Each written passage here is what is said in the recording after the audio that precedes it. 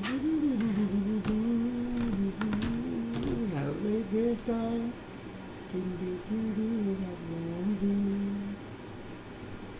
Alright, yeah. Gotta make sure we're alive. Gotta make sure we're alive.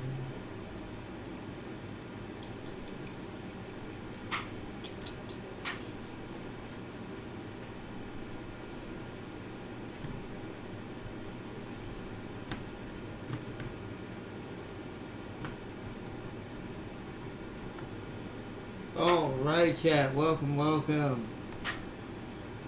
back to BGA Board Game Arenas. I'm doing another stream tonight to chill and enjoy.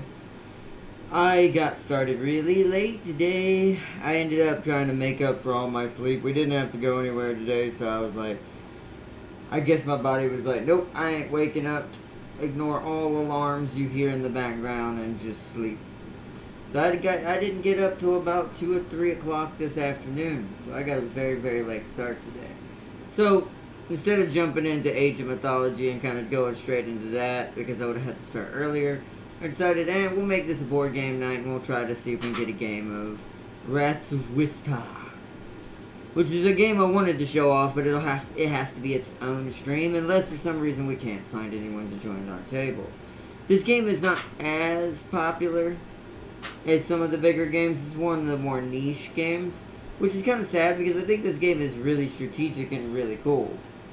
I do think there's a little bit of weird ways you can kind of game the system a little bit easy that I haven't figured out, maybe a little too easily, and maybe that's why maybe newer players or more normal players don't kind of interest in this one. This is more for the super mid-maxy kind of mind, which I'm trying to figure out what the metas for certain strategies is.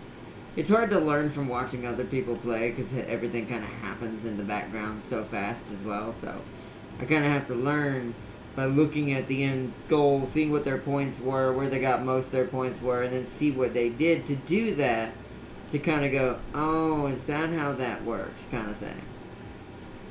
Some games are like that on here. Even when you play the tutorial, you're probably not going to get the gist of the game until you get like several plays in, like until you've played for a while to the point of like you've probably lost a few times. Also, welcome Fazio. Oh, why is it buffering? Uh-oh.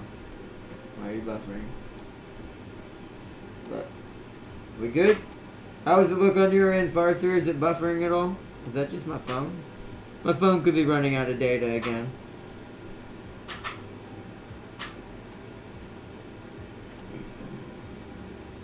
I will say, since my mom said she's going to be taking her phone away and doing her own phone for what she's doing now, I'm probably going to take hers off of the plan that I was paying for to help us out. And maybe it'll help me be able to afford to get more better data, like unlimited. Because I don't think I have unlimited. It doesn't say that anyways on it. So, all good here, so that must be my phone. Okay, good. The internet itself is fine. It's just I wanted to make sure that was just my phone. Cool. We're good then.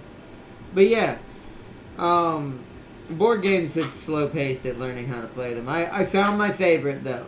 I think I do know what my favorite board game is on here now, and it's I want to quickly show it real quick. Then we're gonna come back to we're not gonna play it, but this right here, Scythe. I absolutely love this. This is my new favorite game. Plus, I want to show something that I know James will like, and I think Darius, a big shout out to Darius as well. And if you ever wanted to play a game, Farseer, I don't know if you'd like this as well. There's a bunch of different games for everyone, but I found one that kind of plays like a board game version of what we did in the World War I playthrough of Total War. But it also kind of reminds me of, this is the closest thing I've seen to Warhammer on this site. Oh, Darius said something, hold on. I shot the World War I medium tank with the gaze of Hatchet and it did absolutely nothing. Well, that shows who's got the better tanks. I will say the laser is good if it can really get close, but how far away were you? Oh yeah, that's too far away. It doesn't do good damage at that range. With all of James's testing that me and James figured out, that train actually only killed. So if you're watching the stream, this is a quick little Warhammer throw in. Which is, this game's close to Warhammer Tabletop.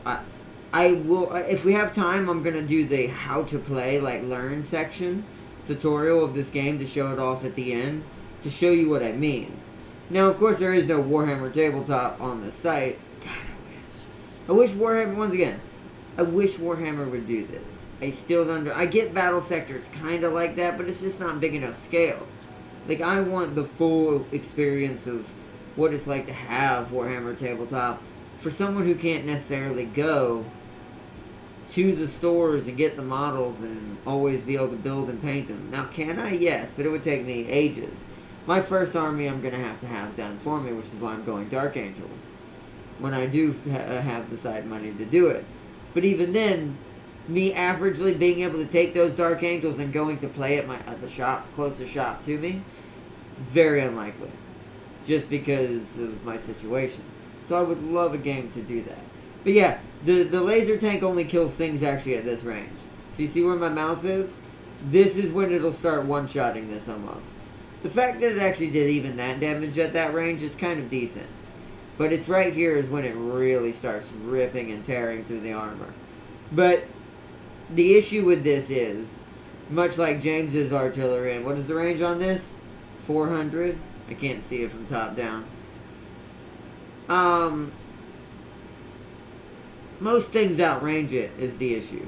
You have to have shit in front of it to protect it until you can get the laser in range to kill what you need to kill. It's useful, but also problematic. Problem is the medium tank rips it apart. Yeah, that's what I'm saying, yeah. That's the exact issue right there, to be fair, overall, so I'm just going to minimize that. But,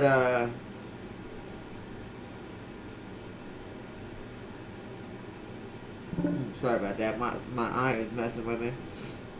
Yeah, that's a ridiculous reload. But we'll come back to this. But you see, this Darius kind of plays like Warhammer. Or at least the closest thing this site's going to have to it, I seem. Or if what I found so far. Maybe there's another game on this site I don't know about yet that's kind of similar, but I'll do the learn at the end. Right now, though, that's not what we're here for. We're here for rats. We're here for Rats of Wistar. Now, as you can see right here, because this is not a very big game that people play, this might take a minute to find a table. So we're going to sit here and chill and chat. Just whatever we want to do, discuss or whatever, talk about things for about 15 minutes or so. Hopefully not too much longer than that. It says it could be greater than 15 minutes technically. So we're only going to do 2 people. It seems to be pretty hard to get 3. For me to get 3 people on this game, I would have to have Darius and James join in on this one day, which we'll plan for another time. But because I do want to show them this game too. This game is actually pretty fun. And I do love the weird theme to it. I mean, surprisingly, I'm not that great at this yet. I haven't learned the nuances of when you need to do things. It's kind of like Wingspan. It took me a while to truly understand what you want to go for, depending on what you choose first. Because if you deviate too much, you're actually going to cost yourself points quite a lot, as I'm learning now. Because it's going to punish you for trying to mix and match too much. For trying to go the Swiss Army knife, when in some games being the Swiss Army knife only works if you've got the right build to build a Swiss Army knife. Otherwise, don't do it.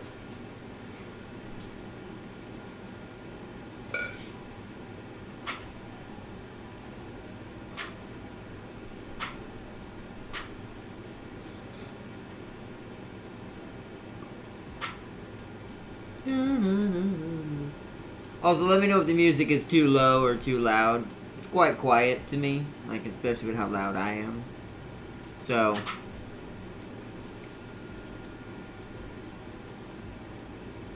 this is like the only. This is my go-to now, of non-copyright, just chill vibe music in the background. It's a YouTube video I listen to. It's live every day, it seems.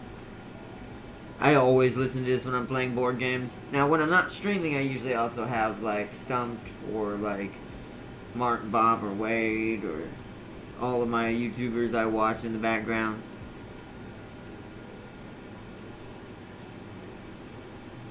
You don't hear any? Shoot, I don't know if I should click that. Really? You don't hear that? Ah, frick it. It's non-copyright anyway, so it should be fine. This is, I'll say, this is a shout out real quick, I guess, now to Lumo Sound. That might be too loud. What about now? How about that? See, that's what I'm saying. I'm so loud with my voice that didn't sound... It's hard to tell.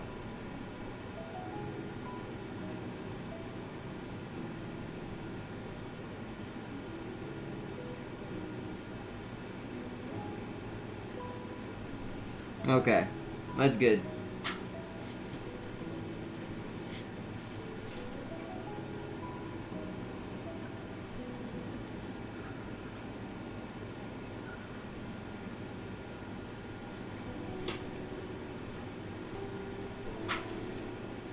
So I bet y'all probably didn't hear it last stream. That's a bummer. Okay, I'll have to make sure of that next time.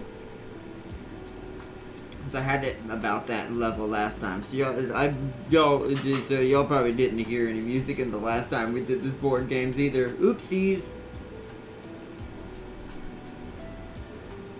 I'm learning. I'm trying to evolve some of the things we're able to do on our channel to have a little bit more variety and something to just enjoy. Darius is just trolling somebody. I don't know. I'm just trolling it now. Well, yeah, like I said, the train is good, but it's only going to be good if you have something to roll with it. Otherwise, it's terrible.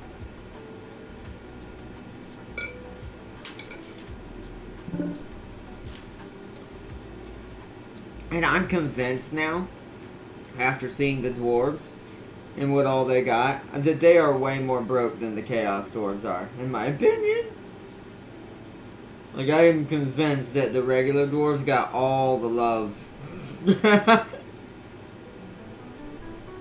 They're absolute monsters. They have several different types of artillery. One is a nuclear shotgun. One is just a cannon that makes your life regret itself, especially if you're a large or a tank. 2 shots kill it. Kill anything. If it's the train, it's 1 shot. And plus they get, dwarf Gundams. You heard me. You heard me, chat. Something James did not have during his play. I do feel like James would have been...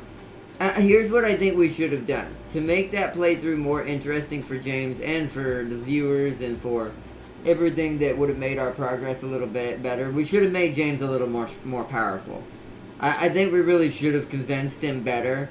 You need these dwarf Gundams. You need these other units. He would have blown through the AI like it was nothing. He'd have been large enough that by the time I got through,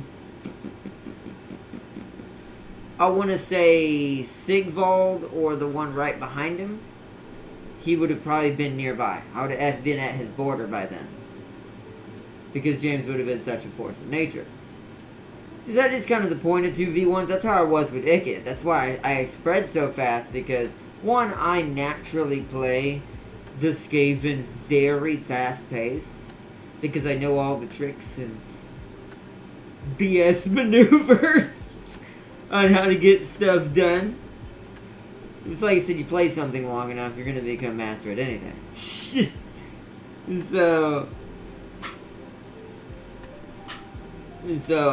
yeah, I do think that if we had given James a little more oomph, I think it'd have been a little more powerful that way. Yeah, see, same thing with James's. So you're doing the same thing James's cannon does. So yeah, that's what I have. That's what I'm telling you. The dwarves are stronger. So if the dwarves can do that, they're closer to being on par with World War I units from the World War I mod than the Chaos dwarves are. Which kind of primes into, kind of wish, even in our World War I playthrough that James had more of those units as well, because god dang, that had been a fight. Tanks versus Gundams. Usually doesn't work out, but it's a weird universe, so things are different.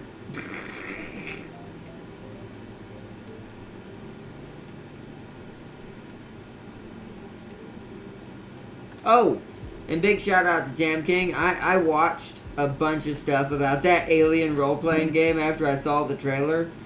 Dear God, do I want to play it. You know what it is? It's Dungeons and Dragons, but it's set in the Alien universe.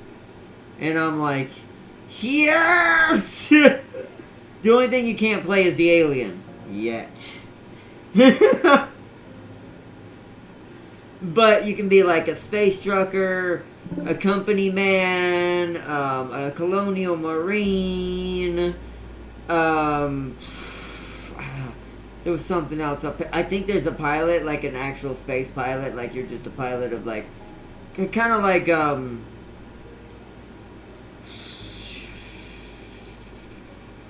what was his name that piloted the ship in Ripley's crew? God, I can't remember his name. But you're kind of like him. You can be him, kind of like him. I think you can be, in a way, a warrant officer, but that falls under the company. The company, like, I won't say goon. The company man kind of role, because Ripley did technically work for Wayland in the beginning. So, her little warrant officer thing kind of falls under that. Or a similar role to it. But it's... We need more of this. No, you can't be a synthetic yet. Once again, yet. But here's my thing. It's a D&D game, right? So I wonder if it's technically, can you? I mean, because if it's from the way it sounds, there is a set. There's two different ways to play it. There's cinematic mode, which you have to be one of the set classes that exists already. But in cinematic mode, the rules are set against you at high odds. Meaning, shit can happen with your DM, Dungeon Master. That's why I'm using D&D as an example. Or in this case, an Alien Master. I don't know what to call it. The AM. I want to be that guy. But, essentially, cinematic mode... Only if you're doing it right, and this is going to sound terrible, but this is you winning. If you're doing it right, 1 or 2 people are probably going to survive out of 5. So let's say you're playing, there's 5 people, 1 is the DM, 4 people are the characters. Only half of that has the potential to survive. That's at low odds. The most likely scenario, 1 person is left if you win. On most cases, though, everyone dies. Kind of like an actual Alien movie. So that's why it's called cinematic mode. Now, there is campaign mode, where you're allowed to do the DM thing, or the D&D thing, or rather, I should say, and kind of customize the campaign, and I would imagine the DM gets to make up rules as long as everyone agrees to it. Basically, house rules, right? So I'm wondering... Is that on purpose to kind of allow players to maybe incorporate the way of playing some pseudo Xeno role or synthetic, or like maybe you could play like Rook? You could be like a Rook scenario where you're a synthetic secretly trying to betray the human crew, like Among Us. Susbot. Sussy Joe. It's a terrible name. But essentially that's what I feel like it's going to be. Now, I don't know as far as officially, I don't think there's too much towards synthetic and xenomorph play. But, once again, house rules could probably change that a little bit. But who knows, they may add things, change things. Maybe there's expansions to the... Because board games get technically expansions too. To be fair, if they do good enough.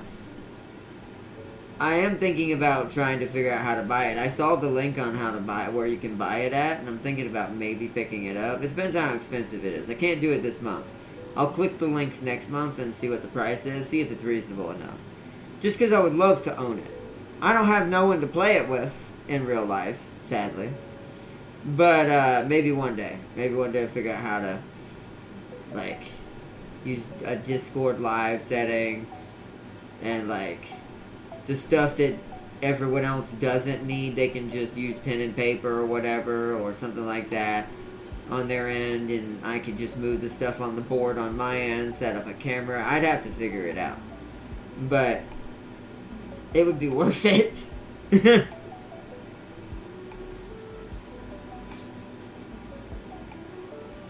Let's see, I saw a Terminid versus Xenomorph debate. Oh, Terminid? You mean Tyrannid? Wait. I assume that corrected you? You meant to say Tyrannid? On Discord, and I want your... What? You mean... Hold on, let me make sure I know which one you're talking. Do you mean Tyrannid from Warhammer, or do you mean actual Terminid? Since those are two different things. If you mean Warhammer, then no offense to my Xenomorphs, no. Xenomorphs would not win in that scenario. They have a chance, but the issue with the problem that comes... I mean, I could go all day into it, but I mean... The issue that comes in with it is, at the end of the day, the only thing that could even have a chance at fighting back anything Tyrannid, this is for Warhammer. Okay, so Terminid. Okay. Ooh, that is closer. Tyrannid's it's hands down Tyrannid, but Terminid's a different...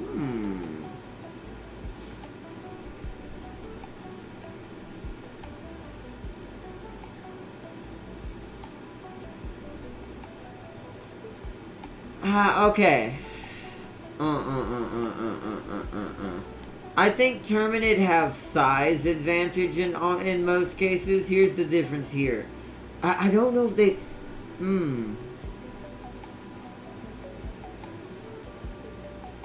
I think Xenomorphs win in intelligence. I do think the Xenomorphs are smarter. Overall, no offense to the Terminid. But here's the thing, much like this is almost the same argument Xenomorphs versus Arachnids from Starship Troopers. It's kind of the same thing. They're both the same similar spectrum. Terminid and Arachnids have the same concept on what their bug species is like. They have size and probably number, to be fair. That's where they win. The Xenomorphs may be able to produce number, but the Xenomorphs need hosts. Terminids don't. And neither do Arachnids. And that's where they win out in size and number all the time. But my thing is, are they smart enough, though, to win out against Xeno's ability to hybridize things and make things worse on its enemy? Because that's where Xenos always win. They cheat like Tyranids do, but on a lesser scale. It's like they just basically absorb the freaking thing that they're up against and become that thing. It's freaking cheating. But that's kind of what they do. So I don't know. I don't know. I've always wondered this because I've never been able to come to terms whether they beat the Arachnids either.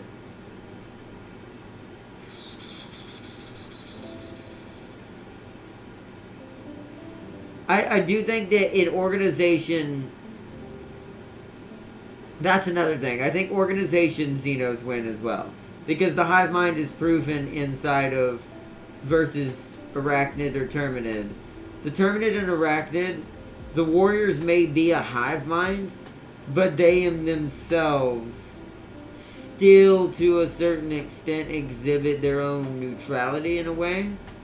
So there can be disorganization among bugs being caught in explosions and shit. And what I mean by that is, so when you watch scenes with the Arachnids getting bombed, this actually causes them reactions. Like the warriors will actually like sprint in different directions and not trying to dodge, more of like panicking almost, kind of. Especially when they're being pushed in a direction they're not supposed to go. This shows warrant that they actually have a small level of consciousness in the hive mind, almost kind of like Borg do. So this actually puts a weakness against them against Xenomorphs. Because tell me how many scenes we've seen the Marines just wailing grenades at them and blowing them up, and they just are not giving a crap. And it's like Xenos just don't give a crap. They may not have the number, but they understand a few of you dying does not mean shit. So it's like, if we're gonna win, it does not matter. So that's where the Xeno's ferocity also wins. But I still don't know overall. Tyranids do win in one category, detection. That's true. Or Terminids. I do think that. Let's see. The bugs are... Yeah, but see, that's almost their weakness. Because here's where Xenos are stronger. Only one thing can think in the Xeno hive. There's a reason why the hive goes inert. If there's no replacement, no synapses linked to any high-level conscious kind of like queen. Or queen facehugger or carrier. Carriers are also exempt as rule, or praetorians. But... once again, the reason for that is it's for organization. The Xenomorphs represent a true hive mind. Nothing goes out of order. Meaning, there's no such thing as one little entity by itself might get scared or might do this. If a Xeno is cut off from the rest of the hive, it's going to fight to the death.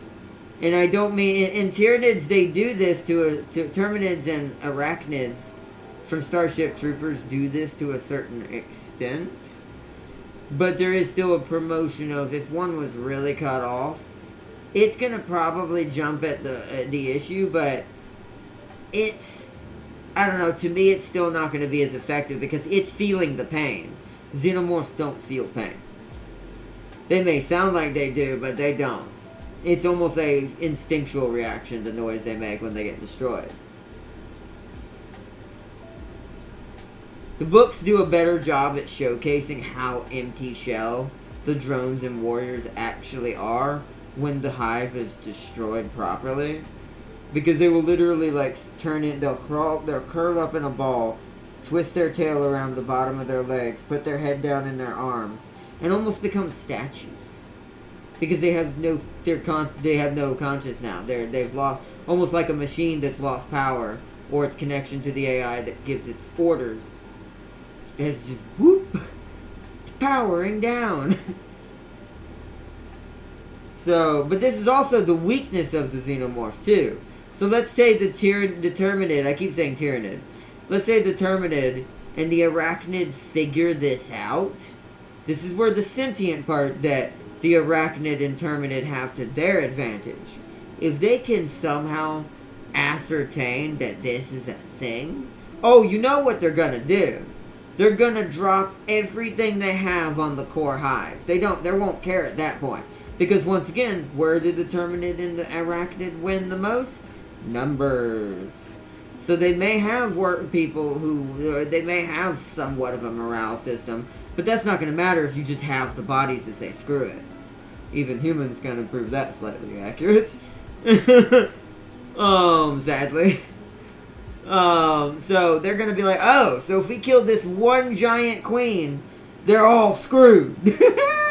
So they just send the entire Terminid, Arachnid, just everything at that one hive. So, it's a give and take.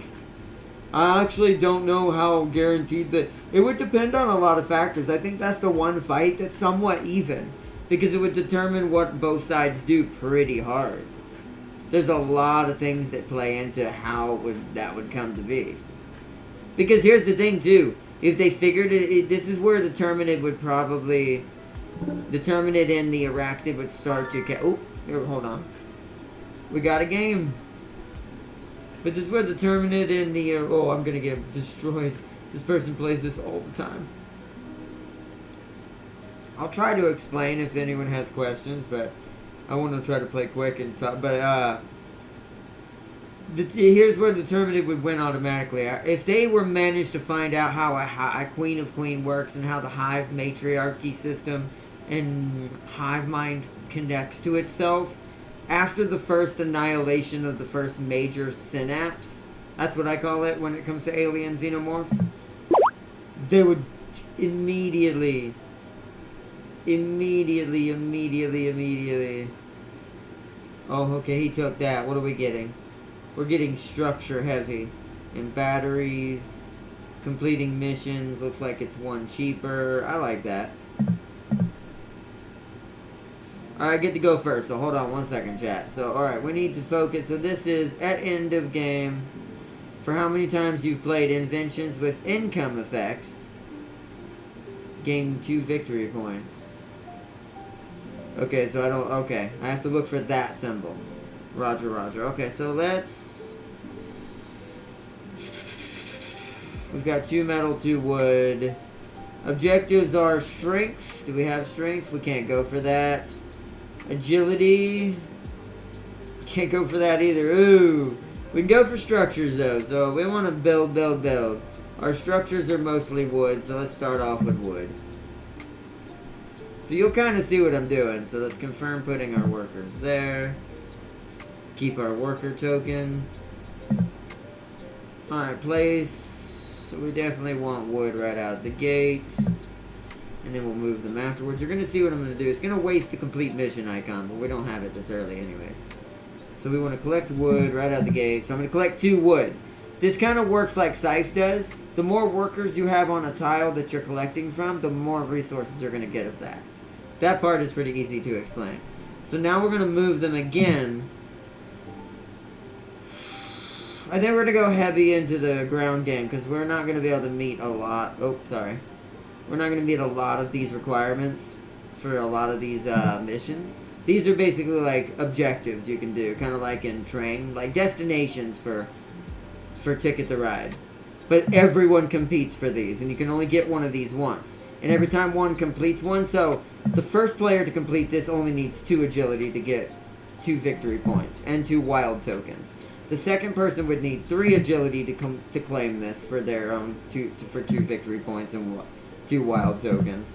The third person would need 4 and so on. It would get more expensive for each person to want to get this. So if you're going to try to get these, you want to try to be the first to get them because it's the cheapest. Like, that's really good. That's 4 victory points and 2 wood just for free. But I don't know if I can get strength, to be fair. I ain't seeing too much strength also pop up over here. And the way you get things, you also build stuff in this game. So let me try to explain while he's doing his turn. As you can see on this board, I have workers, which these are the guys who get me those resources, these little dudes. Wherever they're at on these 3 tiles over here, woods, underground, farm, they do different things. So down here, you'll see this little wheel. Down here, you can either get metal or build beds. And however many workers you have, this is the potential of how many times you can do this. And these little actions where you place, which I'll show you right now, because we want metal. That's why I put my dudes down here. So place chief. So you're going to note, I'm going to place them here. Okay, now you'll note that there's a main actions, fast actions, and then the special action. Now the special action is determining by this. You'll note some have 2. So for here, I can play it. I can play it for this little wheel. I can dig. I'll always be able to dig. I can play an invention card, and I can explore through the house, which we'll get to later. So for right now, we've got the wood. Let's play an invention card. We can't do that one yet because we need lots of electricity, which we'll talk about that later. We're gonna play this. This is gonna get us some hearts. Okay, and we're gonna collect metal, and I'll explain what I just did afterwards so I can get this turn to the other player. Okay, so what I just did there, so the way this works, these little notches on these parts of the wheel are permanent. These never change. Now, at the end of the round, these parts that you see can pop up like this, like a pizza slice. These are going to rotate every round. So you'll be able to combine different actions together, and you have to strategically think a couple steps ahead with what you're trying to do objectively or go for points. So for us, because we can't do either of these, we want to build structures, which that symbol right there when you're planting inventions counts as a structure. These are tools. There's also robots, and I forgot if there's another one or not. But so we're going for this objective for 3 skill points and free electricity. So now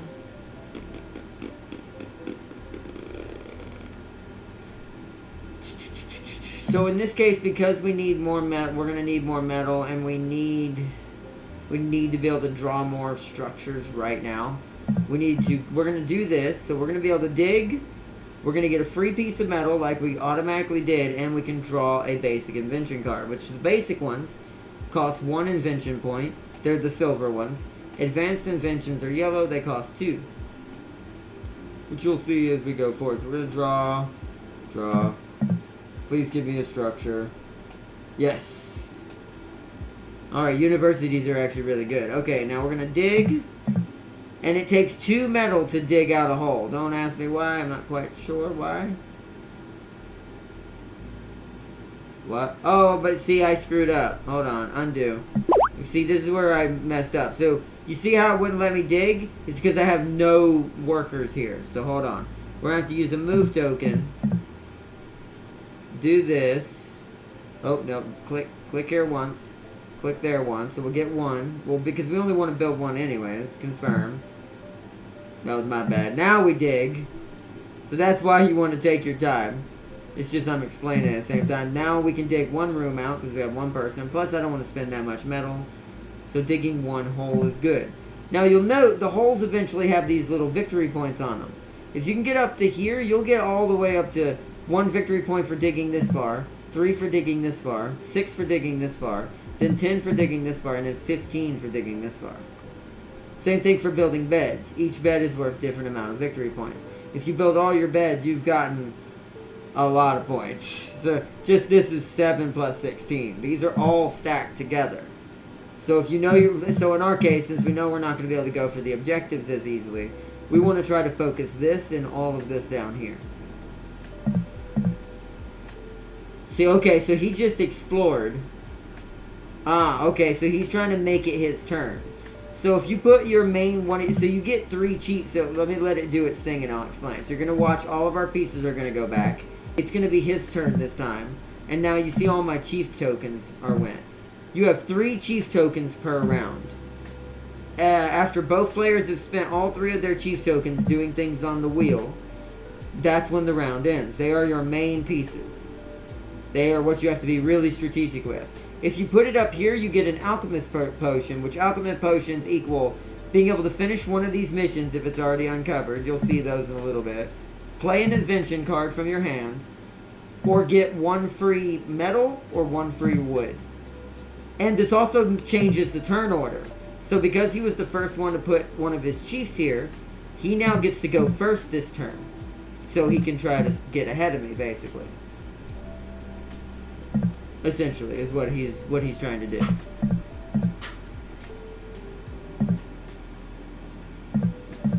YouTube was not letting me comment. Well, it says message retracted. What? That's weird. YouTube be weird. I don't know.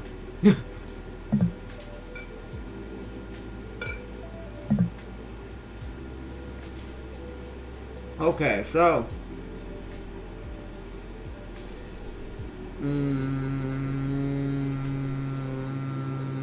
I'm trying to think. Play and explore. Yeah, we want to explore. So now I'm going to show you what exploring does, because we need to get metal as well. And we only need 1 metal. And I need to play something from my hand. So let's do that. I'm going to show you what the explore action does. So explore. Now you'll note, and we don't want guests this time. We're going to ignore guests for right now, unless they do. What do you do? At the end of the game, obtain 2 victory. Oh, when you perform a main collecting metal action, obtain. Oh, so that makes me get more metal. So that would actually make me get 2 metal even with 1 worker. That's really good, actually. So we're gonna ignore the guest here then. We're gonna go into here. So when you do explore, you can either open a door for 1 explore point, uncover a mission tile, or move to another part of the house. So, okay, now we want to play an invention. Want to play the university, which, now when taking an advanced invention token, which we only want structures, we're going to get a free victory point out of it. And now we have more intelligence. Also, I should add, at the end of my turn here, I want to show something. So also, I'm going to plant a tent down as well. So you note I planted a little tent down. You get 2. Let me show my board here. You get 2 per game. That's all you get. And what it does is it basically acts as your little explorer mouse. So I can now uncover this and still complete missions on this tile, even if my little dude here goes through somewhere else in the house. So let's collect metal. Get 1 metal. And let's intern. Okay. Wait, he already built structures? He beat me to it? Okay, yeah, he did, but barely, I think. He did. So, that is another thing, but that means he's kind of ignoring these skill points now. So if he waits too long, that means I could end up getting these. Especially this one. This is worth a lot. If I see anything in here, so like this right here would be worth grabbing then. So I think I know what I want to try to do next time. Which you'll see in a minute. But do I have tokens? See, here comes the strategic problem now. I don't have...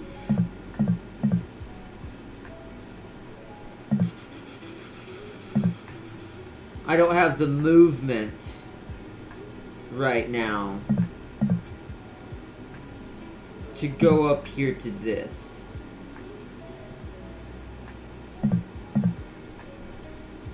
Okay, so he's uncovered. So now that he's uncovered this, I'll show this off.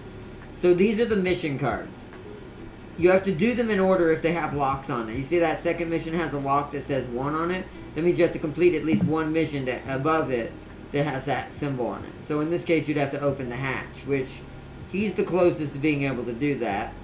And if he does that, he'll be able to get a wild token, be able to do the second mission, which you'll get a bed for free for doing that one.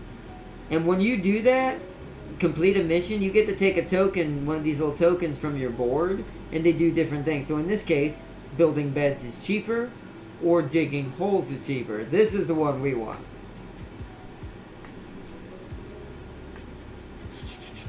Because all of our wood's going to be going towards structures in the beginning. So, to try to claim this as well. Because we need that electricity more than he probably does, hopefully.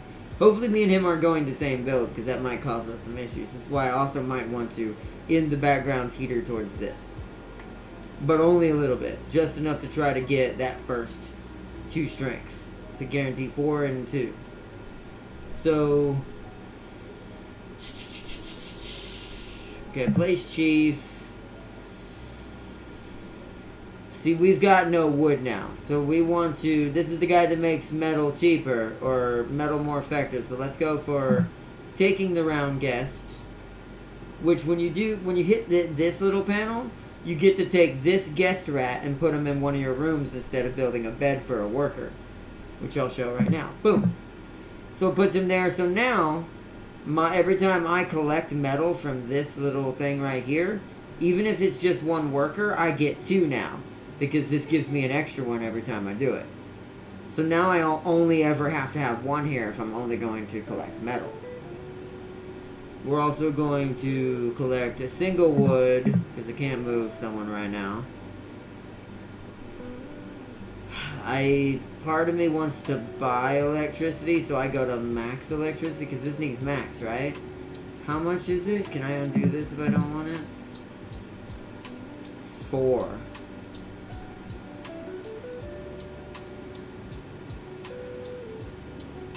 So we do 3, yeah, okay, because we can get that back. 3 metal, 1 wood. Boom. Okay.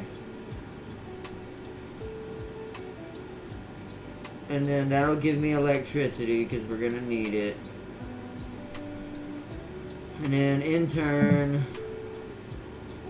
Now, was that right move? It's hindsight's 2020. Because me and him might be going the same build, it might be too strenuous that he ended up getting it before I did, and I should be abandoning it immediately and switching to skill point drive. But we'll see. I just looked on Helldivers 2 wiki, and from what I read, the Terminids are closer to Tyranids than they are. I don't know. I mean, maybe in the writing lore of the world, but I don't know. From a gameplay perspective, they don't have the intelligence Tyranid do. They just, I don't know. To me, they're not as effective as Tyranid and don't give off the kind of Tyranid Lord and Hive Mind Lord kind of, I don't know. I don't know if I buy that. I think they're still closer to Arachnids. Okay, so this is my last turn, right? So we want to switch the next turn to being us next time. So let's go up here. We're just going to use this action to... What do we need to do next turn? We need to gather a lot of wood next turn because we need to be able to build beds. We need to catch up on the worker game really hard because I think we are going to lose if we don't. So let's gather wood here immediately from this free one. Move token. You here. Confirm. End turn. So now because I'll get round 3 first, that means we get to gather wood and have our choice of if we can't play an invention, so we want that wild token. Because we can use that wild token later in completing missions on the board to help our life towards the end game to try to maximize on getting points. Because he hasn't done much. He doesn't have... He's been kind of lacking in the resource game so far compared to me, which is helpful. Let's see what he's built so far. That's not what I want. He's got some good passives on these cards, and some good victory points. So he's got 6... He's actually already got 8 points in here alone. Because each of these cards, as you see, have victory points on them. So, he is doing good that way. So I'm almost wondering if I do have to go only for beds, digging holes, and maybe missions now, and go for skill objectives. And maybe making the buildings play to that now. Because he's got... he's got what I need for my other one. We also need those. I have yet to see any of those, yeah. Okay. So we need to gather,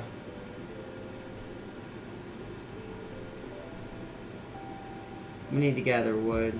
We can't play an invention, so we need to do that. Get a wild token. Gather the wood. We need... I wonder how much it is to get pure electricity. Because then I could get the radio tower up. Immediately resolve a reveal mission on the map. You can ignore it. Yeah, see, that would be really helpful. And going for skill point mission. Because then we'd have perception.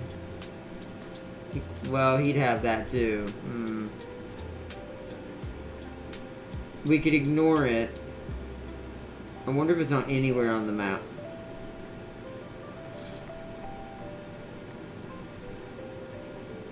I almost want to try to save that for a silver mission because I want to try to get one of these because we can get a hero, we can play into that as well. Let's see if we can get skill point value. Let's end turn. Let's see if we can do skill point value. Oh, biology-wise. Okay. That I probably believe. Yeah, okay.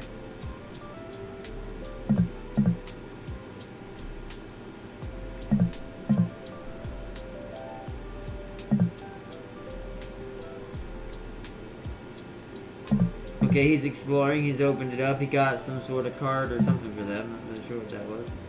What did he get? Yeah, opened the door and got an invention card. Okay. Wow.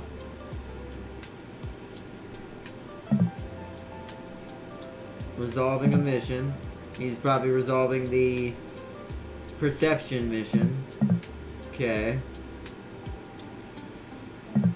Alright. He's bought a skill point as well. So I see what he's trying to beat me out now. See, this is something good players do, and I don't still understand the meta. See, he's coming back from behind all of a sudden and is now just dropping. I'm still not understanding how you do that sometimes. Like, how do you recognize what the good starting hand is? For whatever you've picked up.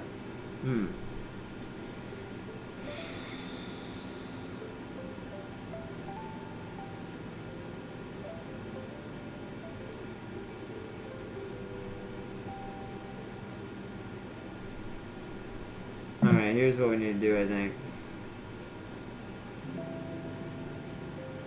Oh, but we have no one down there. Oh, man. Yeah, I kind of boned myself here. Ooh, yeah, ouchies. Ouchies, ouchies, ouchies. That's not great. I have no way of moving someone, so I really screwed up. So we need to do this. We need to move them.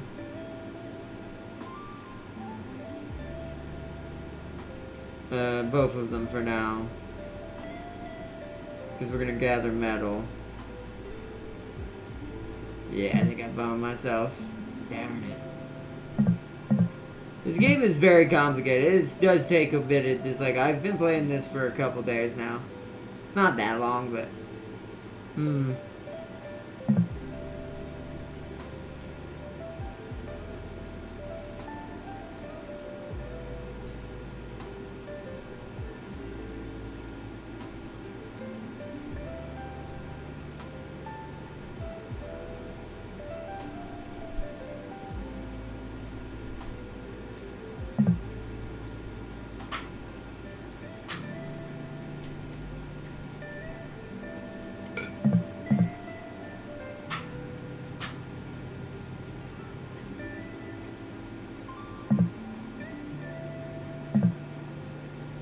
So yeah, I guess in a way they're kind of both, but I don't know. I still think in that scenario they have the same victory pattern as probably the Arachnid would have against Xeno, though. I think they would be... It would require them to know where the main hive is. Without it, they would have a constant kind of influx. I guess the other issue is blue... Oh, hold on. Actually, there is one other... I guess we have to establish one thing, too. Because there is one major victory goal that the Arachnid or the Terminid could do easily that would guarantee victory. Like, immediately. Damn it. See, he drew cards. Yeah, he's beating me now. I really messed this up, chat. Oh, no. Oh, no. I really messed this up. Oh yeah.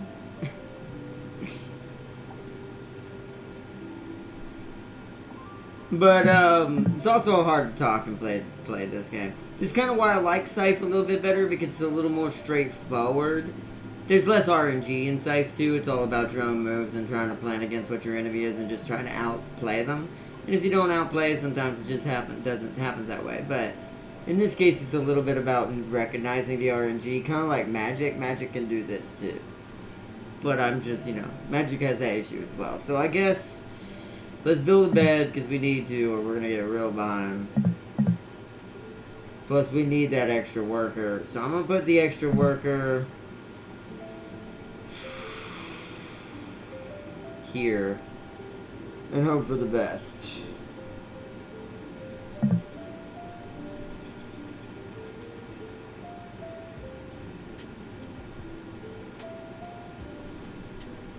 Oh, I didn't end my turn.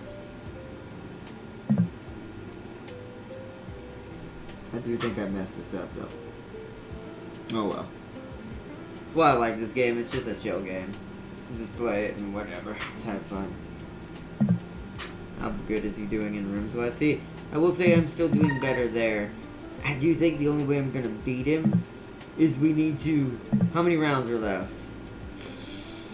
I think I have to commit to just digging holes.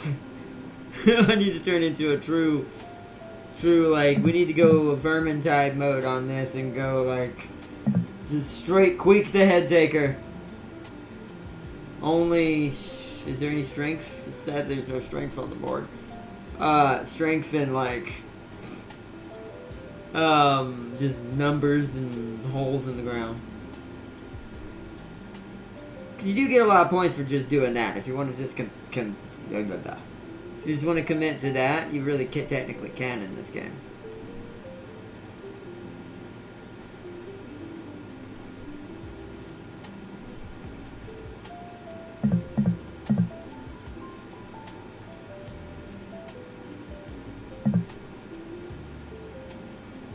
I think that gets replaced though, right? Yeah.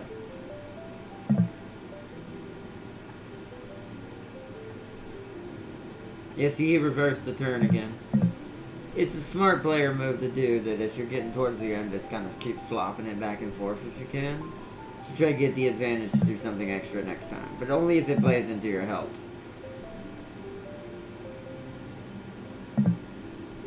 I do think we're a bit in trouble.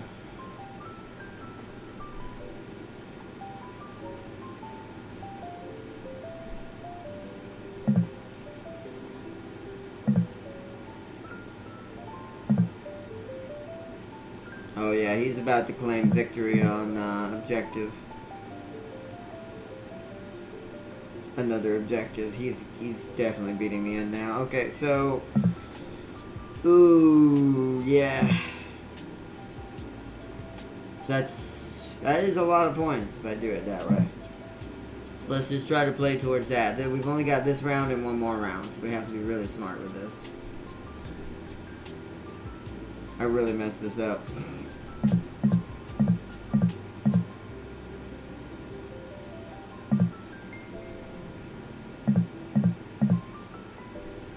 Oh, we got both? Oh, yeah, he's stomping me. He's stomping me. Shoot, shoot, shoot.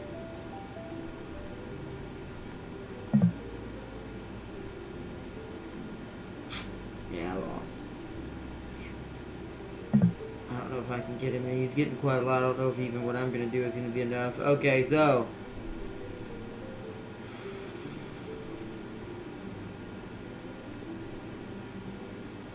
Ooh, that's pretty good.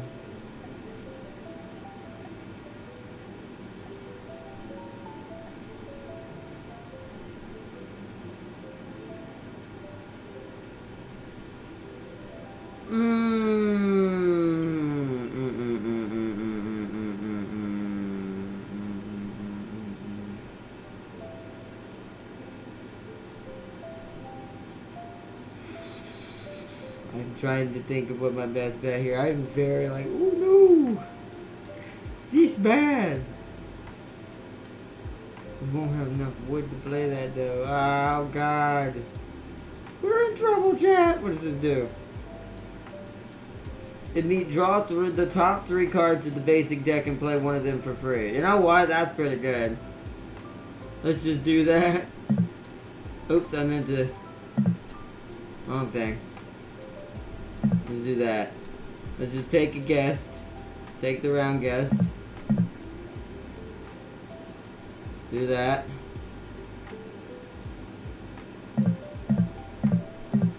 Please let me get something good out of this.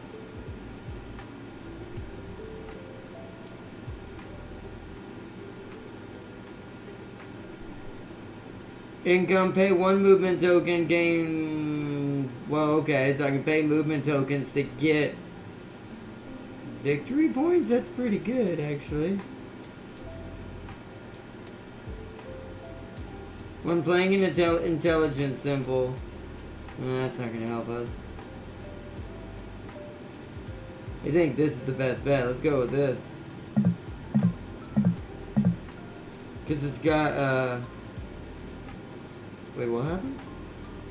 Oh, right, it plays it immediately. Right, I didn't have to play it. Right, it plays it for free. That's actually pretty good. So that gave me agility. Okay, game metal.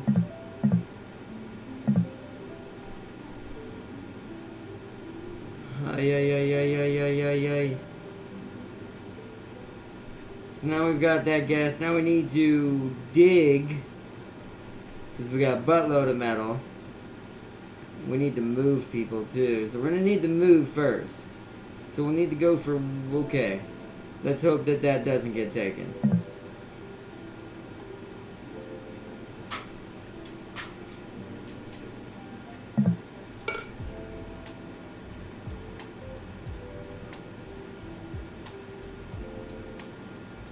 Oh yeah, that would be an absolute slugfest. Most machines are like that though. The board would be the same way. Machine versus machine is just... Don't get caught in that. That's a universe ending. But like even biological hive minds aren't that overpowered when it comes to getting caught in the crossfire. Robots are just broken. Anything that's non-biological always sadly has the advantage of breaking everything.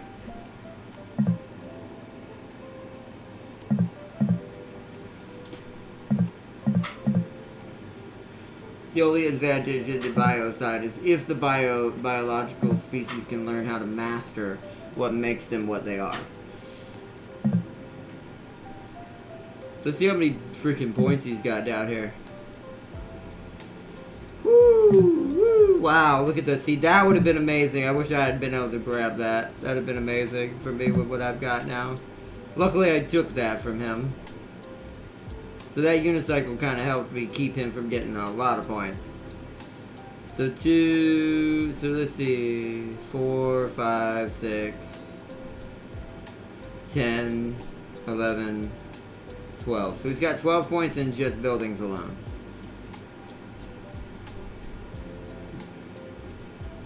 And he's got, so 12, 14, 16,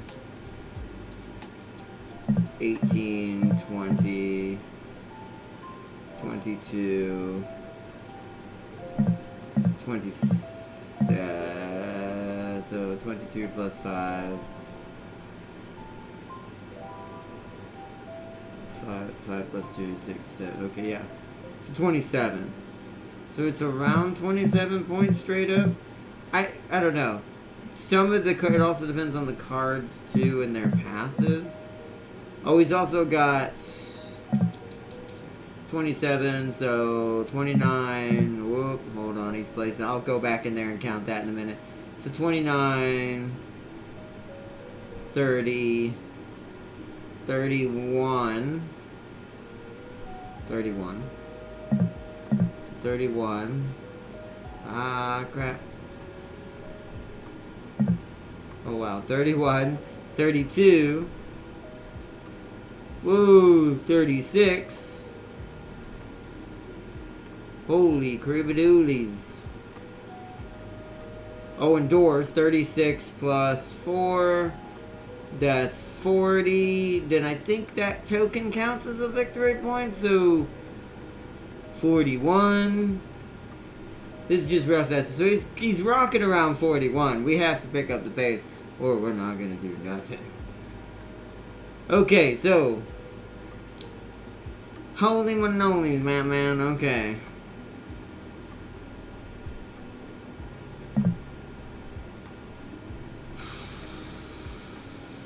Oh, but we can't. I can't seem to play this right now. Shoot.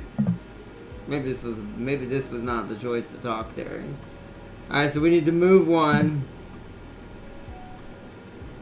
We'll move you because we're not gonna be exploring this turn. We've lost in that aspect. So that gain, so we're actually gonna gain 3 wood because I got an extra wood, or 2 wood because I got an extra one from the slot itself. Thank goodness.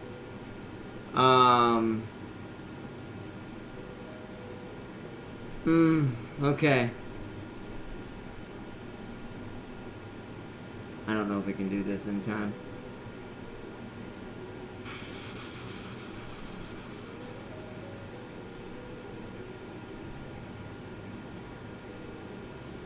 Yeah, this is gonna be a...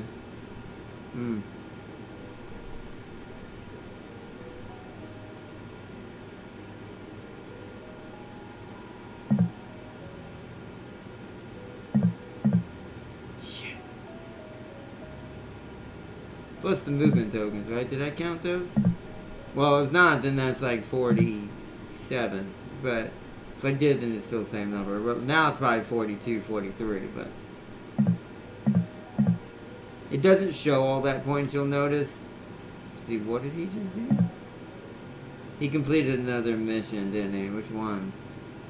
This one? Yeah. So he's gotten all these too, so I didn't count that. 41, so 41. Let's go back for a second to 41. So that's,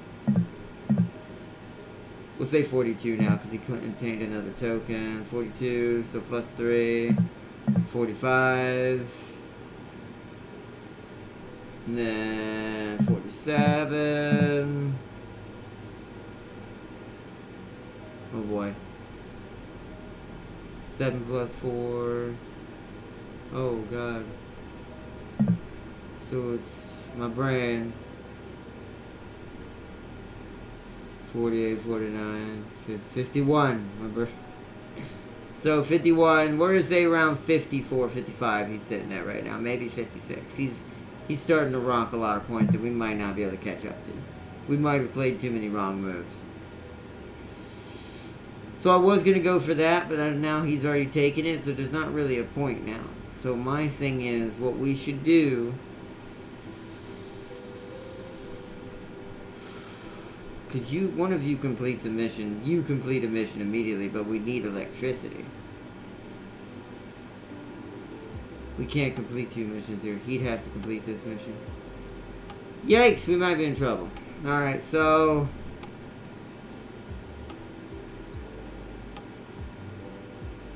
here's what we're going to do. We're going to do this. We're going to move one of you back up here. Because we only have enough wood to build 1 bed. Confirm. Keep the other one down here. We build bed. We get free worker. We put this worker down here. We confirm. Good thing for me is this area is about to be really heavy in slots to choose from. So, I still think we've lost this, but we're going to try to bring it back. It is going to be his turn first, so he gets... That's why I'm glad it's going to be two choices in both gathering metal and building beds now. The issue is, there is one way he could really screw me right now. Let's see if he does it. Like, that he could guarantee the win for himself right now. I'm not going to say it, because I don't know if people can hear me chatting. I don't think that's a thing in this game. I don't know. Because this is just the sound of the board, so... The glunk sounds you hear. The glunk, glunk, glunk, glunk, glunk. Hello, Arna. How are you today? What are y'all talking about? We're talking about Helldivers, different things. This is more of a chill vibe stream. I got started really late because my body apparently was so tired it wanted to make up for all of the sleep at once. So, I didn't get up till 3 o'clock. It was 3 o'clock in the afternoon by the time I woke up. So I decided, yeah, Age of Mythology is not a good idea today. I am really it was too late of a day to start that. So I decided we'll do board game night again, and I'll show off a longer game, Rats of Wisteria. Or Wisteria. A game that I'm trying to learn how to be better at. There's a lot of...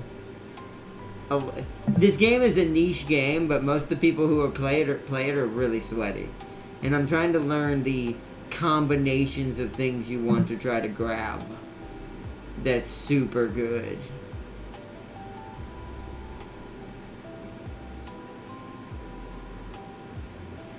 I do think if I had more time to play against like Darius and James, who are also kind of would be newer at this game, just like me right now.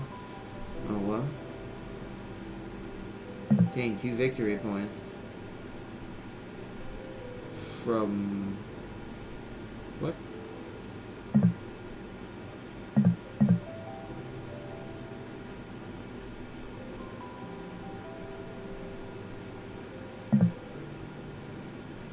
What happened? Oh. Oh, no, wait. Whoa.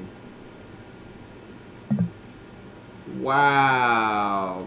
Dang, the game gave him a heavy handout inside the house. I may not be able to catch him. He's still completing missions. Oh, I think he redid his turn. I think he screwed something up. Because his points went back down. This means he was like, whoops, did something wrong. I've done that. Sometimes when you're trying to do so many things at once in this game does require a bit of that. This is why I would like to see what it's like with 4 people, too. It's very rare to see a 4-people game of this because it can take forever, but I feel like the strategy would be more even and way more niche that you'd have to go after to try to beat everyone else out, because there'd be less spots on the board available to take, because there'd be 4 people putting down 3 different chiefs.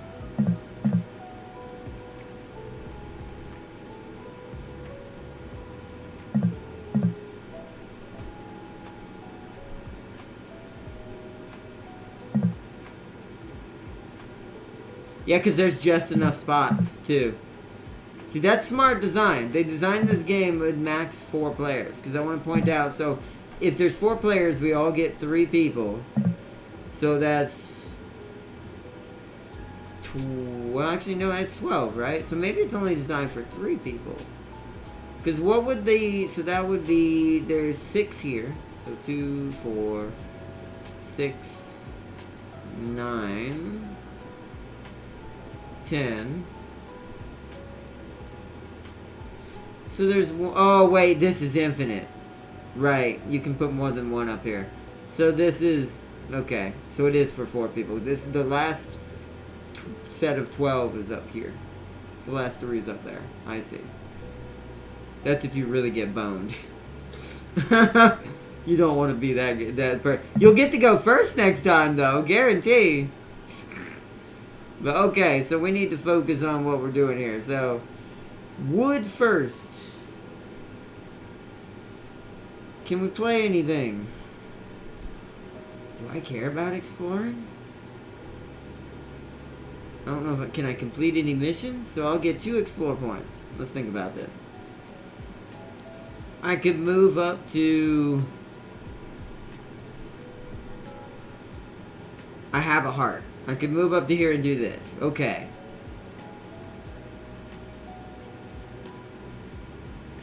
And then I can unveil that one.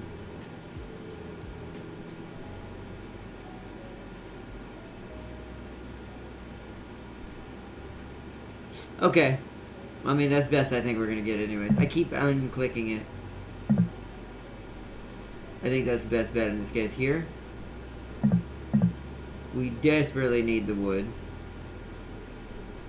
Wait, why can't I play you? Oh, I need to gather the wood first. Because we're just shy.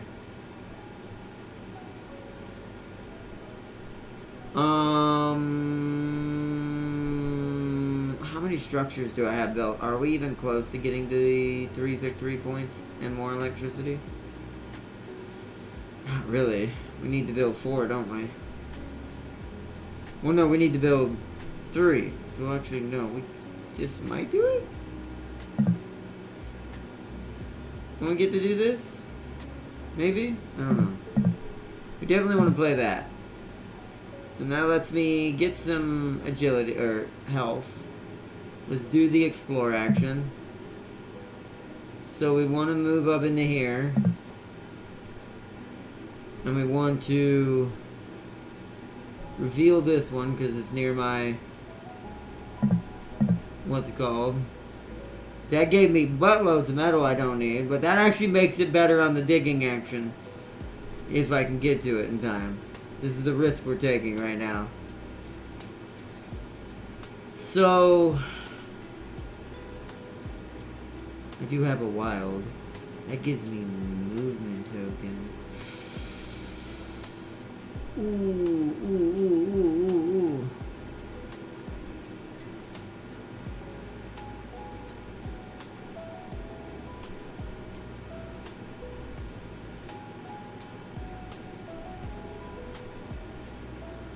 Wait a minute.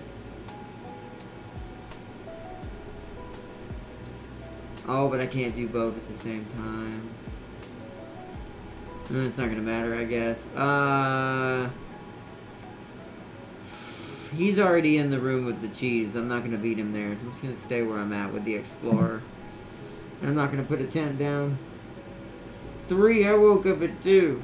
This house needs to be fumigated with all these rats. They have an entire economy in the basement. Exactly, they do.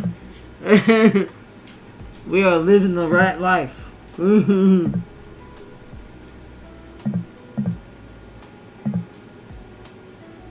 Yeah, he's got electricity. Actually, you know what? That's probably what I should have done.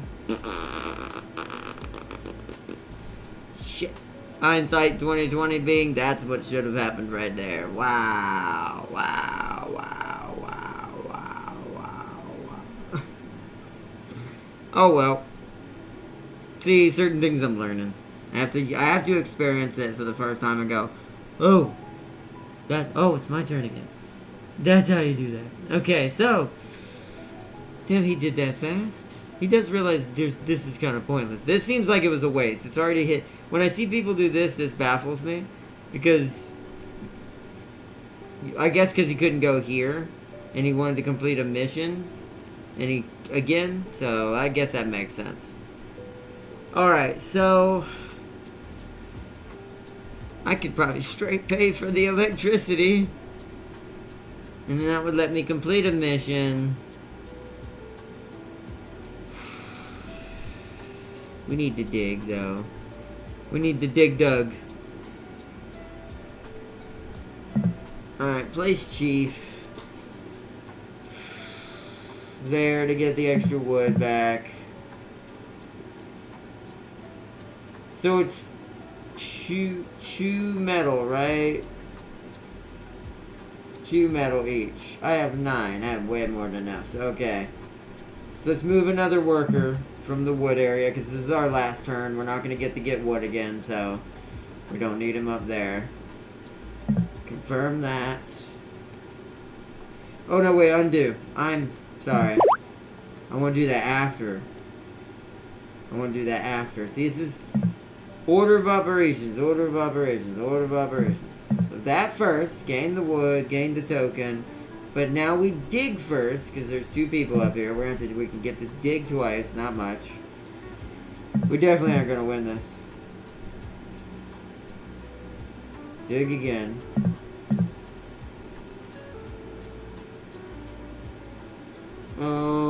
Okay. Now, because we're not going to get to do any more digging or wood on this turn, now we move them.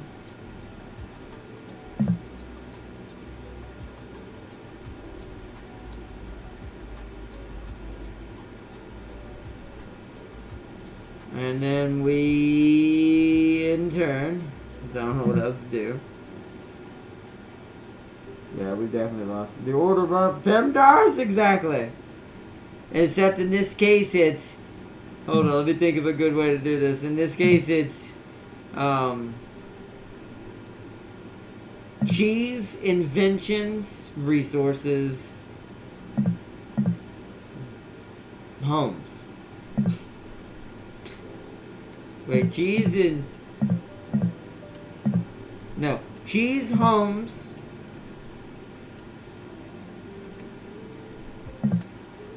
it's the cheer. Almost spelled chair. Cheese inventions, or cheese home inventions resources. It's the cheer. The rats tried to figure out how to spell acronym of cheese, but they couldn't figure it out.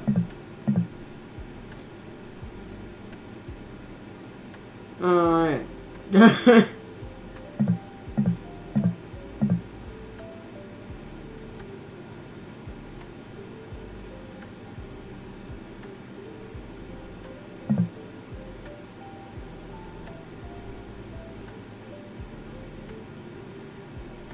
Okay. Alright, final play for me of this round. I know we've lost hardcore, so We're not even going to get our electricity for this, and even then, does that really... So if I could complete a mission, what's the best thing I could get right now? So this would net me 3, and another... What's it called? But we couldn't get a hero to capitalize on it. No. This would net me that, but I think that card I have doesn't work anymore. I think it only happened when I played it, so I should have held on to it.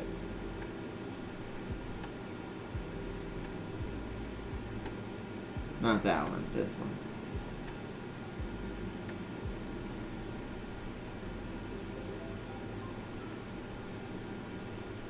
I don't know. I don't know if that's constant or if that only happened when it came in. If it only happened when it came in, I should have been saving them. Yeah, we have nothing.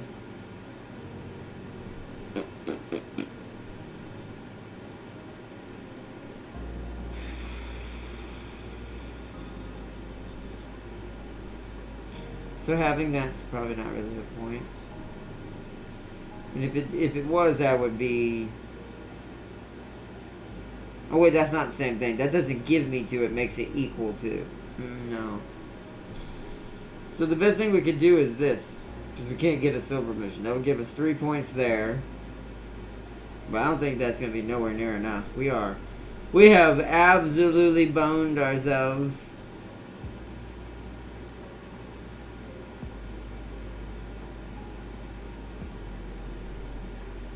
Oh yeah. Oh yeah, this is a GG. I did it again.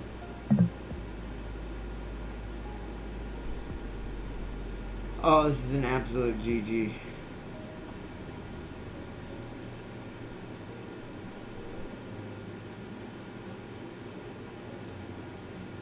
How much is it for electricity?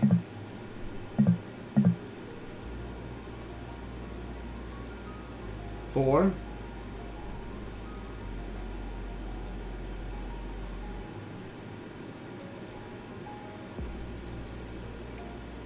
That would mean we couldn't build a bed, though.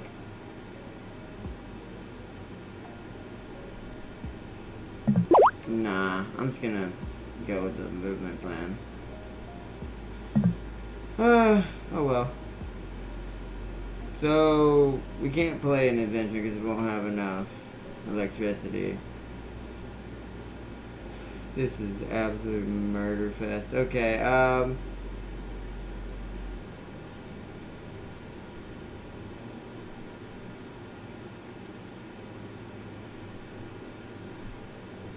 the beds are 4 points.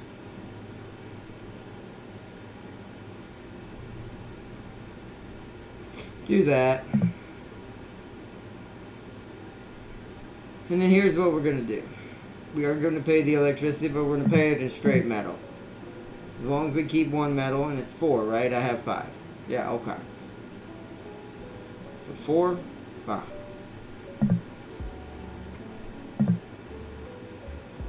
Give myself straight electricity. Just get as much points as we can.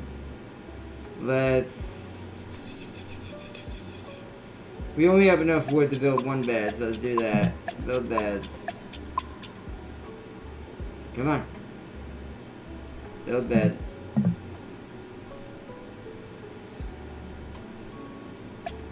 Move worker. Just here to have him out there. And then the rest doesn't matter. I think that's as good as we're gonna get. I still couldn't play that. I ran out of wood. Oh, because of the bed. Ah well. Yeah, I lost. Good game though. GG. I'm gonna go ahead and put it in there.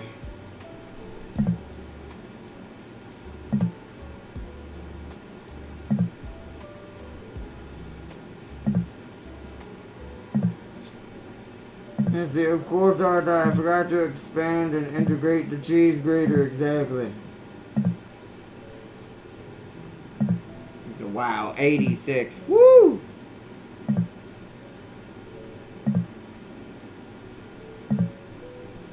He played so many cards at the end that it just skyrocketed. So that's what I'm saying. There's definitely a meta that the more veteran players understand how to recognize to get this flow going. So no matter what you're doing, you just get a lot of credit no matter what. Like it's gonna be embarrassing what I'm gonna have compared to what he has. I'm probably not gonna get above 40, if that. Hell, I also don't understand why victory points. I didn't even get above 30. I also don't understand why victory points. So where did majority of it come from? So 30 came from points from invention cards. Okay, that makes sense. He did play a lot of Dan. Points from player board. Okay, yeah. 0? What?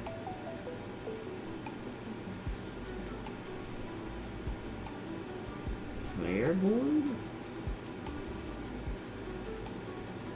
Is that the cubes from the completed mission, I wonder? Maybe. Objectives, yep. Missions, yep. Because the missions had like a 4, a 3, and a 2 or something like that. Or a 1 or something. I think it was a 4, a 1, and a 2. I don't know, I don't remember. He had heroes too. I didn't even realize he got a hero. Wow. Yeah, he cascaded at the end. So the other massive points was this. Number of invention cards obtained? Wait, do you get victory points from just obtaining cards? Really? So just having cards in your hand is a good thing sometimes? He didn't have 20. Oh, I guess maybe he had 25 cards overall. I only had 5. I guess that's true. I didn't really draw anything, did I? Wow, okay. See, this game's very complicated. Every little thing matters. And you have to really know what you want to get your points from. And then kind of let the rest happen in the background, kind of like what he seemed like there. He seemed like his focus was obtaining inventions and using those inventions. Because these two numbers were only 5 off of each other. So this means he played more cards than he obtained. Because each card is worth a certain amount. And he had a lot in there. We already counted he was about 30 or close to it. So that's definitely accurate. Wow. Holy crap. The number of movement tokens obtained. So yeah. So okay. So that I did not know. Interesting. I'll have to keep that in mind in the next games. Because if I knew just getting the tokens... Yeah, look. Number of movement tokens spent. Number of movement tokens obtained. Okay. And then number played. He played 11, and those 11 equal to the 30 here. I'm starting to see it. Moving workers also gives you points? Huh. Missions, yep. Yep. So what is... Where is it? Where is it? Where is it? Where is it? What is this? Such as how many people... So we had...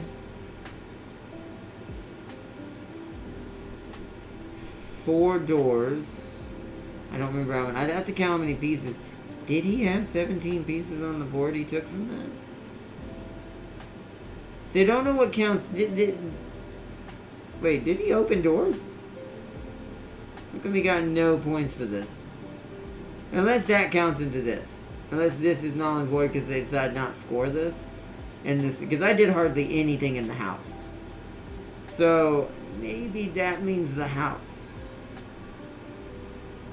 I don't know.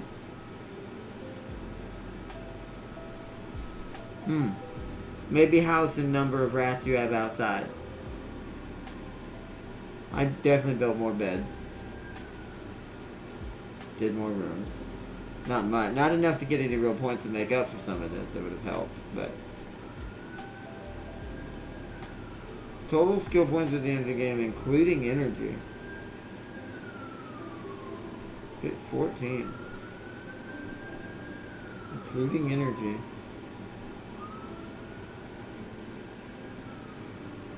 Energy? What the heck do you mean by energy? Energy? Oh. So that counts as a point. Where is it? Total skill. Oh. Total skill points. Yeah. Okay. Yeah. Mm-hmm.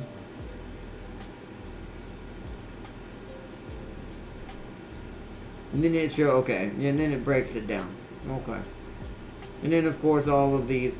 This is where it also adds up. Something I don't... Yes, he's spending... Oh, say, yeah. So every little thing you do gets you points. So even obtaining wood and spending wood is points. Or obtaining metal, spending metal. Number of Joker tokens. So every little thing you do. So this is a really hard game to master, it looks like. Interesting.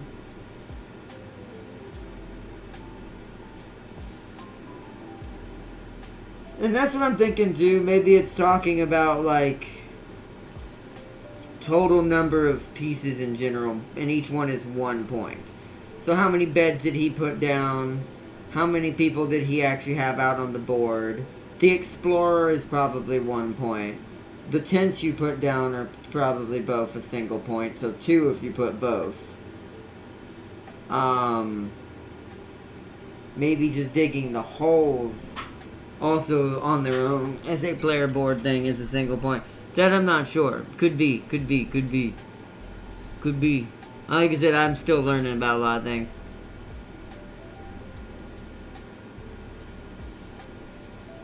But, let's see. Alright. Do we want to try to wait on another game, or do y'all want to see the tutorial for that semi-Warhammer / World War I type, World War II type game?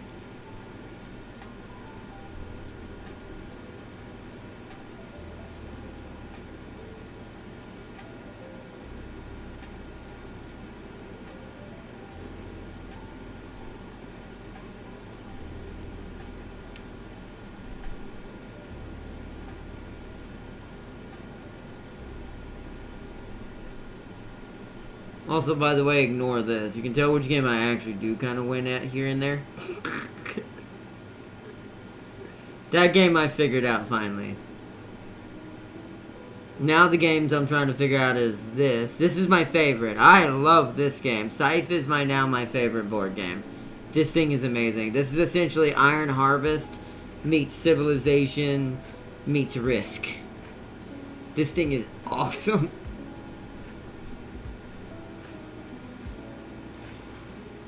Wait. The cover looks World War II by the helmets, yeah. So what do I guess it does have 44 in the title as well. Wait, since when does Dead Cells have a board game? Oh yeah, it does. I actually don't know when that happened. But yeah, Dead Cells, where is it actually? It's on here. Clearly y'all are saying it. What the frick? There it is. Yeah, Dead Cells does have a board game. Now, in this case, I'd probably still play maybe the digital hack and slashy one, but the board game is interesting. It's really weird. It's very, very hard to understand. I die so much. I'm like, okay. How do I dodge? It's basically what I'm like half the time. How do I dodge? How do I not get hit? In World War I, U.S. Army helmets had oh yeah, I had a British bowl looked at them. True, that's a good point. So yeah, definitely World War II. Plus, I think I see a Sherman back there. So. But so what do y'all want to do, Jay? You want to see the tutorial to learn how to play this? Or do we want to sit here and try to wait for another game of Rats of Wisteria, and, or Rats of Wistar. I keep calling it wrong. Well, hold on. Rats of Wistar. And see if we can do better on this next round.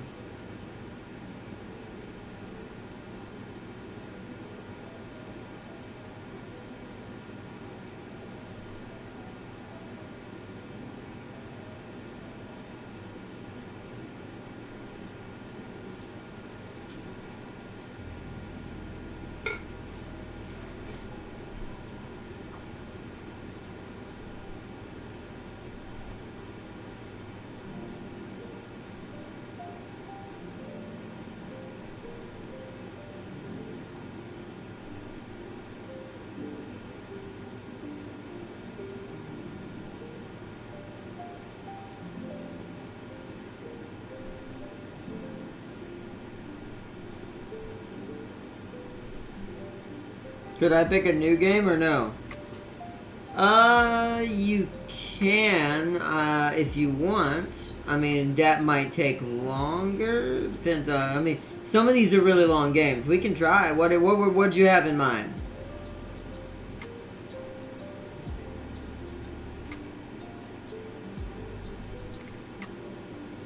Because to be fair, I do kind of want these to be somewhat suggestion-based. It's just, some of these games I do have to be careful with because they can take up to an hour or longer. Because I'm gravitating towards the aquatic one. Oh, Aquatica? I have yet to play this yet. This one will be like playing Terraforming Mars. I have yet to figure this out. We could do the tutorial for this and learn how to play this. If you want to see the tutorial for this. This one's new, actually, this game, I'm pretty sure. Hold on. Well, still, yeah, there's still more people playing it than Rats. Of Wistar, sadly. I think it's just because Rats of Wistar is so complicated yet easy at the same time because everything gets you points and you don't think about that. So you don't do enough moves to just kind of fill the boat, I guess is what you call it. So do we want to... So what do you think? So is that what you want to do, Celia? You want us to do the tutorial for this one? Learn how to play Aquatica? Which I think this is also based on the video game version, but now is a board game. Because there is an Aquatica video game.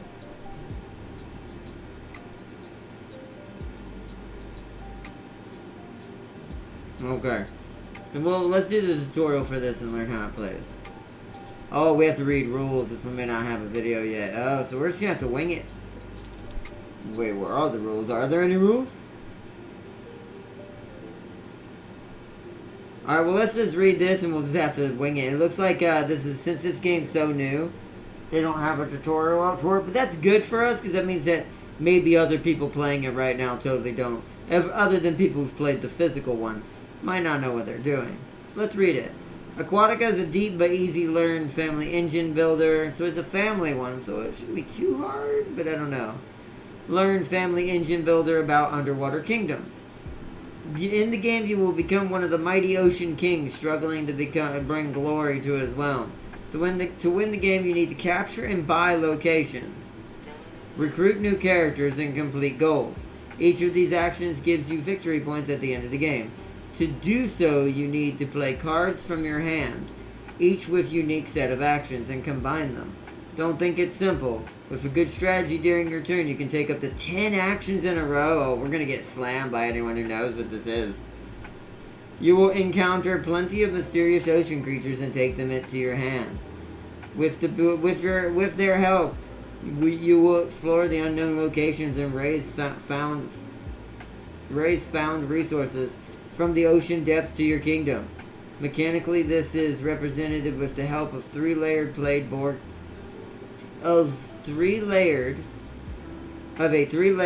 board and a unique mechanism of card fishing.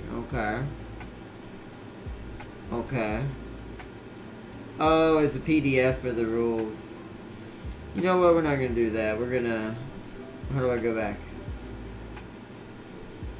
We're gonna play it still, but I don't want to... I'm not gonna read the whole rule thing there. I'm just gonna... You're gonna... Come on now. Hold on. Technical difficulties with something there. There we go. So... Yeah, so about the same waiting time. Let's look to see what the average player size is. 2, 2, 2, 2, 2, 3, 4, 2, 4, 3, 3. So, this one's actually a bit of a mix. We'll go with...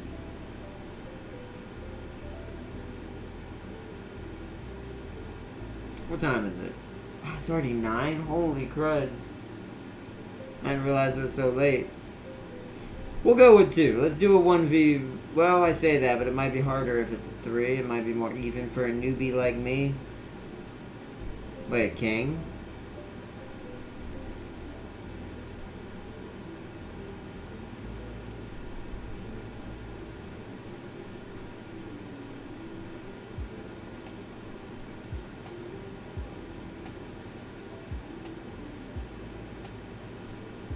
I like that. What is it normally for? Can you tell what it is for their boards? Is it draft? No king. Everyone has no king. Ooh. King by position. Draft king. We're going to try draft king. There are a couple draft kings. There are not a lot of real-time boards going on right now. These are all turn-based boards. That's a real-time board. So let's see if we can do this. We'll do draft king and we'll...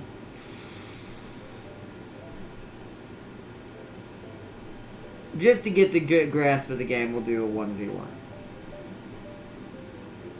Yeah, 31 minutes. That's actually shorter than Rats of Wistar with 2 people.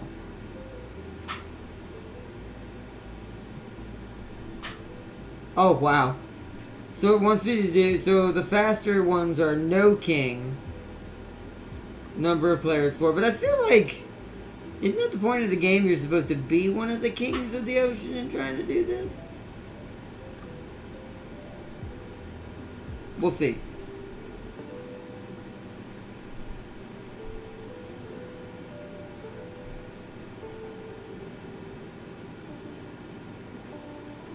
No, there's like different king cards you get to pick from. Meaning, you see how it says players select their king from a draft. So, I think what that is much like playing Scythe, because Scythe works like that, is there's like 6 different factions in Scythe. So when you do a draft or random, it just completely just gives them to it at random. I don't know, maybe it is no king. We might do no king if that's the case. 4 players would take a while. If it takes too long and we're not getting anyone...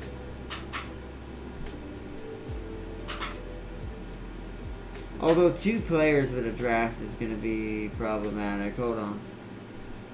Let me do this. Let's do... Because I think you need more than 2 people if you're going to do draft king. So let's do king by position. Let's try that.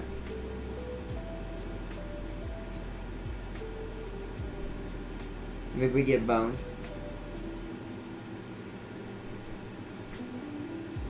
Yeah, see, it's telling me the fastest way to get a table is this setup. Okay. I do love this site for that, by the way. If you really are trying to get a table quick and you don't really care about the rules right now, you just want to get a game. I do love it. Whoever designed this site and the people in charge of this, they are geniuses the way this site works. This is such a good way to do board games. Plus, you can do real-time or turn-based like they do in some sites where people can take their turns over a week. Meaning, like, one person does their turn one day, the other person, because they're on different time zones or something, can do their turn another day, things like that. It could be right, though. Sealy could be right. It could end up being it's not a character-type faction. It's that whoever is king gets maybe first pick on something or something, and you need to be able to usurp them. And that's why maybe no one does no king, so everyone is even.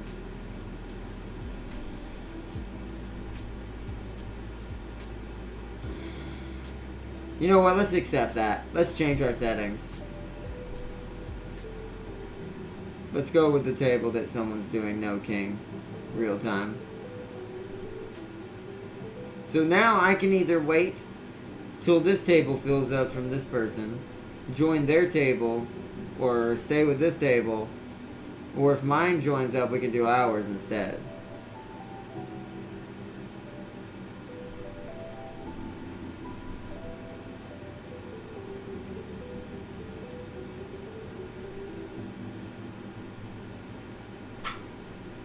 How come there isn't a dedicated D&D game? Maybe too imaginative? Actually, hold on. I'm trying to think if there is a D&D-like game in here. I think there is one.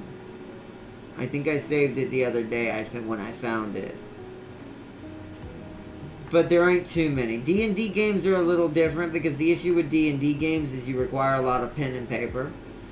Like, you require a lot of writing crud down. Because the characters don't really exist, you make them up. So you have to be able to write down information. Same thing for that new Alien one, like I said, since it's very D&D like. It's when it comes to that, like, if you're going to do a board digital version of that game, you would need a way for people to fill in character cards, essentially, to create their characters. So, like, for the space trucker, are you a space trucker who lost his job? You can put it in your bio, type it in real quick, those kinds of things. You do have to be pretty informed, like, this is the one thing that makes D&D both hard and easy to get into. It all depends on your DM. Your dungeon master. A good DM is going to be very forgiving. At least with new players. If he's playing with veterans, then you don't want to be friendly. You don't want to be the type of DM unless it's kind of for the purpose of the story. Because the DM decides all of that, to be fair. This is why you can have, there's the memes of having trolly DM friends and things like that. So, but it's similar with that as well. But yeah, that's why you don't see too many. I think there is one on here that's kind of like it.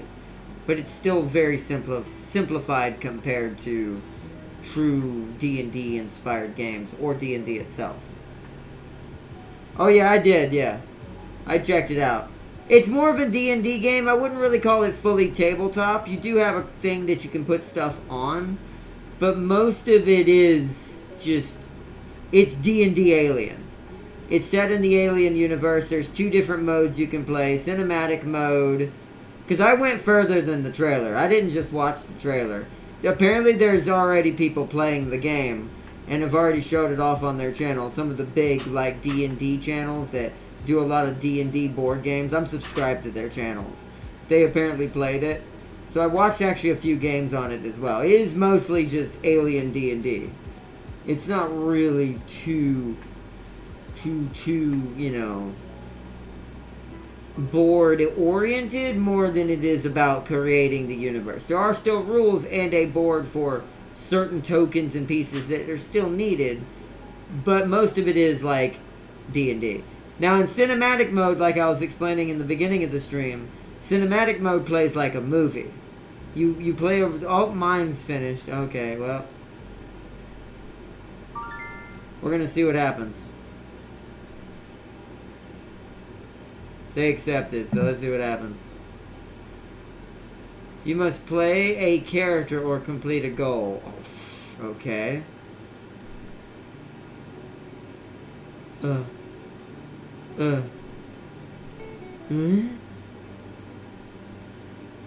Game 1. Okay, hold on.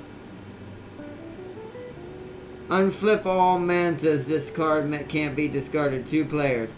Discard the leftmost from the market. Okay. Do that guy. I don't know what I'm doing. I can't buy a location. Ha! Sure. I guess? Hold on, no, reset my turn. Let's try this. Let's go aggressive. Do that guy. I don't know what I'm doing, to be fair. What do you mean conquer? I can't conquer a location? What's a location? Woo! That? I can't see it.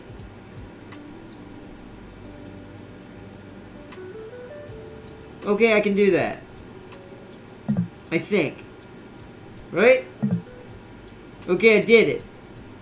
Whatever I just did. I did it, chat. I conquered something. What does it do? Who freaking knows? So it gave me plus 3 coins. Okay. So it gave me plus 3 coins.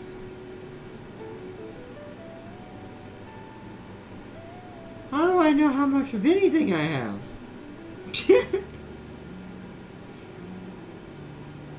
You're a 4, you're a 5, you're a 4. How do we...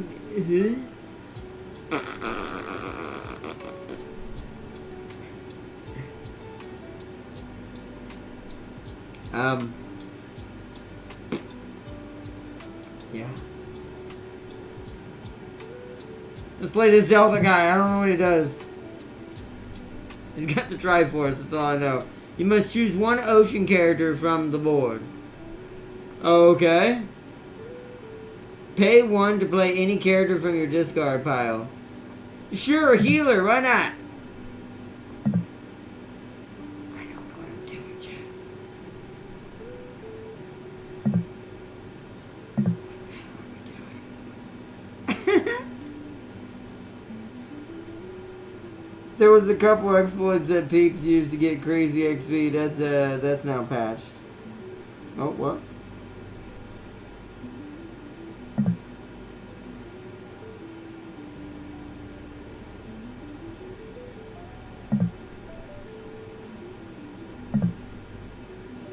Yeah, there was an exploit, yeah.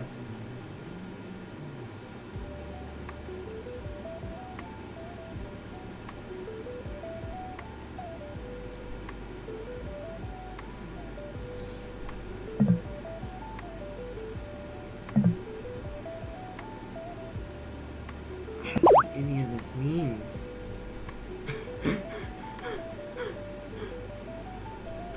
Have 3 or more locations in your scoring pile. Okay. That gives me victory points. And okay, so these are victory points. The Roman thing at the bottom is victory points. But what does the rest mean?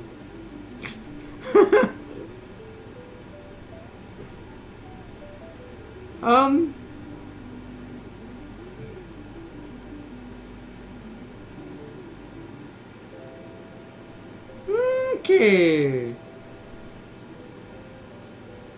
I wish this game had a tutorial. I should have read the rules, but I didn't want to have y'all have to read something for stream, so... I don't know how much I have. I don't know how you tell that. Gain 1, buy 1 location. I've got 4. Is there a 4 cost location? 3, what is it? So you've got mer people on you? Is that you? Is that... What is it?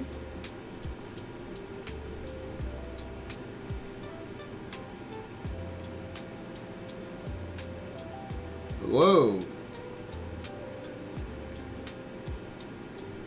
Weird. I'm gonna play this and see what happens. So can I... So I can't pick any of these. I don't have enough.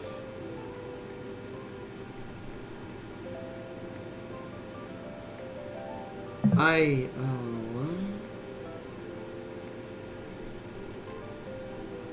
All mermaid, unflip all mantas, this character, I don't know. Just play stuff.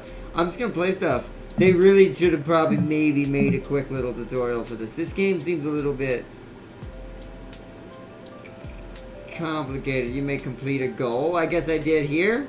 Have 8 character cards in his hand, not in the discard power. Then the king card count. Okay. You must select a personal manta. Okay, that means these give me more power, I think. So give me that. I completed a goal, I guess, chat. If we win this... I don't know what to say. Is this the discard bound? I think so.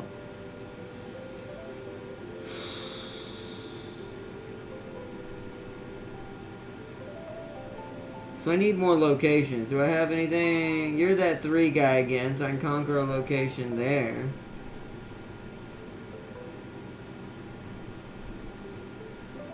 I can't conquer that. Although, wait. Don't I have a +3 manta? So shouldn't I be able to conquer whatever this is? I'm gonna take this. Let's see if we can get this. Let's try it. No, not you. You. What?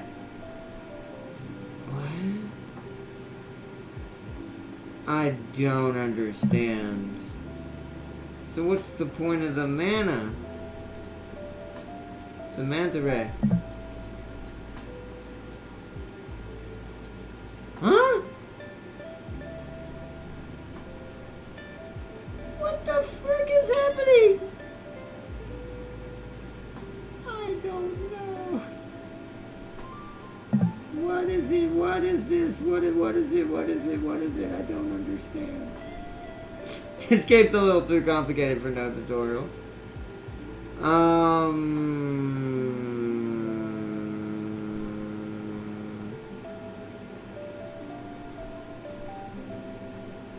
Sure. I don't know. Pay 1 to play any character from your discard pile.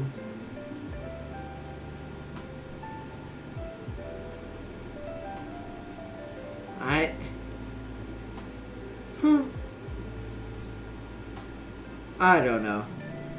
I don't know. They're too unelaborate on what they do. They need to. It needs to like light things up. This game. This is why I kind of don't play some of the new games because of these issues.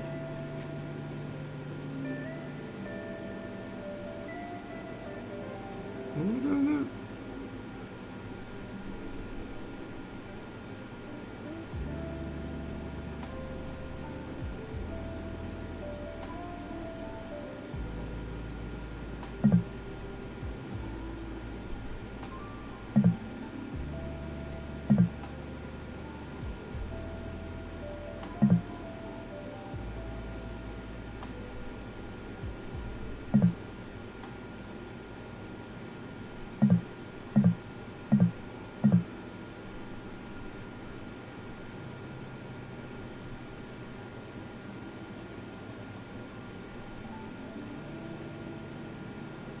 Oh, there's a 0 out there.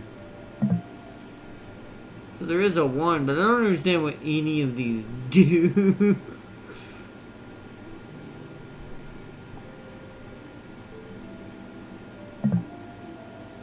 Also, what is this? Do I need to use it? I think I understand what the mana rays on the right mean. But does that mean I get weaker as I get more, like, victory points to balance it out so the other players have chances to try to catch up? Is that how that works? I really don't know, because why can I use this now? Why am I able to all of a sudden use this? And what does raise do? There's no explanations. Okay, there's no help page. There's just opening up a PDF. Yeah, we should have not chosen this one. We should have went with the other one. I might have should have done something like this off camera. This is fun, but I have no idea how to even do anything. I know some basic gist that maybe I'm kind of learning, but see, what is that? That's a king card, it looks like.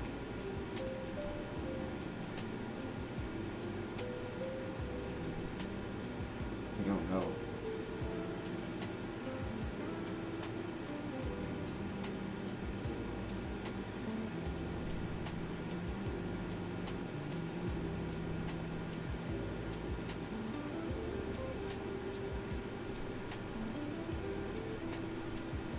Conquer a location, the grabber. Ooh, okay. The Meg. Gain 3, conquer 1 location, others discard 1 character? Whoa! You! I want you! Where is that? You! Play this! I think that's how we recruit people. Give me the Meg!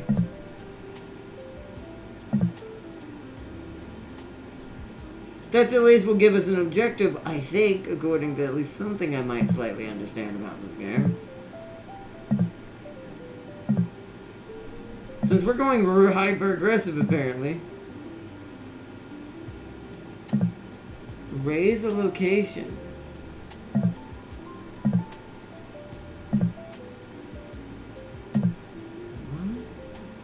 What does that... Wait... Hold on. Wait a minute. Does that do what I think it does? Hold on. Let's do it. Now we're just going to experiment because we might not win. Do that. What did that do? Did that just give me the points for that? So I assume I can do anything that's worth that amount now. So if that gave me 3 coins, I should be able to purchase something. So what we got in here? That's a +3. That's a 0, but that ain't too good. Ooh.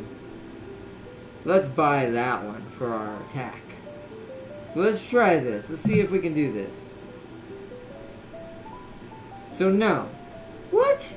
What the heck does any of this mean? What does any of it mean? What? I don't know. What the fuck? Just do the Meg. And we'll conquer this. 'Cause I don't bloody know. This is worth more. I bloody don't know. Hey, what the fuck? What does any of this do?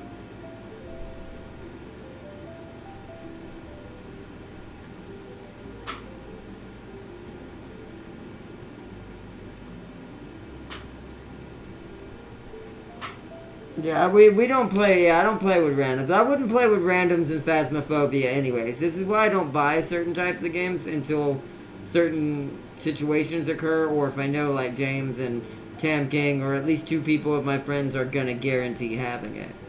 Because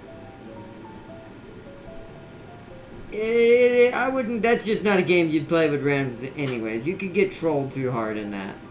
I really don't understand how to play this, by the way, chat. Have y'all figured this out yet? Is anyone, like, able to figure out what we're actually doing? He's winning, clearly. Look at this. He's doing stuff that I don't know what he's doing. Do you do it after you play the card? I don't know.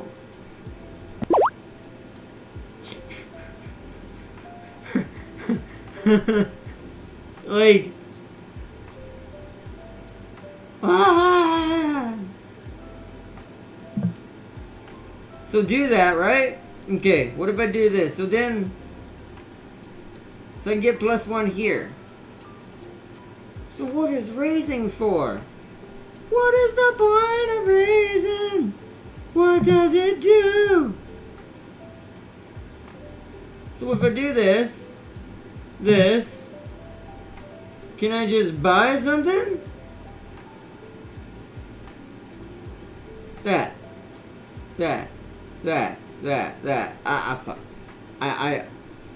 What is the point of doing this?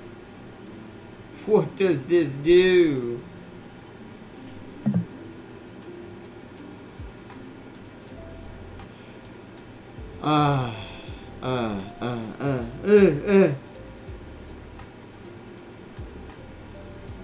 This is one of those scenarios, I don't get it. Like, these are one of those games that this needs a tutorial, not just a PDF with some rules on it.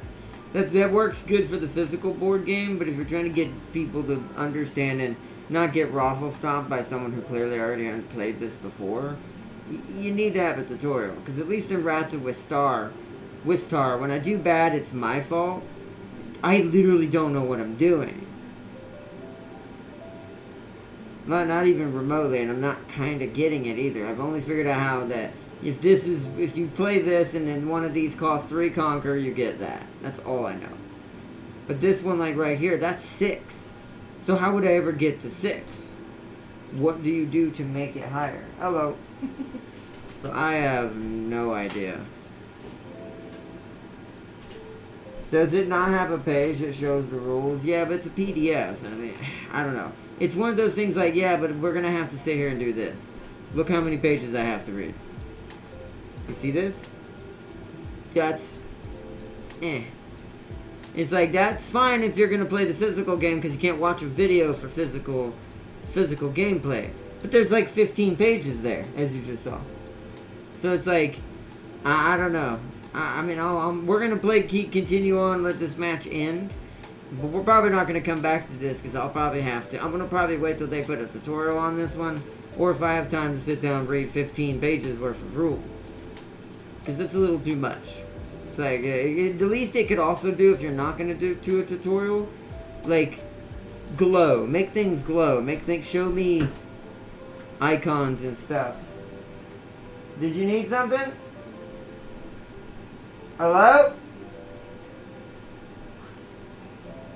Hello? Did you need something? I didn't need anything. Okay, what's up? It was fun, except it couldn't understand the damn songs. Okay, I don't know. So many people were talking, and then the acoustics wasn't very good because that building is not made for acoustics. I don't know. I'm streaming. So I don't understand, chat. I really don't. So I guess my best bet is try to get another location. I don't know. What does this mean?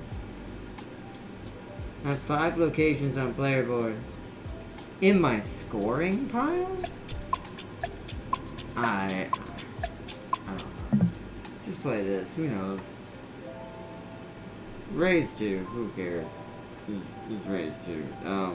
You. And then... Who knows what that did? I don't know if I'm storing it. I have no idea.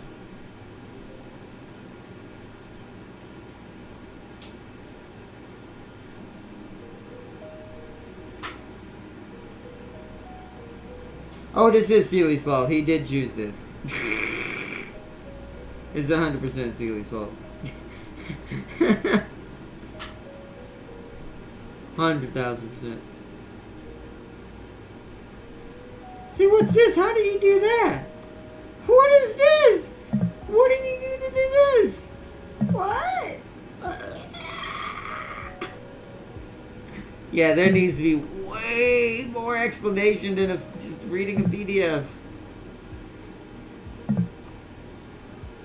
I don't know. Part of it is probably that because I come from more of... I mean, I grew up with board games, but at the same time, I come from a more digital era of a game that I'm used to seeing visually, plus my ADHD. It learns better from seeing it happen, not just reading some text. That was kind of my issue in school. That's why my teachers were always told, you need to show him.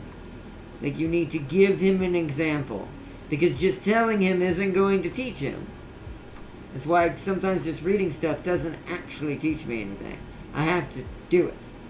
I have to actually get what I'm actually doing. Once that first time happens, it's permanently in my system. That's the advantage for me. Is that the other part that comes from that double-edged sword of the disadvantage is the advantage of once it happens, I will never forget it. Instinctually, it's permanently there. I just have to see it I just see it happen again, and then boom, everything comes flowing back like a river. So I have no idea how to play this now. 2 or more purple mantas. I don't know what purple mantas is. I guess that. So I have 1. So we want another purple manta. That's too expensive though. I don't know how I'd pay for that. How do we do this? So I pay you. Maybe we have to build it up? Let me try this. So let's do that. Let's buy that location, because that gives a coin. Here's the thing about the engine part I don't get. It says it's an engine builder, which means I'm supposed to build sequential pieces. But I don't understand what the sequential pieces are doing. Like, I don't understand what moving these ups actually causes. Because it seems like having them not raised or raising them doesn't seem to matter much. Or at least to the naked eye. So I don't know. Does the other dude have like 135 points? No. That's not his points. That's his ELO. That's how many times he's won. When you win, you get on average 30 to 25 points. when you win first place in any game in this on BGA. This is how good he is, Sealy. This is what rank he is. This means we're playing a sweat. And I can tell you right now, we definitely are. Because he's got an 8 here, a 7 here, and I don't know what any of these are doing. 5 here, 4 here, and a 5 here. This dude is kicking our teeth in. We are being absolutely doomslayered right now. But I don't know how to fight back. This is your fault, Zuli.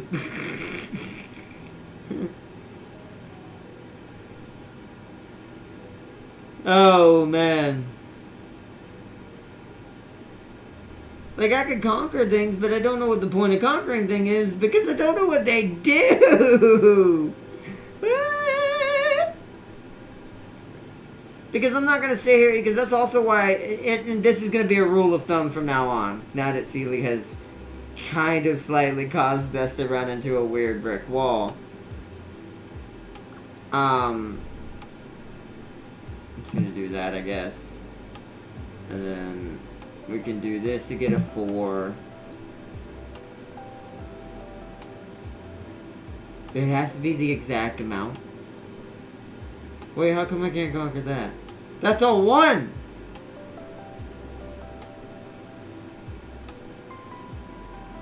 What? Yeah, this game's a little too convoluted. It's a little... I think whoever designed this needs to go back and kind of think about the draw board just a little and... give more explanation. Or someone needs to immediately on BGA needs to go through who knows how to play this game and immediately needs to put a page down here because you can create a game help page and they need to immediately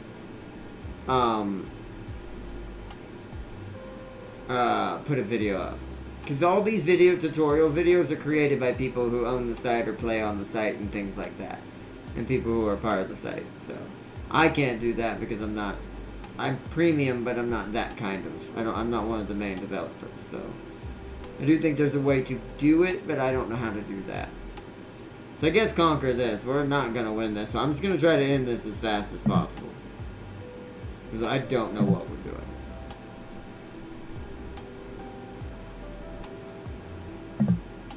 Cause see, raising the location seems to have completely gotten rid of this. There's no coin here now. See, I don't know what that 3 coin even did. What was the 3 coin for? Shakes head in disappointment at Sealy's selection. But I think my rule of thumb now is for streaming's sake. Now, if I've already learned the game in the background, this doesn't count, and that's fine. Then someone can pick it. But I think for rule of thumb for future, because we're learning as we go as we do these board game streams, if it doesn't have a tutorial, we ain't doing it. At least not if I've never played it before. If I've played it before and I read the PDF or the rules off camera on my own to learn how to play the game, then we'll do it. But as far as suggested games on stream, if we click it and I've never played it and there's no tutorial video, yeah, that one ain't getting played that day. So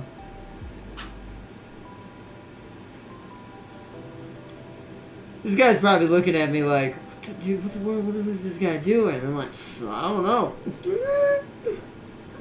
I'm riding a seahorse. I'm as confused as this lady riding a seahorse. This is all I'm doing in my mind. I'm just like, yay! Oh.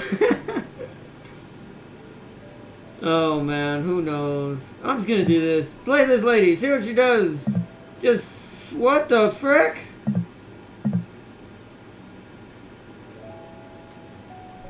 What did that just do?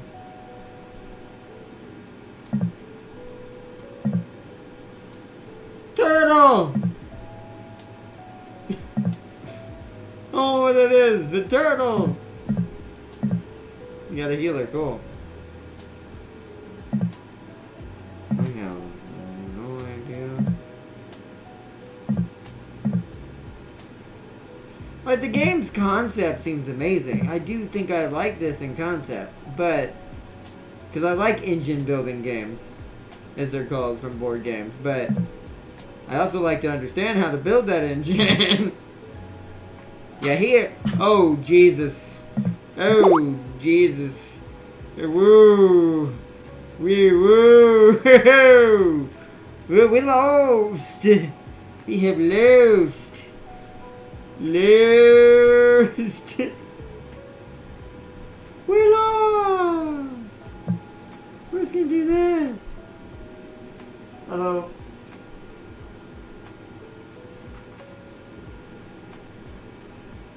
Alright. You. We lost.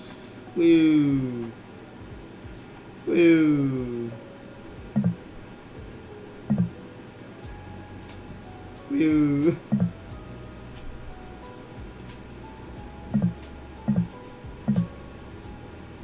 Okay, I just learned something interesting. Okay, so I see why this is here now. So these are going to be, this is kind of like Small World. The more you go to the right, the more you have to pay to skip to get whatever card's over here. So this is a 1. So technically playing this guy, where'd it go? There was another one somewhere.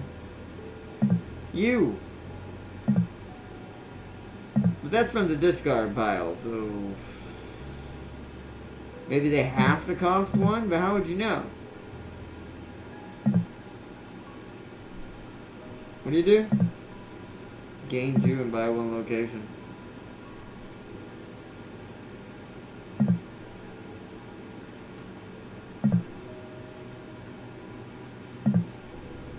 Jeez, man. I also don't know how he's doing this.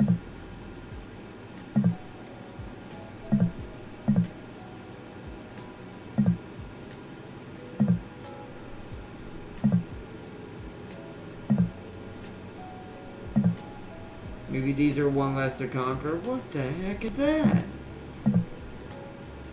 See, I wish I understood some of these symbols. Oh, yeah, there it is.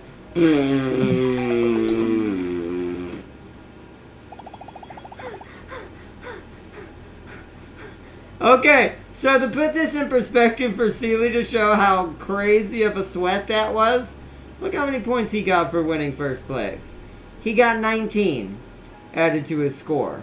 He was 135 before this mission. He varied by 18 with 1 match. That should tell you how many matches he's won in this game already.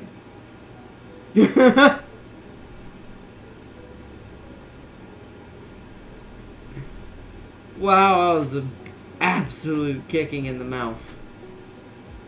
That was... ouch. Oh man, I don't think I've lost that bad since my first match of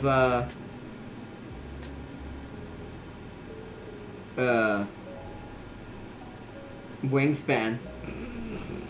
When I first played Wingspan, the very first time, it was that bad. This is my first pick. I wanted to see one water-based game, LOL.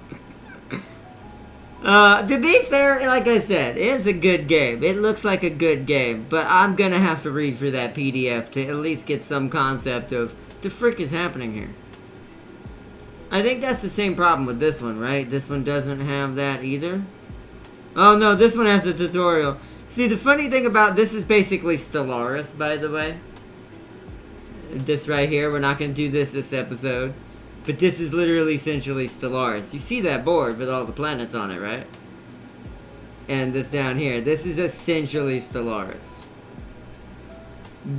There is a tutorial for this, so we will eventually do that. But hopefully that Aquatica game will get a tutorial pretty quickly. Because it does look like something I would definitely play on the reg if I understood more about it. I see Sushi. Yes, there is Sushi Go Party. We played that with James and Darius in the first 2 episodes. Because it's a really fast-paced game of just trying to get the best sushi combos and dinner points before your opponents do. Yeah, Catan is on PlayStation. It's also on Steam as well. But Catan is one of those games I feel like this is as nice as I'm gonna put it. Because of how simple the gameplay is. I do think, or the models and the pieces of it are. I do think that it's. I probably wouldn't buy the PlayStation version, at least unless someone else had it. If all my friends had it, yes, I would buy it then, or the Steam version. The only games I would buy the Steam version, that I've bought the Steam version for that's board games, are Wingspan, because it has Steam version, and Scythe. Because Scythe, I like its 3D little models it uses for the mechs and tabletop. It makes them look very much different from each other a lot better. Their leaders actually have models and cool little tokens. What's Through the Ages? That's essentially Civilization, I think, if I remember correctly. Let me look. It's a card-based version of Civ. Instead of moving and building cities, but you see right here, these are some of the images. So you play these to build up your resources for your cities, or for your civilization. I shouldn't say cities, civilization. So each of your labs also produce rocks equal to its level. And has real people, by the way. When Bill leaves play or at the end of the game, score this much culture equal to this additional production.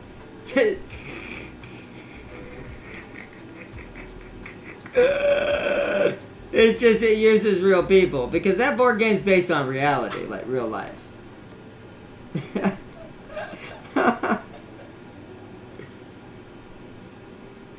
Wonder if there's presidents in there too. That'd be so stupid. Although the board game itself, it can't be blamed for the weirdness that reality has created because some of these people are questionable. But is there Zathura? No, we've talked about that. Zathura is I'll look it up, but I'm pretty sure no. We've talked about that. Zathura, Jumanji, and all that, because they're owned by a major company, much like Marvel or Disney and all that. It is a movie, but it's also a board game. He is right. That actually does have a board game. But once again, much like Jumanji having a real board game, because it's owned by a movie studio or bigwig suit-wearing people, that's the nicest way I can put it. That's probably never going to be on here because they're too greedy to share shit like that. They think sharing stuff means no more Lamborghinis. So, you know. Spelled it wrong. I'm already not saying it, so I doubt it. Zarth. No. It would have came up by now. If it was even close. The guy from Scrubs was in it. Was actually pretty fun. Yeah, it was. No, I've watched that movie. I've seen Zathura. Pretty good movie. Pretty fun little movie. But much like Jumanji, it is the same thing for Alien, sadly, as well. None of the Alien tabletop games will ever be on here, sadly, unless for some reason, I forget who it is, 30th Century Fox. I forget who owns it now. That thing's starting to switch hands quite a lot, so I can't remember who the true owner of the Alien franchise is now. But whoever that is that subsidizes, gets all these little marketing things and the little, forget what the right word is, merchandising. That's what I was looking for, is what that's called. You'll probably never see that, because they're actually, besides the RPG one, or excuse me, the D&D one, the new one, the new Alien one, I did find out there's actually one other board game I never knew existed. I own one. I own Alien: Fate of Nostromo. It's a survival alien board game aboard the Nostromo where you play one of the main crew, Ripley, or Ripley, or one of the crew, any of them, and they all have different skills, and it's a co-op game. against a paper-based AI xenomorph that's based on rolls and drawing cards and certain things you do. That gives the xenomorph chances to get closer to you, attack you, things like that.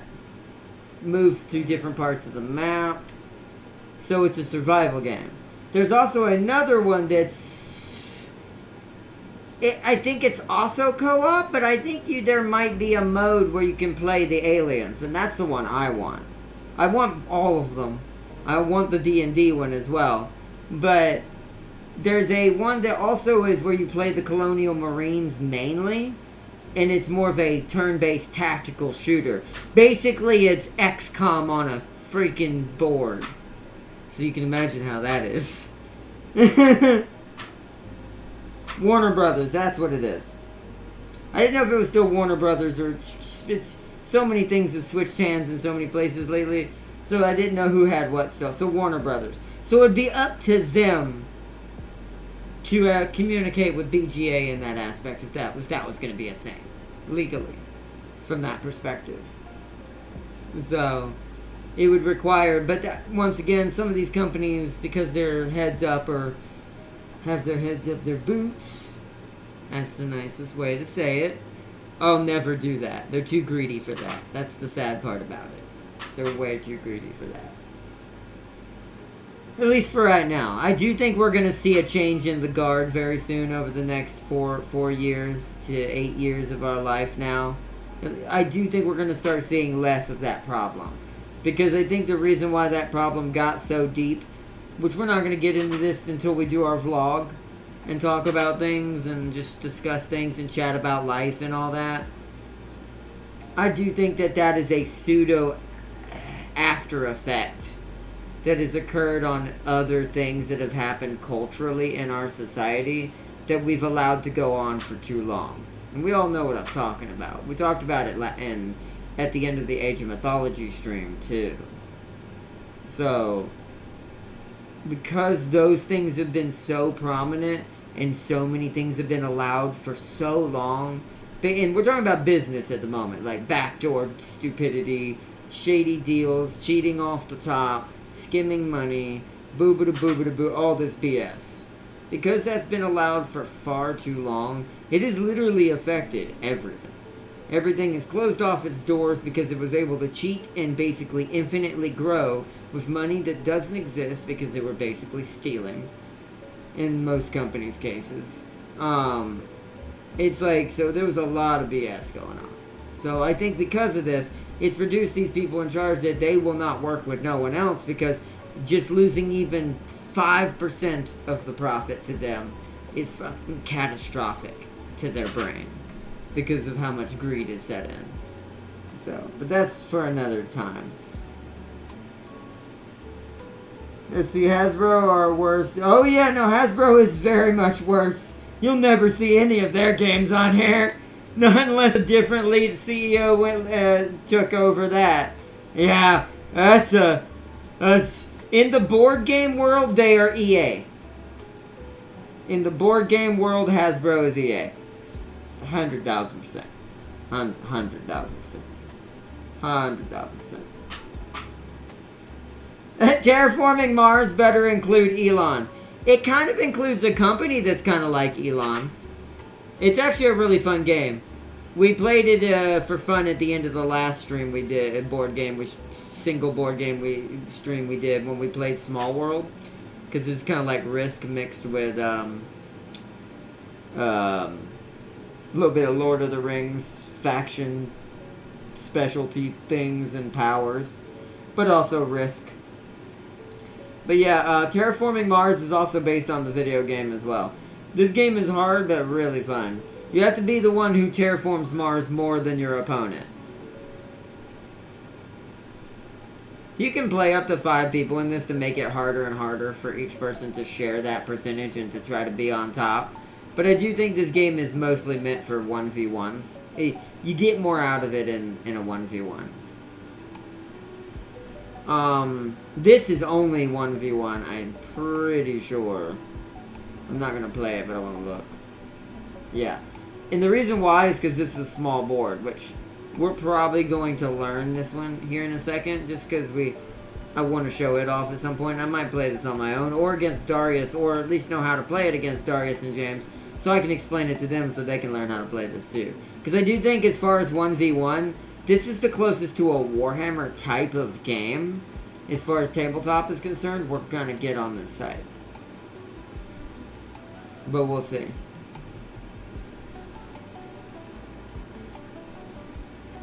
Let's see. Ooh, terraforming Mars. Let's see. By the way, what do y'all think about Anno? Anno 1800? I have it on PS5. It's pretty good. Oh, Anno 1800 is one of the best. Logistical. Sorry, the Anno 1800 is one of the best logistical real-time strategies I've ever played. I love Anno, and I love everything that's like Anno when I play a logistical game. Hearts of Iron is similar to it, but it's more warfare in that than Anno. Hearts of Iron's more hardcore, though. I'd say Anno is more reasonably accepted and more easily gotten into. Like, it's more user-friendly than if you're going to play, like, Hearts of Iron or something like that, who's also technically a logistics RTS, even though there's warfare. But without your logistics, you wouldn't be able to win that warfare at all, so at the end of the day, it's still a logistics RTS, but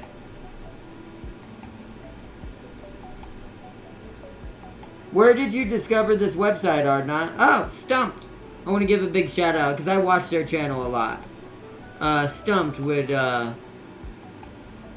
Ash, Rick Price, and, or not Rick. Rick is in the old days, sorry. I started watching during Rick.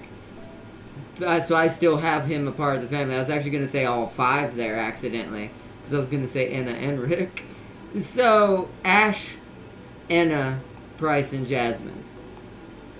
They're from Stumped. They also have their own individual channels too. But I watch a lot of their channels for like the more just chill games. They play a lot of the more chill, just party games, board games, things like that. Things that require always 4 people or something like that, like dungeon diving games, things like that. And it's like, so they tend to play a lot of those. Or Played Up, what's that one called? The one we played with the dog and the chef and the spaghetti monster. I forgot what it's called. But they play a lot of stuff like that. I learned from their channel, because for a while back, apparently they did a bunch of BGA stuff, and I just now found it. And when I went to this site to see if it was still up, it's still kicking, it's still just as good, still adding new games here and there. So, I love this site. I absolutely love this. I play on this site all night. Like, this is the site that I'm on now all day when I'm not doing anything else. Because I've always, and I've said this in the past in streams, I've been looking for something or a game to just sit down and do when I'm not streaming. I don't want to be hardcore. I just want to go. I just want to play. I want to enjoy. I want to just get into it. That's why the premium for me is worth it for this site. It's only $5 a month to $6, depending on where you're at in America. In the American price range, anyways. I don't know about everywhere else, but as far as here, it's like $5 to $6 a month for premium, and you get to host your own tables, customize your profile. So I have it where I can set my color tokens to whatever color tokens I like. So if purple's available in any of these games, it's always supposed to give me purple tokens. Unless someone else is competing with me, then it's 50-50. Or vice versa, depending on how many people have their favorite color set as purple, and then so on and so forth.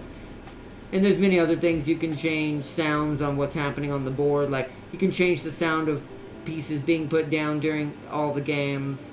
And I don't mean individually. Hold on, let me show this off, because this doesn't show too much, so it doesn't hurt me. It doesn't show anything important on here, so...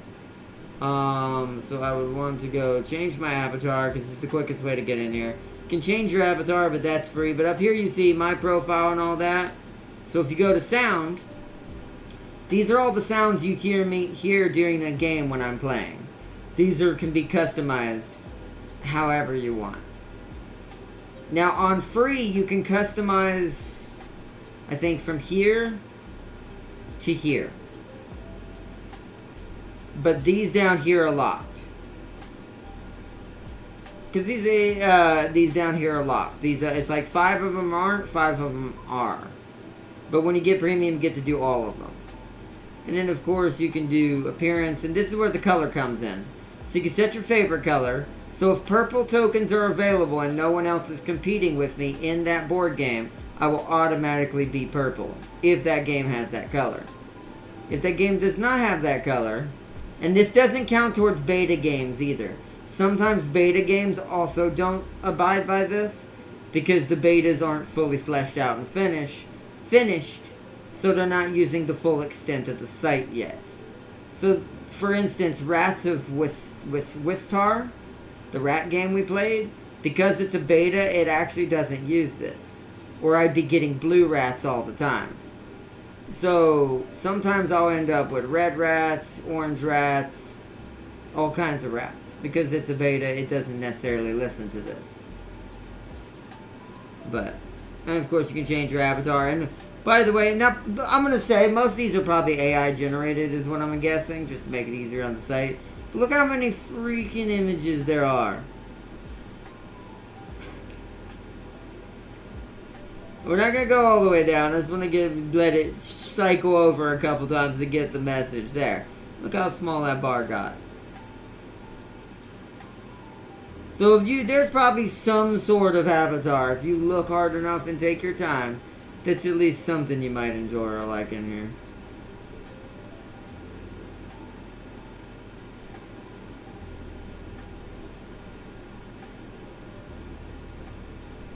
See, look. And we scrolled down 5 times and we found Marathi 1,000,000 years later.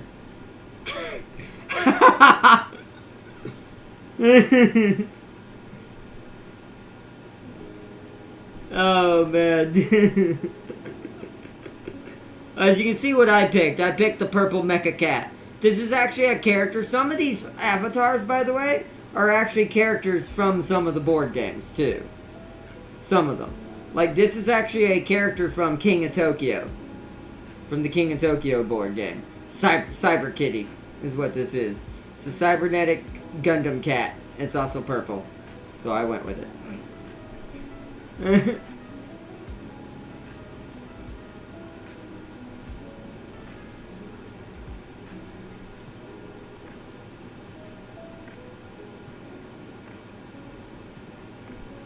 Want to know what the American tank ace... Wait, I missed something. I'm diving down a World War II rabbit hole that seems too ridiculous to be true. Can you play all games for free? Yes, you can play all games for free. You will have to wait maybe whatever the waiting time is, because you can't create your own table. That's the difference. So let's say... I'm going to give an example. Hold on. Where's Rats? So for me... You see how it says 15-minute waiting time? This is actually technically not true for me. Now, it can be still true for me, depending on how many people are actually playing the game, which, as you can see, there's not too many games going on. And out of those 200, none of them are live. Like, none of them are real-time. They're all turn-based right now. So, some games are not as good real-time as others. That's why some people don't play them as much. But in most cases, when you're not premium, this is your waiting time. It will tell you what your expected waiting time to find a table is. It could be 15 to 20 to 30 minutes, depending how little the game is being played and how likely it is for real-time tables to pop up and start playing. Also depends on the day, what time of day it is. Like, it's 10 o'clock at night right now. So this is not Apex time anymore. We're getting towards the end of the day where there's not too many people playing anymore. Everyone's kind of just chilling and probably getting ready for bed or going for tomorrow. I'm over here in my time, so. But if you're premium, you do what I do and you can click this now instead of this. Because normally you'd only see this. This would be over here. You would not have a start button. You would have a play button. And what I get to do is I set the players. I can choose settings, if it has different settings. This is what the board looks like in real life, by the way. They also have images to show you what it compares to in the real life board. But yeah, you can change settings because I'm premium and can set up my own games. Choose what board we want to be on. Because some board games have different boards. They have different rules, like the racing game that me and James play. That's a board game that has different countries' boards with different curves and turns in it and stuff you have to compensate for and all that. Whereas this game, you can only just turn on peaceful mode. And what this means is some inventions, even though I haven't really found that many, I don't think there's too many in the game yet, there are technically inventions you can build with the rats that will hurt your opponent. However, I've never seen too many. So, I actually don't think that this really matters too much right now. Because I think most of the inventions are passive. They just work for you and they do nothing to your opponent. There are a couple that are not like that when you don't have this turned on. I've only seen maybe 4 or 5 out of the crazy, like 30-something cards that are probably in that game that I've seen in inventions. For both advanced and basic, they have their individual decks. So yeah, but you would normally click this and you'd have a waiting time. Now once again, I could still be waiting up to this, because if there's not a lot of people playing in general, then once again, even as the host, this could still be true. But at least I have the option that, so let's say, and also for my sake, this is why I bought this as well. For my sake as a streamer, for like James and Darius, or if you wanted to join in, Sealy, if you decided to get on and join and wanted to play some board games with me, I can host the game for us and invite y'all. All I gotta do is friend request you once you create an account on here for free. Then I can friend request you and invite you right here for this available plus sign, just like any online thing.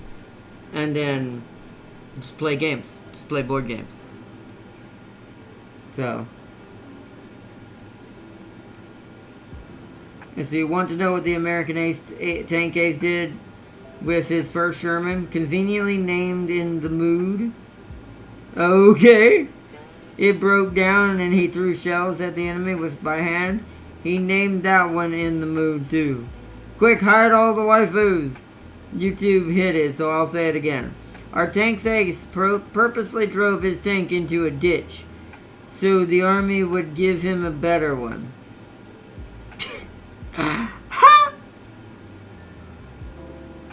Yeah, see, sounds like treason to me, Farseer. I would have thrown him in jail. It was a 75mm M4A1 Sherman. Those things were practically growing on trees at that point. That's a good point. Still, if a soldier purposely sabotaged one of my tanks in the middle of a war, it would be 40 years in jail for that soldier. I agree. I do think that's an actual thing.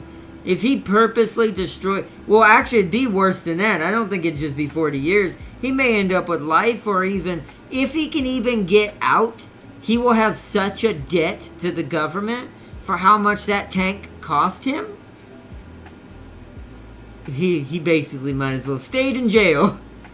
And it's like, that's not a thing you do. No, not on purpose. That's treason among, like, sabotage, among property damage, among many other problems. That's a long time, if not just, well, good luck to your life in general, even if you don't stay in jail. They're gonna make you not happy about your situation. That's money. That's money. You cost any system money. Yeah, there's only one. So there's only one, sadly, outcome to that.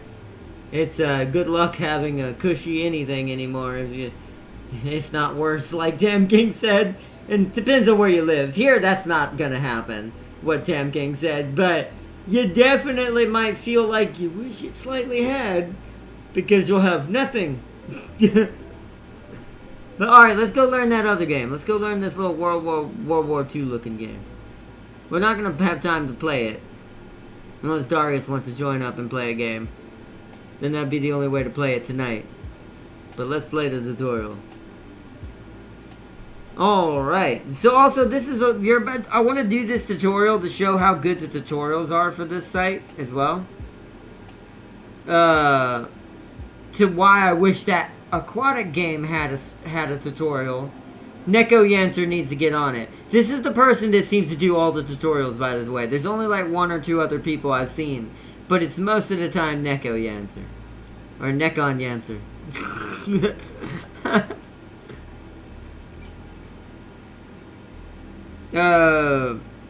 And then let's see what Celia, let's read. Still, let's see. That sounds nice. I'll create an account in some time. What's it called again? BoardGameArena.com. It's right there at the top. I'll highlight it right here and move my mouse back and forth while saying that I'm highlighting the name of the site. Right here. Board Game, all one word. BoardGameArena.com.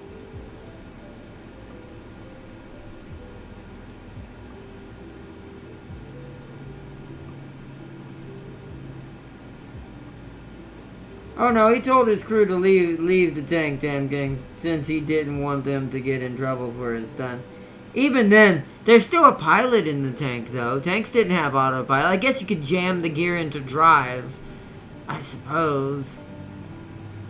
And it's like, but BoardGameArena.com. Reminder. Yeah, if you, I'll try to, if I don't forget, I'll send it to you in a message on Discord. I'll just put the name of the site in there. Or better yet, I'll copy a link and put it in there.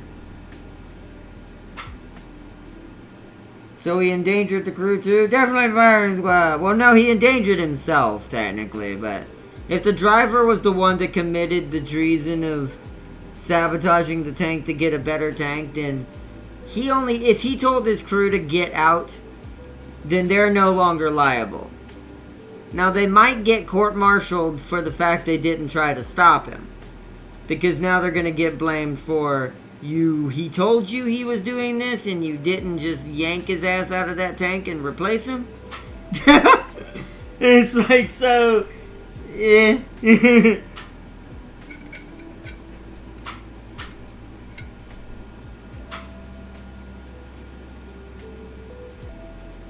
I actually don't know. Celia, I'll have to... Actually, maybe, because I think there's something that's called Decrypto. I think it's a mystery game. I'll have to look it up after this, if we have time after the tutorial. So let's learn how this plays. Alright.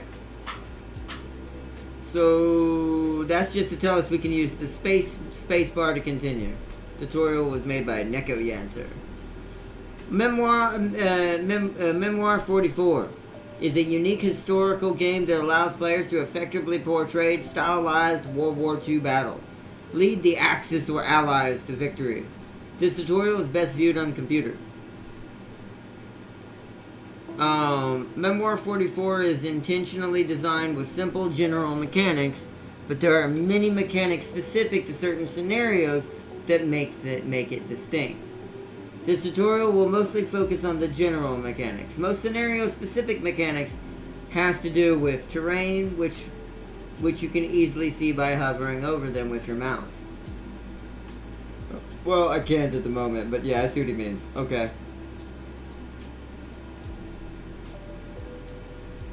Or she means. So that's Axis. Allies is on the bottom, Axis is on top. At least for this one, it seems. Also, I appreciate that they actually have different tokens. The German or Axis side actually has what looks to be Panzers, and these look like Shermans. And the troops slightly look different too. I appreciate that. That's cool. Alright, let's read this. Your goal, I see, this is what I wish, this right here is all I wish Warhammer would do. Something like this. At least to start with. It's like, come on, man. Like, yeah, this would be so cool. Even if it was just look similar to this. And even if it Warhammer, even if it was a standalone thing that was owned by them, I'd still do it. It's one of those things that if it was good enough and actually let me play the game and start off at least with a starter army, that's small for small skirmish battles and earn up points kind of like Magic the Gathering Arena does, and to buy models or pay real money kind of like Magic the Gathering Arena does, to kind of go into it if I want as well. They could make so much side money off of it for anyone who's not going to do the main physical one. Because the people who play the physical one, with how much time and money is invested in with the reason why they play the physical one, they'd never touch the digital one. So they'd never lose any money is the thing too, and I don't understand why they think they would. Like, I'm going to put this into a psychological perspective.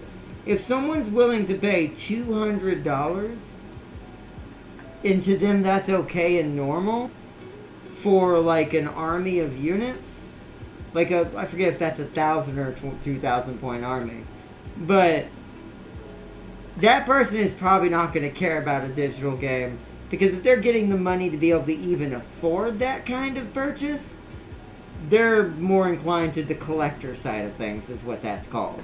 Meaning they're not just buying the models to play them, they also buying them to have them. So to them it's more of an investment and worth the money. Whereas if you're just wanting to play the game, $200 is like, that's why I still don't have an army. It's just so much of an investment that I'm like, I'm not going to do anything with them other than play with them.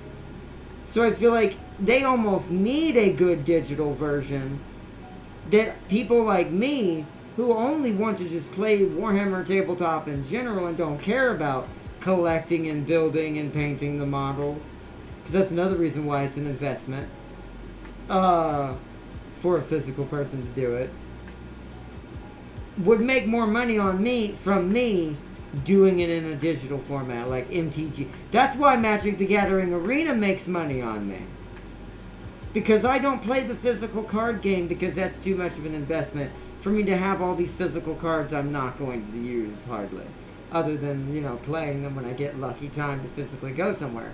Whereas with the digital one, I can play whenever I want, earn the cards, or pay for the cards, do. It just makes no freaking sense that GW has not done this. It's a gold mine, just sitting there and being ignored because some guy somewhere at the high up rankings has this dumb mindset of thinking somehow this is going to immediately kill sales for everything else. I'm like, how ignorant can you be? It's like, jeez, man. These people really need to get their heads out their butts. Or, excuse me, boots. Sorry, I said butt. Try to keep this as nice, since it's a board game, as possible. Your goal is unless James was here. You can't just being nice when James is present. The stream is gone out the window in the first probably 2 minutes, to be fair. Your goal is to be first to get certain number. Okay, so let's get back to the tutorial. I'm losing my mind. He did a lot of cool stuff with it. Okay, I should apply context to it. He started with the Sherman. It got disabled in the German ambush, and he was assigned a temporary 76 replacement. He did a lot of cool stuff with the 76 until his whole tank was fixed. He didn't want it back, and then the army made him take it back, so he drove it into a ditch to keep the 76. That's still treason. That's still property damage, negligence, many things go into that sentence legally and into the world.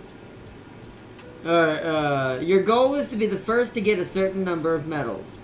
The number required varies from scenario to scenario. There's different scenarios.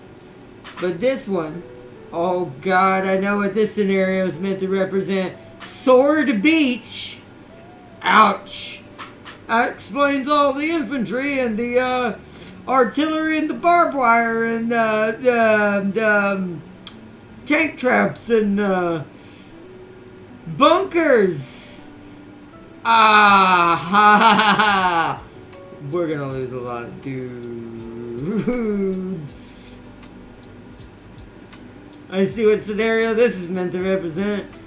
Sword Beach okay, so Sword Beach requires 5. You get medals by destroying enemy units, holding certain objectives on the map, or by accomplishing some sort of scenario-specific feat. Each turn you must play 1 command card from your hand. The cards with camo green backgrounds are called section cards. They issue orders to units in certain sections of the map. Oh, okay. Order 1 unit. When drawing a new command card, draw 2. Choose 1 and discard the other. Okay. Issue an order to 1 unit to left flank. Left flank. Oh! I see. That's why there's lines. That's what these lines are for. So this will give an order to any unit in here. So any of these 3. Or however I don't know if these are single units or all of these count as 1 unit. Like that's 1 unit, that's 1 unit, that's 1 unit. Or is this 4 units, 4 units, 3 units? Don't know yet. But okay, so each of these, so this one lets me move a unit in every block. Okay. See, this is why I like tutorials. Visual helps me a lot. Issued in certain sections of the match, which are separated by the dotted red vertical lines. I should have just finished the sentence. Command cards with a gray background are called tactic cards. Each tactic card is different, but they all clearly state what they do. Their individual instructions should make sense once you understand the general game mechanics. So this is Armor Assault. Issue an order to 4 armor units, so I'm assuming these are all single entities then, if there's that much happening. Because then I would be able to move all of this, right? That might be overpowered. So I'm assuming maybe each of these is a single unit, but you can stack them for more power in a single hex. Is what I'm getting.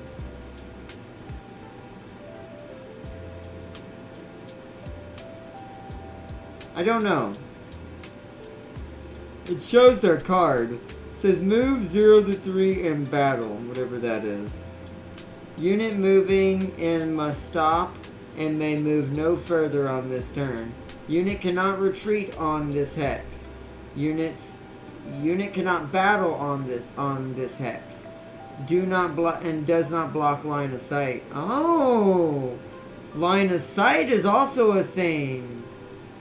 So that's what I'm saying. So this is very much the closest thing I've seen, simplified a little bit more, to what Warhammer Rules is. I think we're even going to roll dice, if I'm not mistaken, for like hits and misses and stuff, and wounds and all that. Guess we'll see. Okay. So yeah, let's read this then. So issue an order to 4 armor units in close assault. In close assault, I don't know what that means. Meaning they have to be near someone already. And roll, no. Units in close assault. So units in I guess 1-to-1, like one tile away from each other, I assume. We're gonna assume that's what that probably means. So units in close assault roll 1 additional die. Terrain movement and battle restrictions still apply. If you do not command any armor units, issue an order to 1 unit of your choice. Oh, that's cool.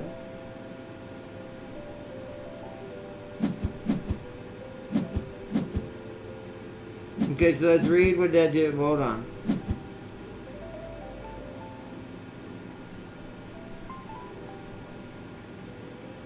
Oh. Don't worry about all those random actions that just happened. I was just demonstrating the undo feature. That's cool. I already know how that works, but click here to play this command card. So this one. So this is issue an order to 3 units on left flank. Okay. After playing a command card, you must follow this sequence. Announce which units... Oh!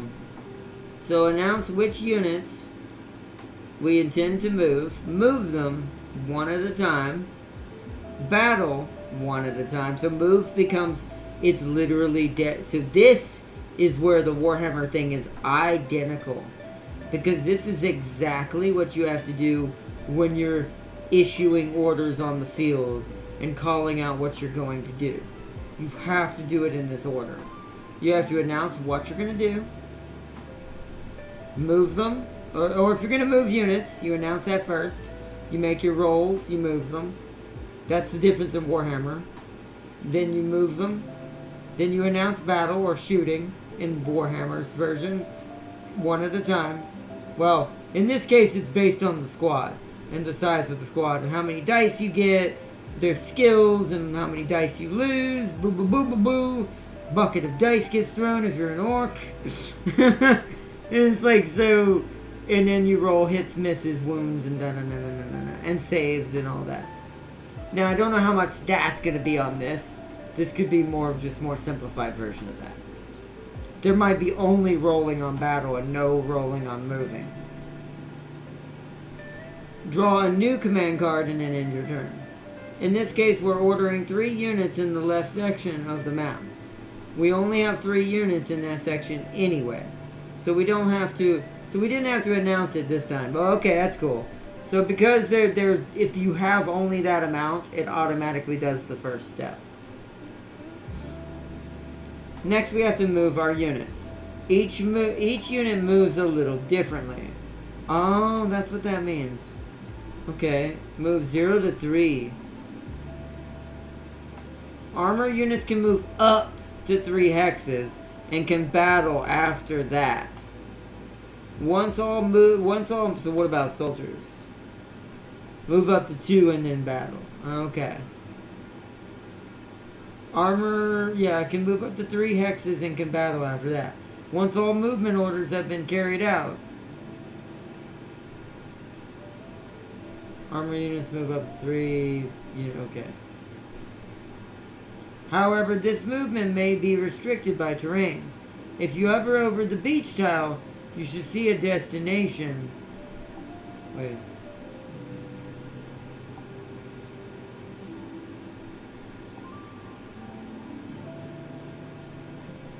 Oh, so this requires 2.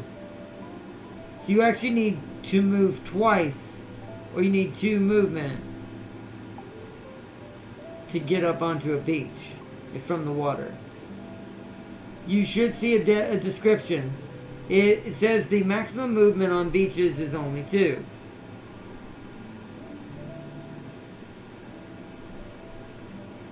Taking ground and armor overrun remains possible. No combat restrictions. Does not block line of sight. If these pop-up descriptions get annoying, you can toggle them on and off using this icon. That's cool, that's fine. I guess once you kind of know it in the back of your head, you can just turn that off and play. This tile over here has a hedge on it. It says that it's impassable by armor. Yep. So tank blocker, or tank, what do you call it? Tank trap. Impassable by armor and artillery. No combat restrictions. Unit may ignore 1 flag. Don't know what that is yet. And it does not block line of sight.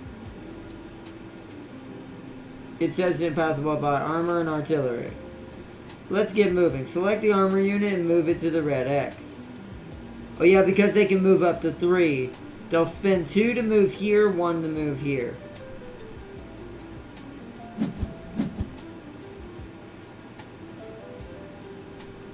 Alright, so next let's learn about infantry units. Infantry can move 1 to 2 hexes. However, if they move 2 hexes, they will not be able to fight in the next step.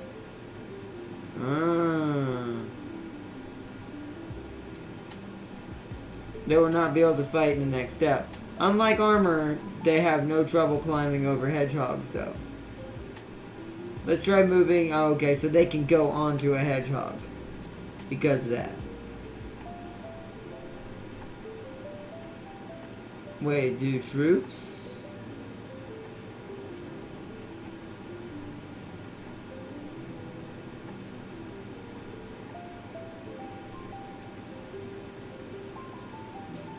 How were they able to get up this far?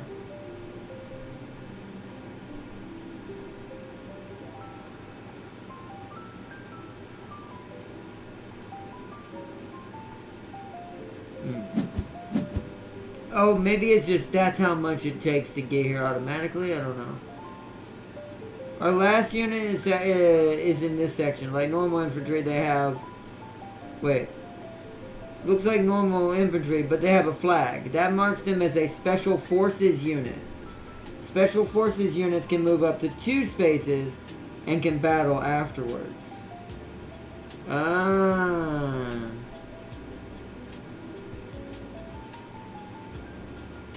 Unfortunately, the ocean hex here says that a unit entering it cannot move any further, and that's a bummer.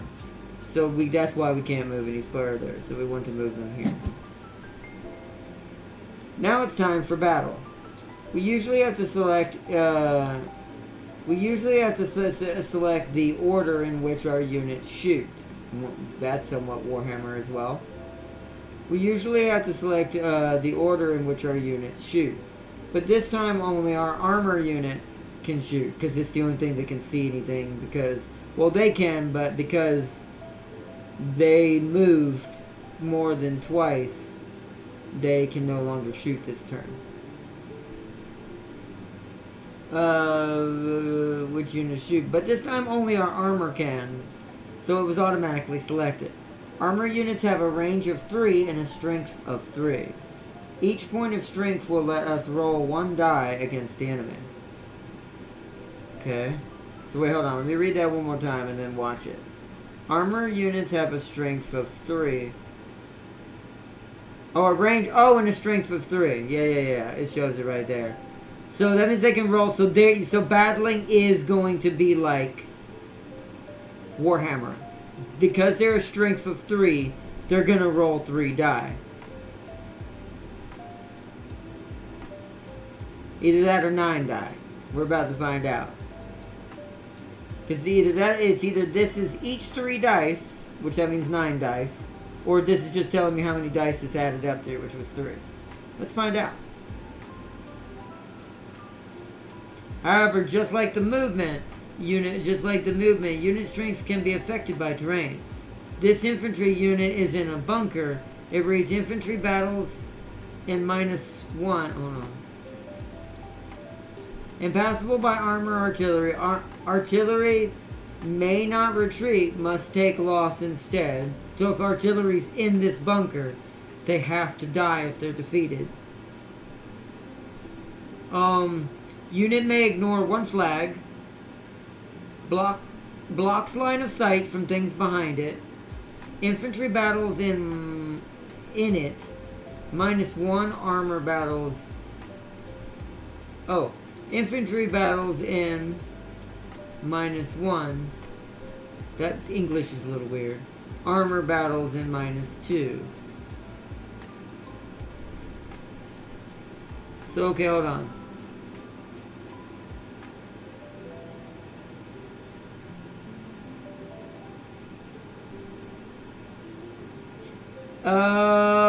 Okay. So if there is a tank in this bunker, I don't know if artillery counts towards that. No. So if there's a tank in this bunker, it will actually subtract -2 from the strength of the thing attacking it. If the infantry's in here, it's taking 1. That's why instead of rolling 3 dice, we're now gonna roll... Oh no! 2 fewer. It says it right here. So never mind. So okay, yeah. So tanks attacking this. Sorry, this is why I take my time. Tanks attacking this lose dice. So we're only gonna roll 1 dice unless I'm rolling 9. Then we're rolling 7 dice. Okay. That means if we attack it with armor, we'll roll 2 fewer dice than usual. if you don't want to think about these complexities, just look at the number of dice shown on the target. There's only one die shown there. Oh! Oh, I see that now. This other infantry unit is out in the open, so we can hit them with our full strength. But before we do, I should give you some more details about dice. Alright, here comes the dice. But yep, hit. Yep. So hit and misses. There are 5 different icons on the dice faces. These 3 sides can remove enemy troops from the board. So we have so when we're attacking infantry, we want to try to roll these. We want to get this because that's how many infantry will be removed from the unit. For how many we roll of these, I assume. So these are the 3 sides can remove troops from the board. But the icon must match the type of unit. I kind of discern that. For example, if you roll armor against infantry, it does nothing. Figured. Okay. Rolling a star means you miss the target. So that's the miss. So that's a weird icon for a miss. Shouldn't that be the miss?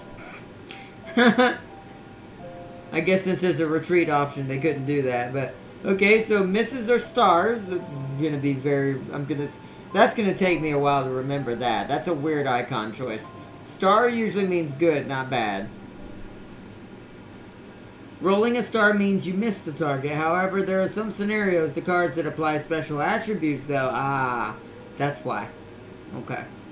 They had the pseudo use this. Okay. So it's actually 2 different things. And then after retreat, after removing troops from successful hits, any rolled flags apply. For each rolled flag, the target must retreat 1 space towards its owner's side of the map.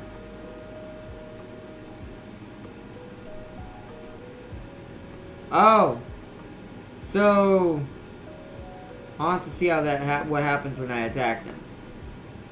So I assume when we win for successful hits, any flags rolled, for each one rolled, the target must retreat 1 space. So this means, let's say we win here and we get a couple of flags. That means that we could push them all the way back to like here. Or back here. Kind of like chess. So you don't really lose units. I guess that makes sense because it'd be hard to get more. Although there is, it looks like... Oh, these are command cards. So yeah.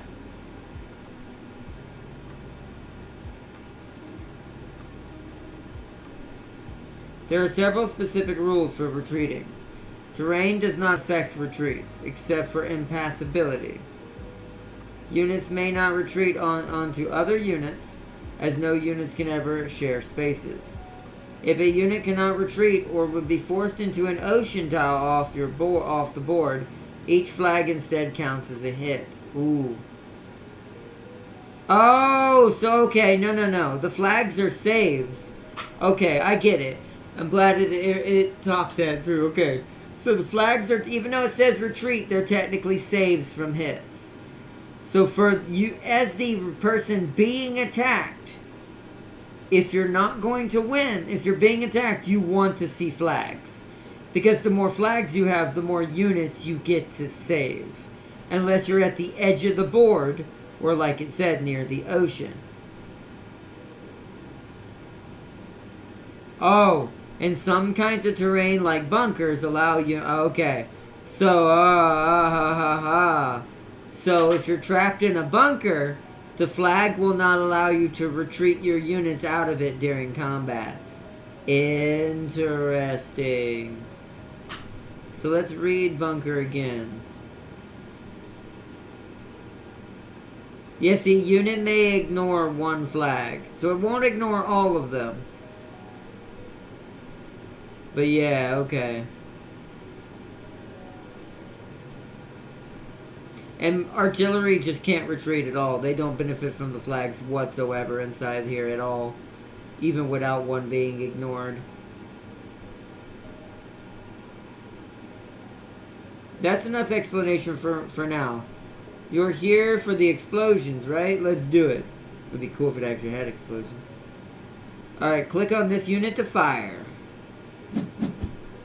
So we rolled... Oh, we're only going to take out one unit. I don't know what the grenade did. I should have read it, actually. I kind of forgot.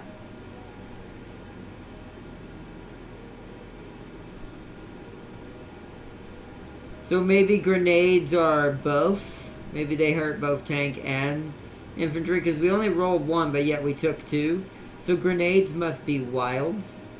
They can go both towards it. Because there are anti-tank grenades and anti-infantry grenades. So, we rolled 2 grenades and an infantry, so we removed 3 enemy troops. Since we have no other units units that can attack, our turn is now over. Let's see what our opponent does. Okay, he's attacking. He took out 1 tank, but I got to retreat back once. Oh, I see. So it allows us to retreat so we don't take any more losses. I see. The opponent hit our armor unit with a barrage. Oh, ooh. Ha! Of course they did.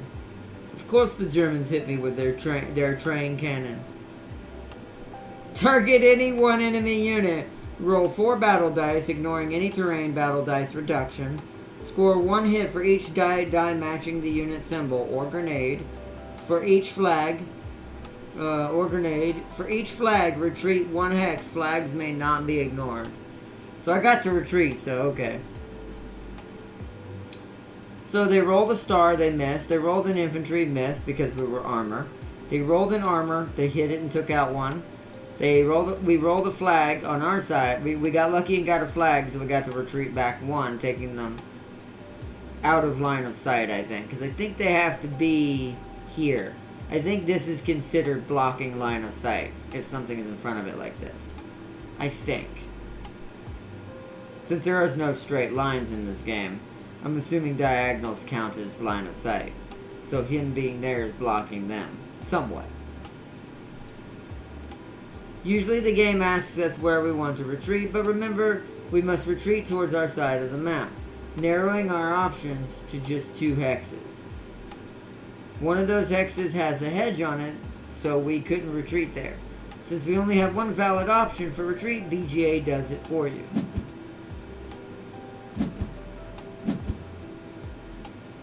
I gotta scratch my head, hold on.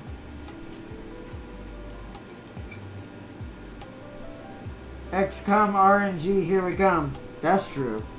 This game could have some... Technically, Warhammer Tabletop is technically XCOM. If you really look at how Warhammer Tabletop plays, it's a squad-based, army-based XCOM on tabletop. Because it is RNG pretty heavily, and hits and misses and saves and things like that, and so...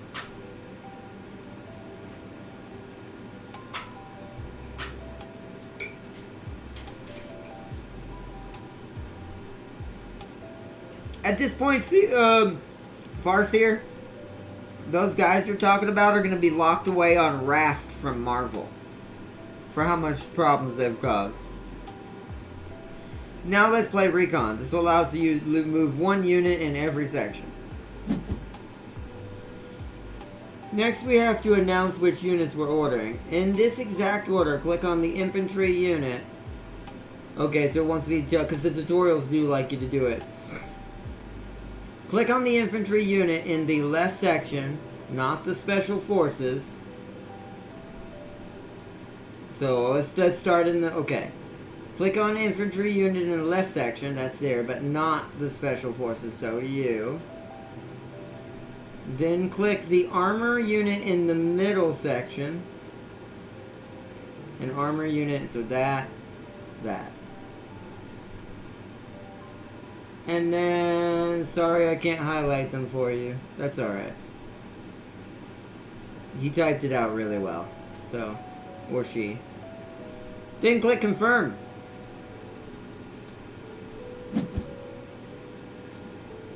Now we have our 3 units. Let's get our infantry up close to that bunker. We don't want to step on the wire though. Unit moving in must stop and may not move no further. does not block line of sight. However, infantry battles out at so if I attack from here, I get a penalty as infantry. Okay. Well, let's get our infantry, but we don't want to go into the wire. If you hover over the wire space, you'll see that the infantry battles out at -1. That means if we fired while standing on the wire, we'd have one fewer dice. Move our infantry unit to the red X. Oh. You there. We could move the infantry another space, but if we did, they wouldn't be able to fire this turn. So select the armor unit in the middle and move it to the X. BGA automatically selected our last unit, move it to the X. This time we have 3 units that can fight, so we can choose the order in which they do so. Let's start with the infantry. I'll explain how they work. Like armor, infantry have 3 range and use 3 dice. However, their firepower is weaker against distant targets. Oh, that's cool. Does it say that? It does. So, okay. So 1 hex away, 3 dice maximum, like the tanks. 2 hexes away, 2 dice, 3 hexes. Okay, so that's what the tanks mean. Okay, so the tanks mean even at 3 hexes away, they could still fire use 3 dice to fire. Cool. Okay. That's why it was important for our infantry to get up close to the enemy, up close and personal. Time for battle. Select the infantry unit, then click on the enemy infantry bunker. So now we roll. Hey, that was set up. Just once again, like Tam King said, I could have gotten really boned there and nothing happened. But because the tutorial wants me to understand what's going on, it's forcibly probably giving me good rolls and the rolls I need for certain scenarios. That will not be a thing in the real game. I bet you. Bet you I would have rolled like no infantry or grenades on that roll if it had been the real game. It would have been just nothing but tanks and like, you missed everything. Welcome to the board game version of XCOM. Can you play against AI if there's nobody to play with? Sadly, no. Not that I've seen. I don't think so. I think the reason why you can't do that is you do have a ranking on this site. The ranking also is, in most games cases, if you're going to do ranked battles, which are a thing as well, because they host events with ranked battles on this site too. If you're going to be in that, you have to have your ELO at the right ranking for whatever the minimum ELO ranking is required. You can't see it here because we're in a tutorial, but no, sadly you can't play against the AI. Now it would be nice if they turned the ranking off against playing the AI and you could just use it to practice and do like almost like a mock battle tutorial kind of thing. Play against the AI until you figure it out. Like that would have been good against Aquatica. Like that would be a good thing for that Aquatica game that we played earlier that Seeley chose. Because then the AI, wouldn't... If it's set to a pretty semi-AI that's not too smart but not too stupid, it'd have been more fair and I'd have more chance to learn how the game plays just by playing it. Because I had no idea what we were doing. It looked cool, but I'm going to have to figure out how that game plays later on and do better at it next time. We'll set up a pure episode for that in the future. After I read the little PDF for it. We only rolled 2 dice instead of 3 because of the bunker's defensive advantage.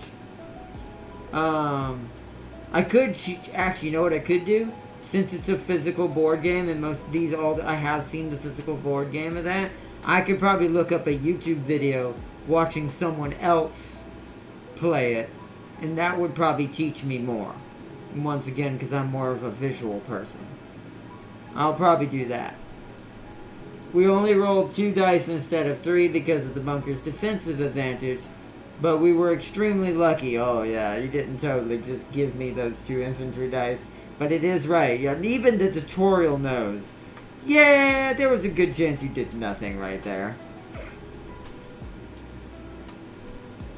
Next, select the armor in the middle unit, in the middle section. Click on the bunkered infantry to...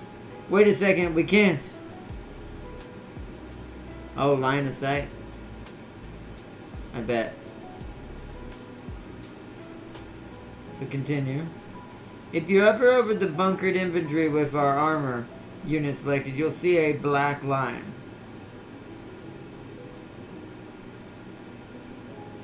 Okay. Oh, it's because it's crossing my unit? Let's read it. You'll see a black line going from the unit to theirs. This represents our line of sight. Since that line passes... Yep. Okay. Since that line passes... So that's what I thought it was. Since that line passes through a friendly unit, they're blocking our line of sight. And that's the same thing with an enemy unit. That means if they couldn't shoot me either without shooting this first. Okay? They're blocking our line of sight, preventing us from firing. Many types of terrain can also block line of sight, but only units behind the terrain, units in the terrain, okay, can still be fired upon. Oh. But only units behind the terrain. Once they're in it, they can still be shot at.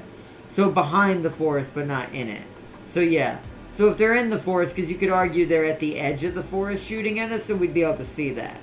But if they were like here or here, and we were here, yeah, so you wouldn't be able to shoot that. Because we would, our line of sight would cross through the forest. Okay. Many can also, units in the terrain can still be fired upon, okay? If the line of sight merely touches one obstruction, it's okay.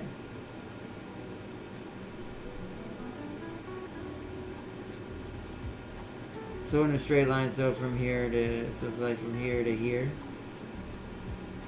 Unless maybe that counts slightly. Or maybe here to here counts.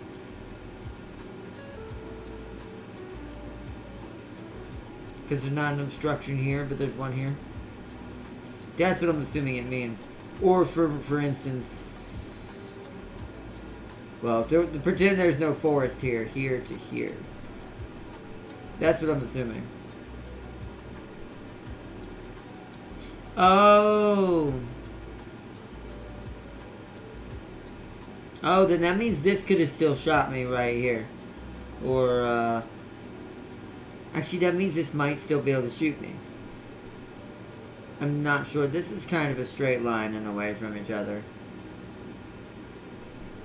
It's more para-diagonal, so I don't know if that counts.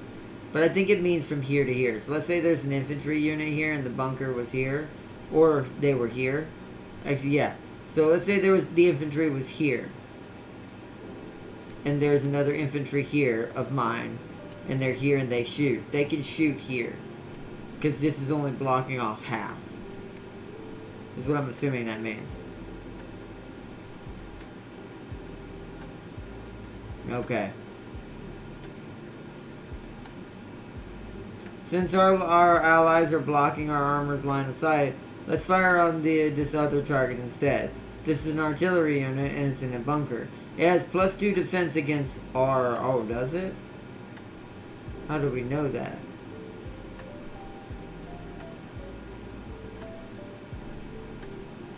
Wait, how do we know that? It does not say that. Look how far that thing can fire and still get 2 to 3 dice. It is artillery.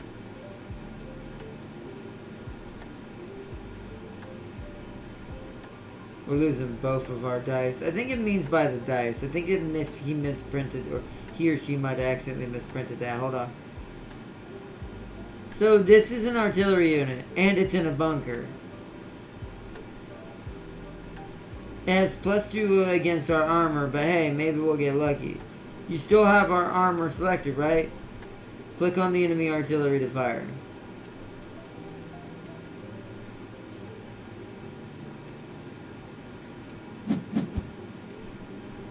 That's a miss.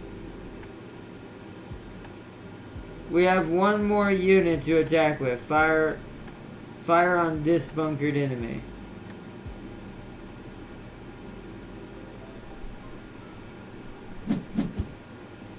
Oh, okay, missed both. Yeah, tanks are not good for bunkers. I'd have been moving infantry up to deal with this. Our enemy is trying to run with this injured unit. That's not good for us. In order for us to get medals, okay. So I bet you going back to a base, or maybe for me into the water, regenerates my units. Our enemy is trying to run with the injured unit. That's not good for us. In order for us to get medals, we have to completely destroy a unit. And this one went into the forest, so it's going to get more or something. So they didn't... Oh, wait. That's right. Grenades are both. So they got one there. They got one there.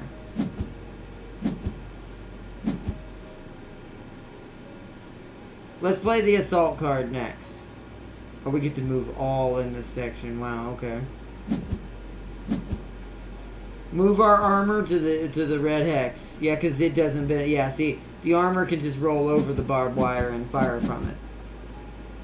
Nice, our armor trampled... Yeah, so it also destroys it. That's cool. So the armor can create paths for your infantry. Nice, our armor trampled the wire and destroyed it. Next, move our special unit forces units here. Our infantry unit is just fine where they are. Click on End All Movement. Time to battle. But first, I want to clarify a few issues about our injured units. First of all, even though some troops were killed, the unit's strength never changes. That's different. In Warhammer, it definitely changes. When you lose a model inside of a whole unit, that unit just got weaker. So, that's technically not... So there's where the simplified version changes from what Warhammer Tabletop kind of plays like this to this. This is the more simplified version.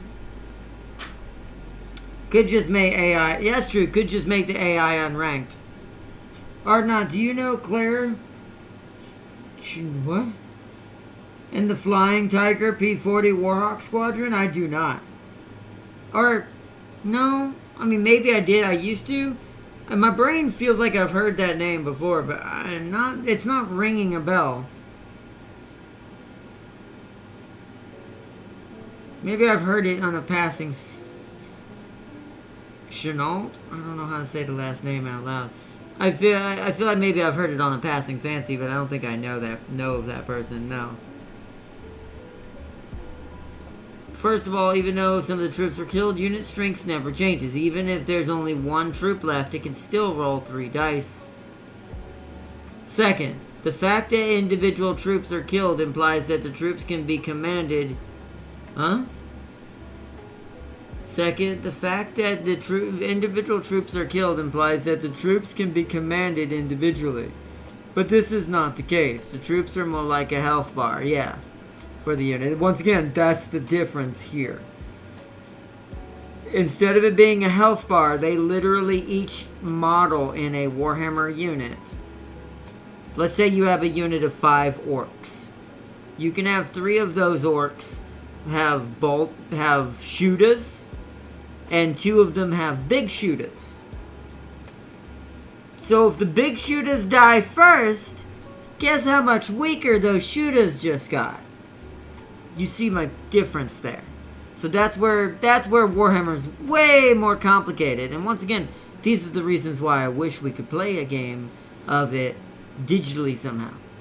Like, we need this. There is a mod for Tabletop Simulator that does a bit of Warhammer Tabletop, which I've thought about buying it for me and James and then doing the mod just for the fun of it and see how good it actually is. But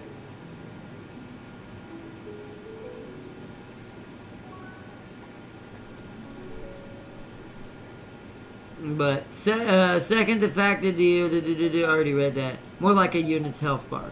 Thus, this unit cannot combine with another injured unit to form a complete one. Complete one to form a complete one. Nor can it split up into smaller teams. Once again, that's also, yeah, you can do that in Warhammer. If you couldn't, then you wouldn't be able to board vehicles. Because that's another thing that's even crazier. To give you an even more depth explanation to show you how deep Warhammer Tabletop is, back to the orc explanation, take those 5 orc boys that have shooters and 2 big shooters, you put them in the back of a battle wagon. Now it's a armor unit with units that can shoot out the back of the battle wagon if the battle wagon is an open top. If a unit's armor unit is an open top unit or has some other special effect that has turrets or something on it, that means mounted units can now add shots to the vehicle.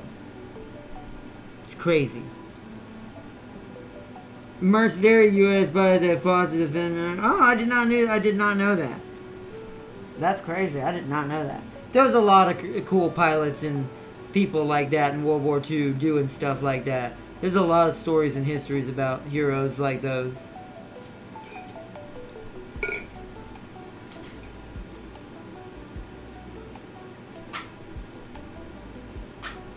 That was during an era, and I'm going to say this very lightly. I don't want to put too much hot sauce into the stream, but that was during an era where we cared about actually doing something for other people.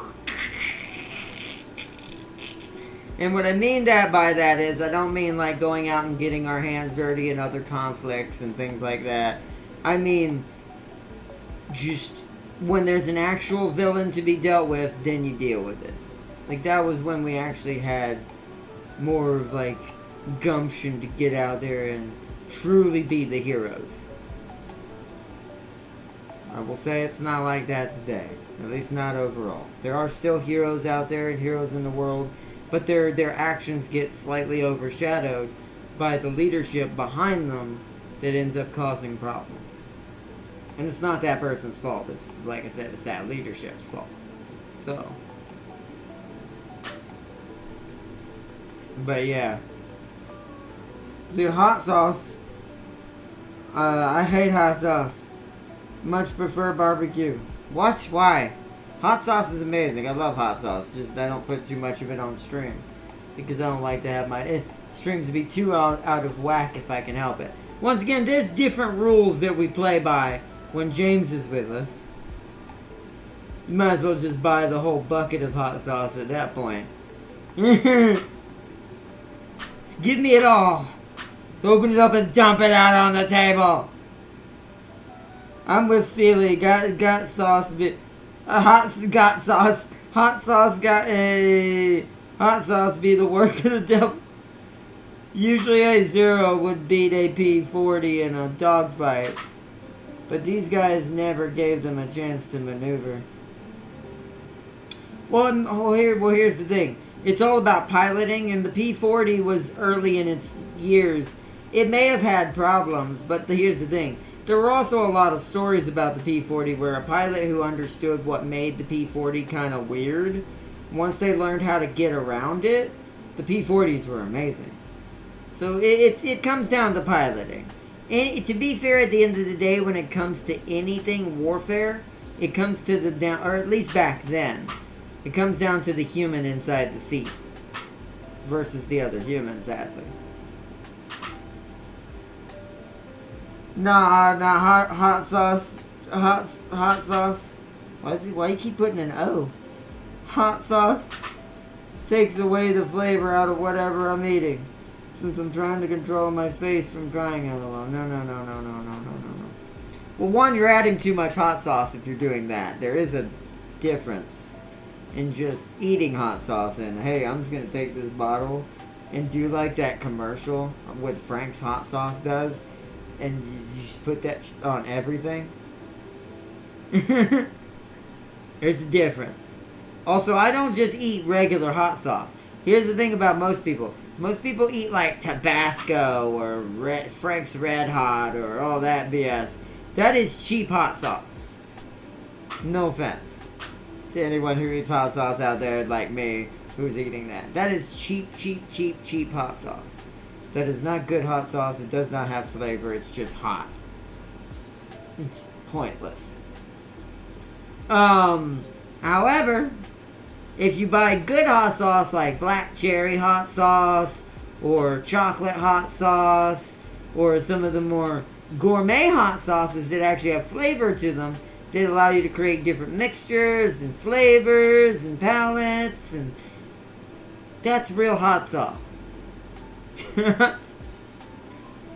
Hell, even some of the pepper hot sauces, like ghost pepper proper hot sauce. If you just want hot, then you know you need to go for a hot sauce based on an actual pepper that's meant to do that. Ghost pepper, scorpion pepper. I don't recommend any of these if you're not liking hot. But if you're looking for flavor, then you go down to like the chocolate habanero. And I don't mean real chocolate, by the way. It's literally a pepper. It's a habanero subspecies that's kind of got a weird chocolatey flavor to it and heat. Inside the heat. And so that's why it's like there's different kinds. But yeah, if you're talking about just Tabasco or Frank's Red Hot, then yeah, that, no offense, that stuff is garbo. This is just personal opinion, of course, but to me that stuff is garbo. You're just burning your tongue for the sake of burning it. And I don't believe in heat when it's like that. I don't like hot for no reason. I like hot, but not if it's just there because you like the pain. That's for masochists. Masochists eat Tabasco and Frank's Red Hot. True hot sauce lovers eat proper hot sauces. It's the same thing versus an American taco versus a real taco. There's a big difference. That was it. Very different. Maybe he's very good friends with the devil. See? I mean, you gotta do something to make sure Mephisto don't screw up your day. Maybe I'm Ghost Rider and you never know. Let's see. Silly said, bollocks, I know how much I pour. The hot sauce I use, my father's, and I don't know where the hell he got it from. Yeah, but what is it? Yeah, if you don't know it, he's probably just using normal store-bought hot sauce. That's what I call it. The hot sauce you don't have to go order online or go to a specific store that sells stuff like this. You know, that Walmart hot sauce. He probably just ripped off the label. Either that, or maybe you're unlucky, and he's a real hot sauce fanatic, and that's some scorpion pepper juice in there. Which, if that's the case, that means he has someone who's probably has scorpion peppers on the fly, and he just gets them from them. Maybe he buys it from a farm. Maybe he buys it directly from the supplier. Could be. And if that's the case, good luck, Sealy. Because if you don't like hot, you don't want that. The only thing, and to me, the scorpion, and I'm going to go out on a limb, only a hot sauce enthusiast is going to know what I'm talking about right now. I do think, and I dare someone to try me on this, and I will show them, personally myself, that I can do this. I don't think the Ghost Pepper and the Carolina Reaper are hotter than the Scorpion. I think the Scorpion is the hottest pepper we have. I do. I think it's higher on the Scoville count than the Ghost Pepper or the Carolina Reaper. And I know most people are like, that's not true. It's much hotter. I'll be like, alright, give me two. Give me a thing of Ghost Pepper sauce and Carolina Reaper pitted against Scorpion sauce, and let me show you which one I finish off first and faster. To me, I can eat Carolina Reaper and Ghost Pepper like it's nothing. And I do mean that. It's gonna make me sweat, but I can chug it It's probably not good, but I could if I wanted to. I'm not an idiot. It's not good to eat that much hot sauce anyways, back to back. That's why you do it in moderation, too. It can actually be dangerous. Because it can actually burn the lining of your stomach. I'm essentially eating xenomorph acid.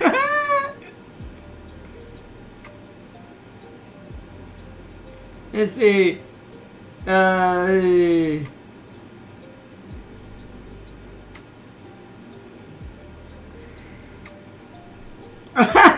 No, don't do that. Don't do what Farseer just said. Not only is that a bad idea in general to do things like that in a Waffle House, it's also going to be the Walmart hot sauce. You'll be on that toilet for a week.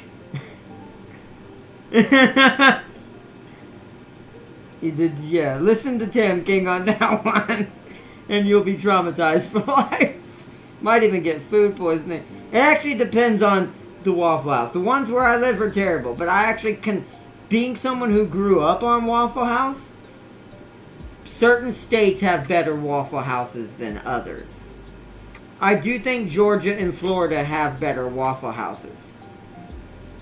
Here in North Carolina,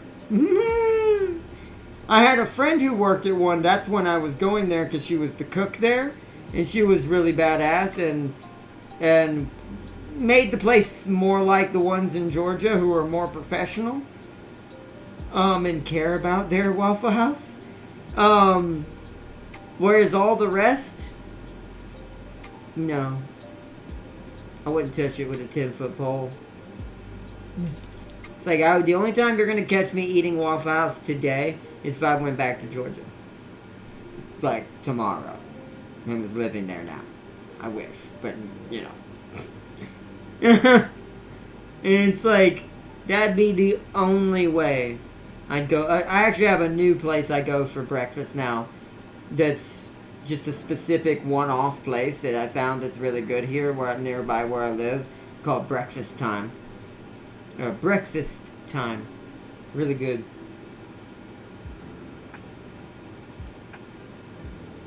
That's true.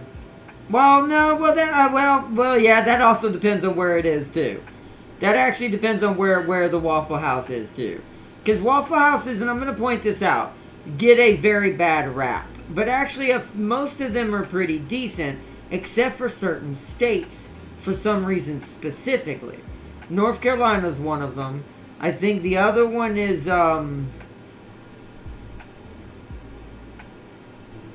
there's three. It's actually North Carolina, South Carolina. Actually, no, maybe not. South Carolina actually has some decent ones. I've been to them. Because it's funny, the further south you go, the better it's supposed to be. And it makes sense because it's a franchise that was founded in the South. So it makes sense that it'd be better down there and paid more attention to down there. So I'm going to say North Carolina. I think it was... not Alabama. What is the one above Alabama? What is the name of that state? The one that's above Georgia, Alabama, and all that. Crap, I forgot the name of it. But that's one. Then Virginia. And the further north you go, there's also no Waffle Houses. It turns into a different place. There's actually a different franchise that's similar to Waffle House that's more Western and Northern culture. But it's not the same. It's similar, but it's not the same. So, I forgot what it's called. And no, it's not IHOP. IHOP is pancakes.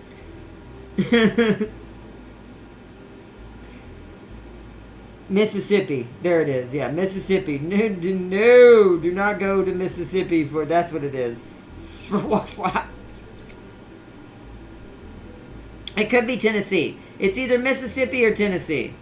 It's one of those.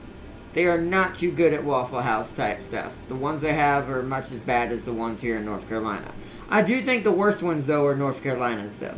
I've never seen such bad Waffle Houses overall, other than the one my friend used to work in. when she was working there before she quit there.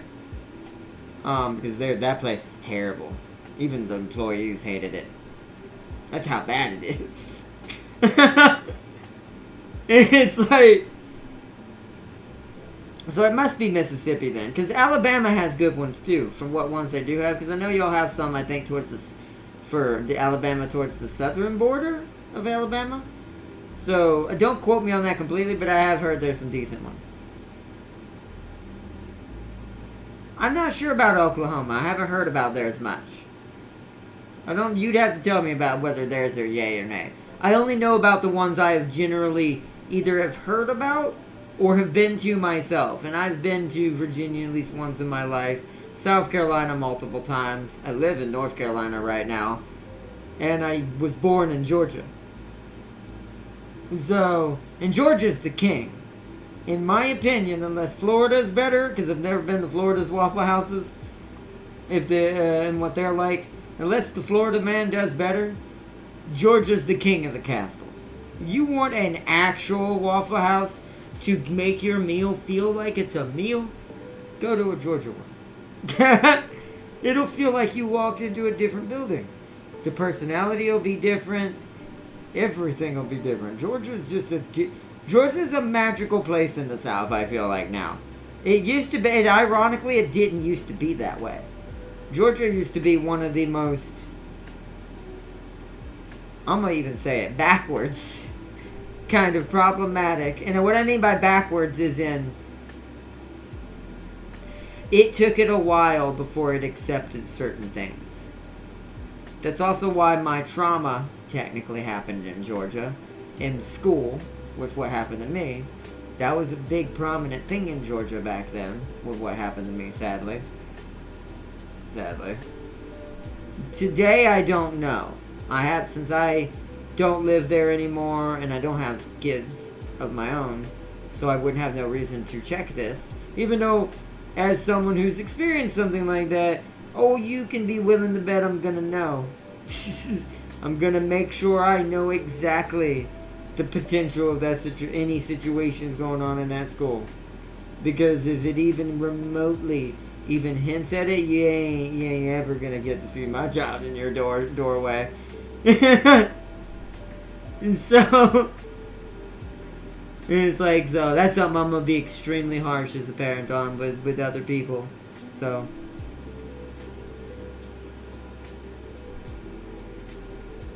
you see, let's see. Aren't they called gator houses in Florida?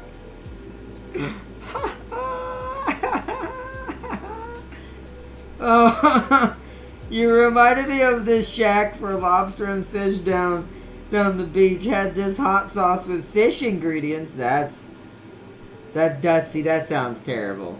As a cook, or someone who wants to be a cook spiritually, even though my disability makes this very hard. That sounds... No. Maybe maybe crab. Maybe you could get some crab flavoring hot sauce.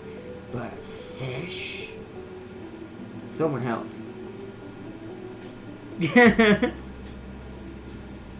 Alright, time to start a war.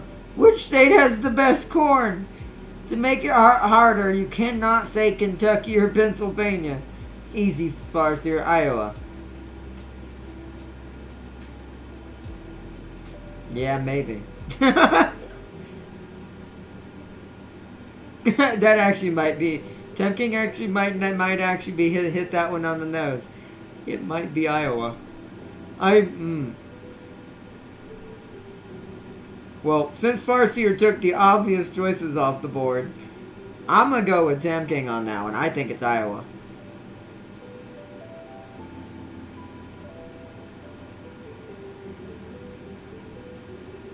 Oh, well, let's get back to this fight real quick. Let's see if we can finish off the bunkered infantry unit. Select our infantry, then click on the bunkered infantry unit to fire. So, bow, bow. Yay! Lucky, bow. So that gave us a medal. Nice. Huzzah! I didn't know anyone said that anymore. Huzzah! The enemy unit was completely destroyed, and we got a medal for it. We now have the option to take ground. This happens when one of our units fights in close combat and in a distance 1 hex away. That's what I thought. And another unit is either destroyed or forced to retreat. Our unit can take the spot they vacated. So now this is our bunker. Nice. Unfortunately, our soldiers can't gain defensive advantages from enemy okay. But they can't get it back, though. Can't gain defensive advantages from enemy bunkers. Next, shoot the enemy infantry in the forest with our armor. Ooh, miss. I think you're getting the hang of it. This game will continue as you've seen until one side has 5 medals. The 3 towns on the map next to the red X's. Each provide a temporary medal for as long as they're occupied. So 5 isn't as much as you think. Wonder what theirs is. Theirs must be maybe... Wonder how you see theirs. I guess it doesn't really matter, because it's based on what I need to get. It's kind of weird it's not the cities themselves, though. Shouldn't it be the towns or the other victory points? Or medals? That seems strange. Maybe because that's their healing point, and that wouldn't be fair. So standing next to it's technically taking it. Okay.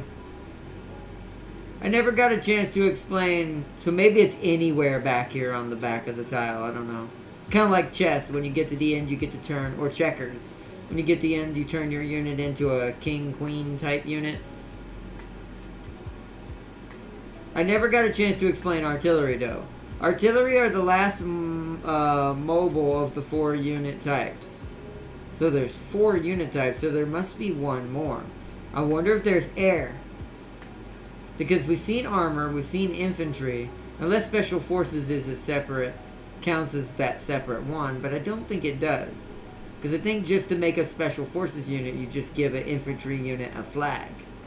So this means 1, 2, 3. So if there's a 4th one, maybe air, planes. See, artillery are the least mobile of the 4 unit types. They can only move 1 space at a time and cannot move and fire on the same turn. Artillery have 3 firepower and 6 range, but their firepower falls off with range, just like the infantry. Bunkers are impassable to artillery, but in this case the artillery started the game in the bunker.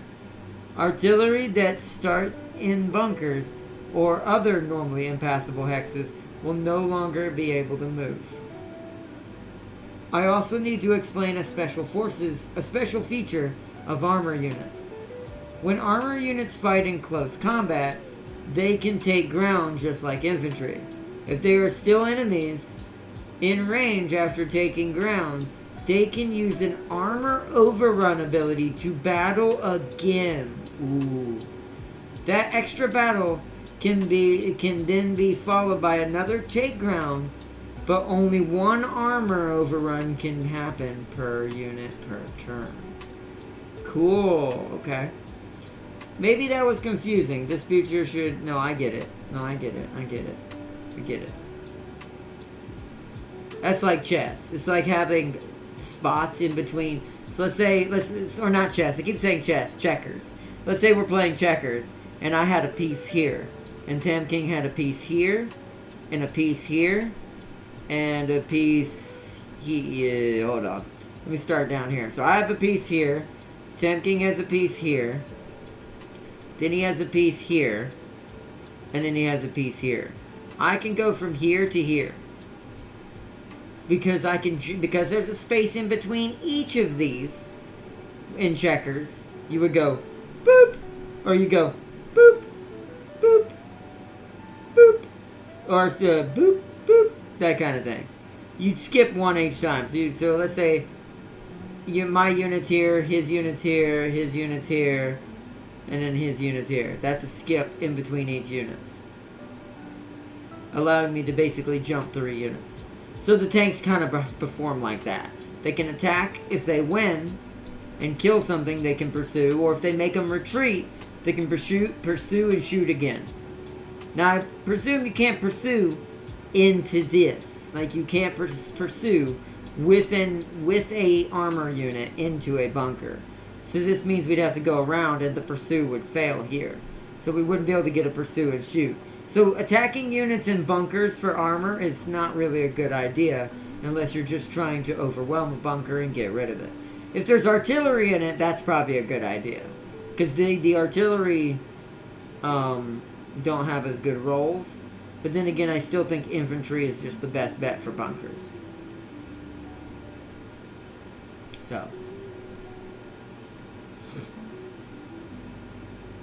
So there are many more details that I haven't mentioned and many more terrain types that you haven't seen. Many scenarios have their own little quirks as well. However, you should be able to learn everything you need to know on your own, just by hovering over spaces with your mouse. Good luck, soldier! Thank you for playing through this tutorial from Memoir 44. If you have any questions or comments, feel free to send Nekonyancer a message. A big thank you goes out to Tysak, and Vincent for bringing the game to BGA. Tutorial 5 stars. Understood everything. Nice. So there you go. That's how it works. So the tutorials, this is why I like tutorials in this game. They're very good. The people who make the tutorials in this game do a very fantastic bang-up job to give you a general gist of how to play the game. And the tutorials are no more. I talked a lot during that tutorial. If we had just been clicking and I had been quiet and not chilling and chatting with you guys, we probably could have finished that tutorial in like 10 to 15 minutes. So the tutorials on average are no longer to 15 to 20 minutes depending on the game size and complexity. Also, if you want to see a complexity level of a game, let me see. So, in this, it may look like this is a lie, but it's actually not. Do you see how that says complexity 0 out of 5? That means this game is pretty easy to pick up and learn what you're doing just by playing it at some point. If you play the tutorial one time and then play this game, you'll probably kind of understand what you're doing. Blood Rage! Yes, that. Hold on. I want to show that off. We're saving that for James. James is going to participate in that one. Where is it? There it is. We're going to save this one for James. It can be up to 3 people, so we can all do it. But I want you to read this and tell me this isn't going to be James's favorite game.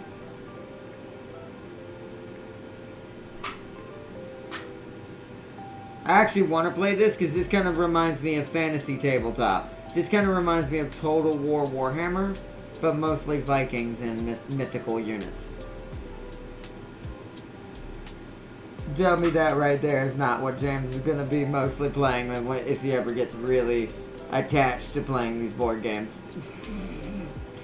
This is his scythe. I think this is going to be James's scythe. Like, this will be the one he would probably play the most on his own if he played any of these. There's a decent amount of people playing this game, too.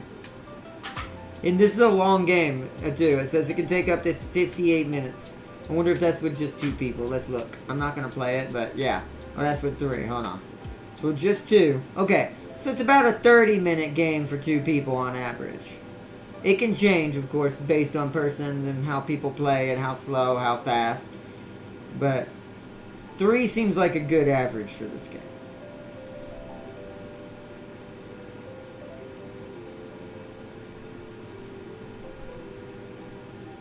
James is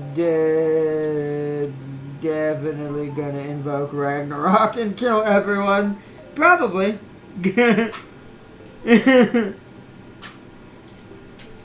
That's actually why I favorited that. As soon as I saw that it was a Viking conquest game, I'm like, oh, I know who's going to play this. So I just haven't showed him that one yet, because we haven't really got time yet. Since we had a lot of stuff going on at the end of the Warhammer thing that happened and everything, There wasn't much time to really get any more board games in at the last day. But hopefully James's next day off, we'll get a chance to at least do that board game with him. Or Scythe. I'd like to either play Memoir 44 with either James or Darius. Now, sadly, that game is only a 2-player game. So technically me and Darius can do that one without James if he's not able to get on that day or something like that. Like, that's something me and Darius can just fight each other at. Or me and James. Same thing for Seven Wonders Duel and King of Tokyo Duel. Now, I did get the original King of Tokyo. I didn't realize I actually had the wrong game. This is the one I saw Stumped play. This is the one I originally saw them playing when I first saw this site. And then I saw they played Wingspan before, Catan before. They've played Ticket to Ride on here before. No, they didn't play this. They played the Steam version of this. Or, well, they played the digital 3D version of this, is what I should say. They also played something else. They played Pandemic on there. Small World, they played the digital version as well. I don't think they played the BGA one on that one. They played the digital version of Smite, but not the one on here. But yeah, the first one I really saw them playing BGA was this. But I accidentally got confused and thought it was this one. This is actually a 1v1 one. This one's only for 2 players. This one can be up to 4. Well, 6, but 6 is quite insane. But this one can be up to 4. You basically choose giant monsters, and you have to try to take over Tokyo as the best Godzilla monster possible. Not literally Godzilla, but it's essentially a Godzilla board game. Basically. Total War Thrones of Braytonia got Vikings. That's true, it does. That's true. That's true. That's true. So I guess that's kind of a good close representation. So if this is the closest thing to 40k tabletop, Blood Rage is the closest thing to Total War. Well, hold on. Blood Rage is the closest thing to Total War, like, fantasy. Probably in those terms. It's still different, but it's not as close as the Memoir 44 one is. But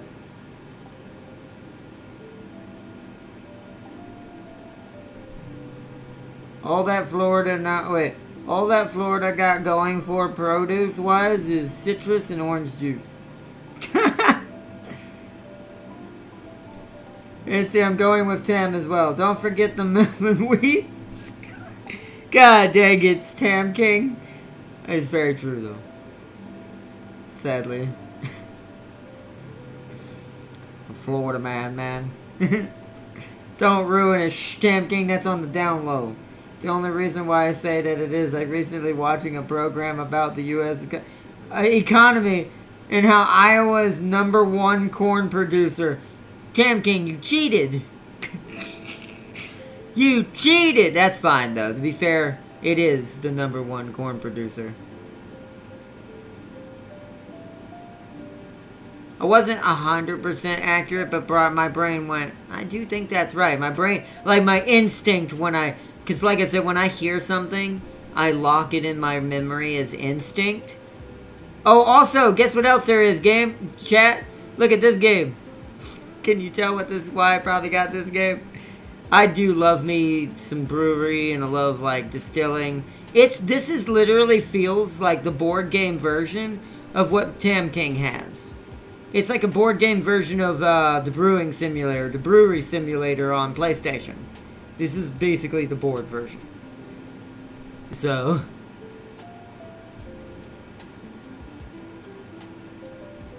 there's so many cool games on here, and they're adding more as time goes on. Sam cheated, how could you?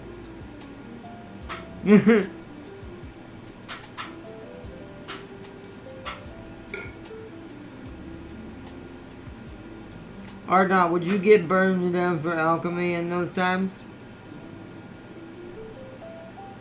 Yes. In which times? You mean in the actual witch times? I mean, probably. You'd be called a witch or a warlock.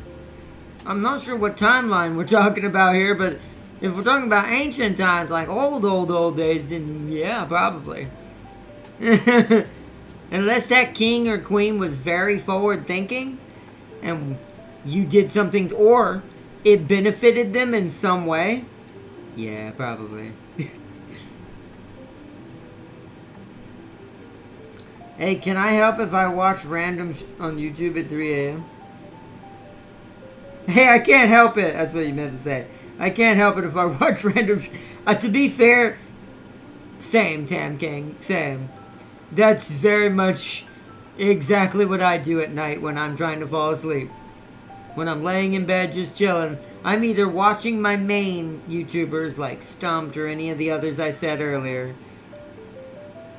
or I'm like just flipping through YouTube for random BS or random knowledge that just I need to be hit with at that moment for some reason. I just feel like I'm like, alright, I need to seek out something I don't understand or don't know, or something I want to know more about, or something just random. I definitely feel you on that.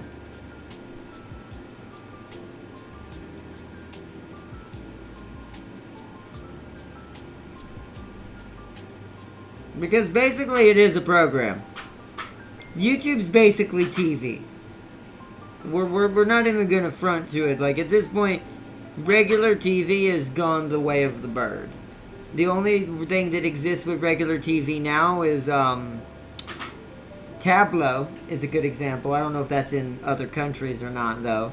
But for here in America, we've got Tableau now, which is essentially just new TV. It's just TV returned from the dead, but instead of it being through a company, you pay for this device, and once again a subscription, of course, as always everything is, and you basically get all the original TV stuff that was always paid for through companies. It's essentially the same thing. It's just now it's just digitized in a device, which I knew that was going to happen at some point, because I do think this is what we're going towards. I think we're going to see all these companies end up forming back together under one roof. And what I mean by that is kind of like TV used to have HBO, Cinemax, and all of that on it, or Disney and all that, Cartoon Network. I do think we're going to eventually see them go back to the way of just putting it all back in the one. Because I do think these companies are not making as much money as they probably thought they were. And it's true. Because no one's going to pay for multiple different subscriptions to things that they don't care about. Meaning, let's say you're Disney and you're trying to get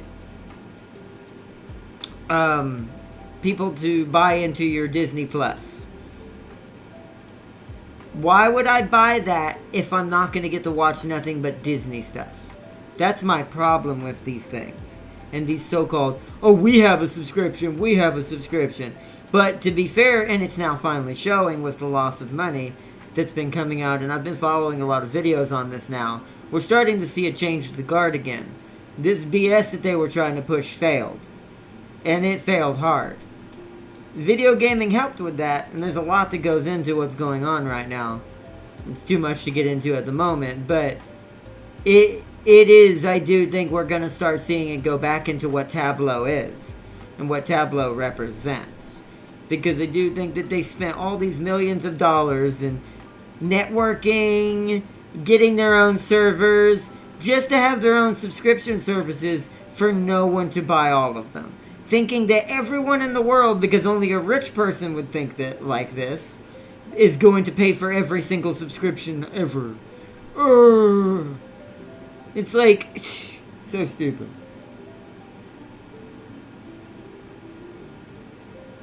Why wait to watch at a certain time? And that's another thing. That's why I also think the subscription service is still better when it comes to TV, when it comes to timing. Because you still paid for cable. This is the difference where, well, let me differentiate what I'm talking about so I don't confuse people either. I'm not talking about convenience of when you get to watch it. I'm talking about the separation of all these different movies and subscriptions. Because Tableau lets you watch it when you want to watch it. When you have a Tableau, you can get HBO, Cinemax, Disney, all of this like you had cable back then. And you can watch anything when you want. So I do think, and these companies have made deals with this thing, with this device. And it's a big thing. I've been kind of following it quite hard now in the industry, and because I'm interested to see where it goes. It's essentially becoming TV 2.0. And I knew this was going to happen. I want to say I frickin' called it. I knew this was a stupid decision from the get-go. The subscription itself is not much different than this playing cable. But as far as trying to make everyone, you need Disney Plus to watch Disney. You need Cinemax, blah, blah, blah, to watch Cinemax. You need HBO's stick in the mud to watch HBO. You get my point. You need blah, blah, blah. Or if you want to watch Twisted Metal, you need Amazon Prime or whatever that one was on. Oh no, Peacock, right? Was that one on the Peacock one? I don't remember. Point is, that's the issue. It's less about the problem of being able to watch things when you want them anymore. It's the fact, can I pay for all these subscriptions to even watch any of the things I actually care about across the board? No, you can't. No one can. No normal person can do that. So that's why I do think we're going to see... Yeah, you need like 5 different subs to watch any of your favorite shows. So I do think, and now that Tableau is succeeding so far, and companies are buying into this, essentially, I do think we're about to see TV 2.0 come back. I think we're about to fully push back away from this. And it's because these companies are losing money. They don't want to say it out loud, but I bet you Disney Plus does not make nowhere near the money they used to make off of TV, off of cable. Because of what Tam King said. They probably make a lot of money off of families. At least one dynamic. Because children, kids, duh. But, and Marvel. So geeks probably somewhat as well. But, overall, most people are only going to probably have 2 subscriptions. And here's another thing the show companies kind of knew they made a mistake. Hulu, Disney Plus, and I forgot who the other one was. It was Hulu, Disney Plus, and one other one. Made a deal with each other. They ended up making this deal where if you pay for one, you get all 3.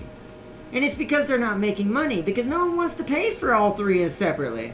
No one wants to buy this subscription, buy that subscription, then buy this subscription. It's not realistic. It was an asinine maneuver to begin with. And the people who thought that they were right, I hope you realize how stupid you are now. Because I hate when people do that in the past. Like, oh no, this is the future. How many people did you truly ask? I asked 5 people. Then it's not the future. Until you ask over 100,000 people when it comes to product consumption, that means nothing. Because there's no real dynamic number behind those numbers whatsoever. Let's see. Don't Sony own Hulu? It might have been. It might be. Maybe it's a Sony... But that wasn't what you get, though. That wasn't the third thing. I'd have to look it up. I don't remember. Oh, it was HBO. Right. Farseer said it. It was Hulu, Disney Plus, and HBO. That's what you get. You get all 3 of those. HBO Max, or whatever it was called. Hulu, and Disney Plus. Yeah, that's actually what I have. That's the one subscription to most things that we have. Because it gives all 3. Well, we have the one that gives 2. There's actually 2 different packages. You can get one with the HBO, one without. We don't use HBO. And I don't watch... Most of the movies I watch can either be watched on... What do you call it? Tubi. That's why I like Tubi. Because it's basically TV, but on an app. It's just with commercials, once again. Just TV with an app. Can watch it whenever I want. Shows, whatever. That's free, though, that one, technically. There is a premium, I think, to it. But that one's free. But it's like, that's just the perfect example. So we are seeing these companies realizing they're making less money. And now they're dipping back into the same pool. realizing they shouldn't have separated. They should not have separated. They were probably making oodles more being in the same pool, even sharing it, than they are separately now because of the dynamic. Because whoever made that decision on high was some rich guy who thought everyone had as much money as he does. That's why those decisions don't work. They're made by asinine people who do not live with the rest of the people in the world and do not see it from normal people's perspective. That's why we're seeing so much failure being shown and uncovered, both government-wise, because of new leadership, and both in companies, video gaming. That's why Ubisoft is burning to death and is on fire. That's why several other companies are following right behind them that are not far behind to being burnt down because of asinine shareholder leadership that know nothing about game design or what people that want to buy games actually look for or care about, and can't even beat 14-year-old games. There's a lot. It's a lot. It's bad. And it's finally come out. It's finally showing just how destructive and immature our economy has actually been for many years now.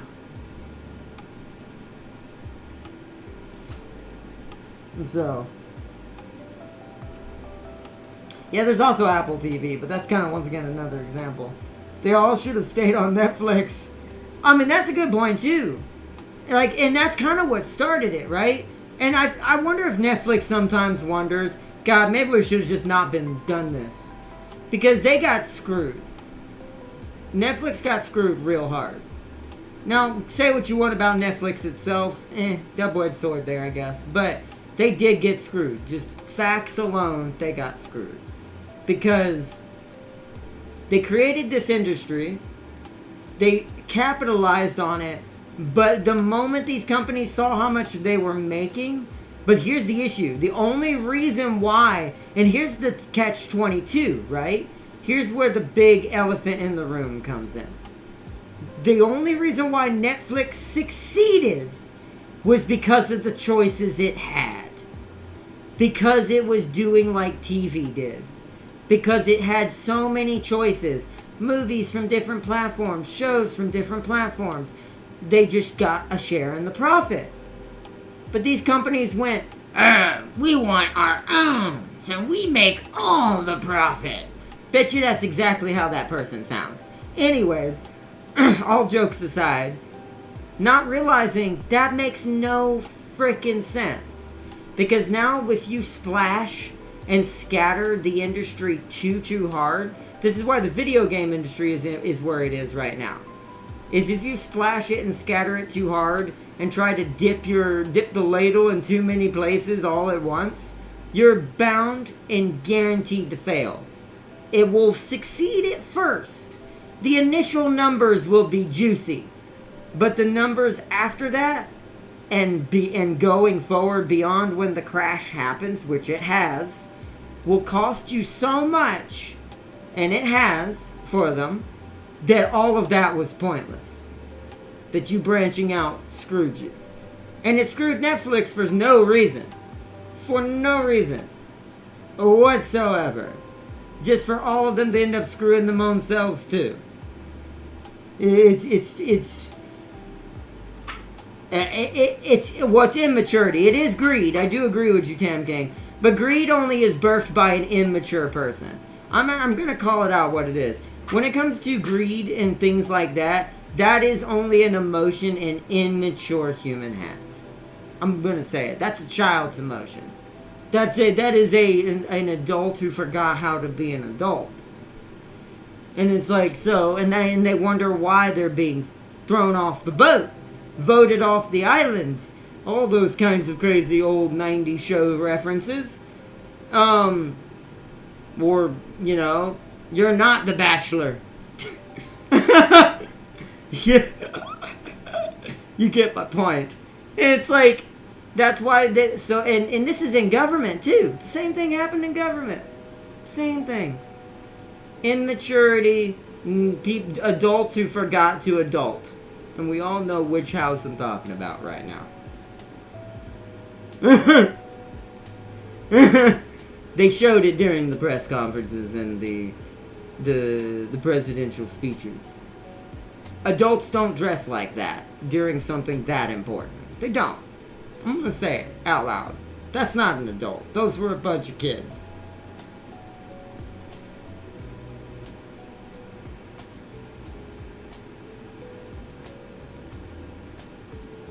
I will never stop referencing, you know. Let's see.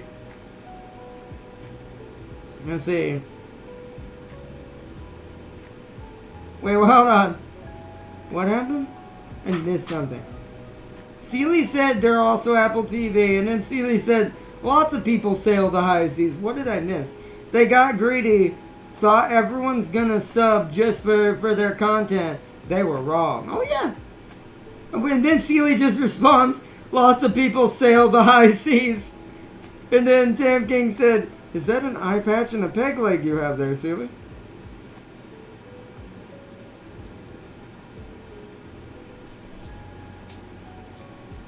Also, do you know what game beat Skull and Bones? I want to see if anyone can guess it. The Baltimore, aka the Asmon himself, Asmongold TV, talked about this, and he's actually covered this game recently because he never knew about this franchise and didn't realize how quirky it was, but how good it actually is as a game. Like, just from a gameplay perspective alone. They're like the funnest games in the universe. Yep, there it is!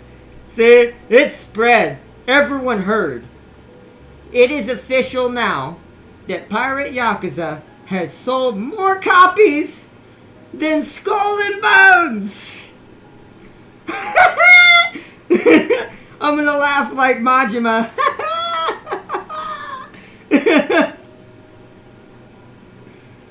Sail the high seas as a pirate content, exactly. It's like, this is my point.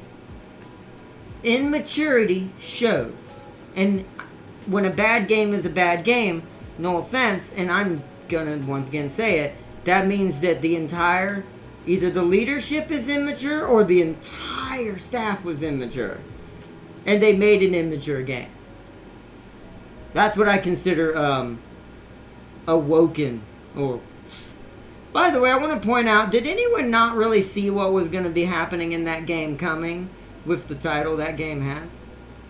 No one saw that coming? Am I the only one that saw that coming?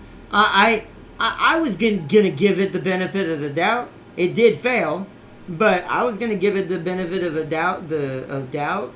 But yeah, I'm sorry. I know what everyone who thought or foresaw and predicted that game was gonna be better than Skyrim. I was laughing, okay, the whole time. As someone who played Skyrim, now I was gonna give them the benefit of the doubt when the game came out, because they were saying this is gonna be the next game to replace Skyrim. I almost said something else, although it did become that. But it's like, but then I'm like, what? That's a big statement. You better be bringing your A game. You're gonna make a statement like that. It couldn't even get physics as good as a 14-year-old game. You can't even do that. You need to go delete the post you said about this being immediately better than that 14-year-old game, because you couldn't even make an arrow bounce off of a wall. And I want to point out once again, the budget for Avowed or whatever, Awoke. I'm gonna call it Awoke. That's its name now.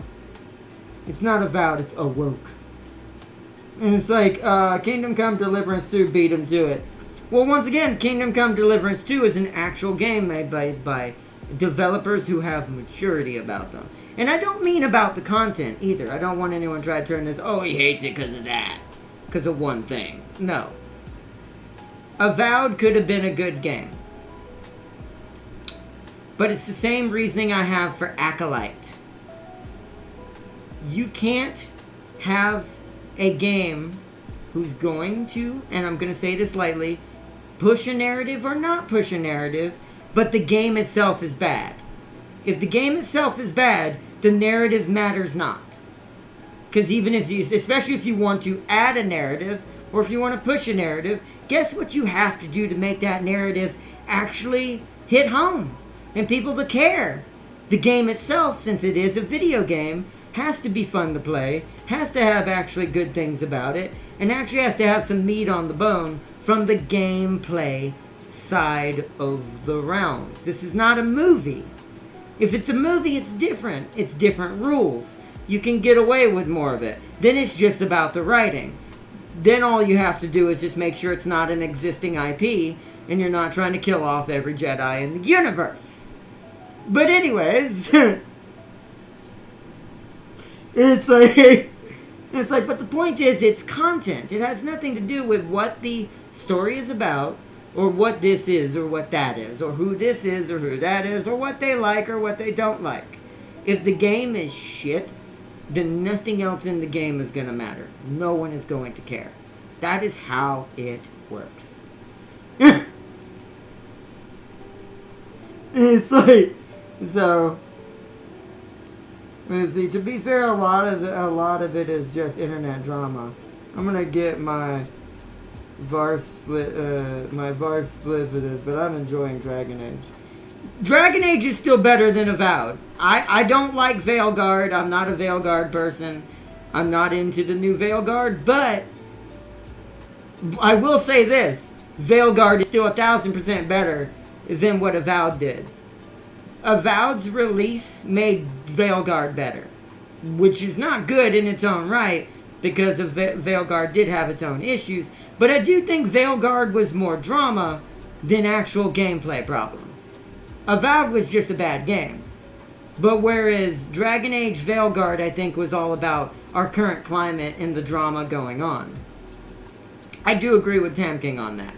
I do think Veilguard overall is a better game, but for me, who is a hardcore, and I do mean hardcore, Dragon Age original, I still just can't get into Veilguard with all the things that they had in it.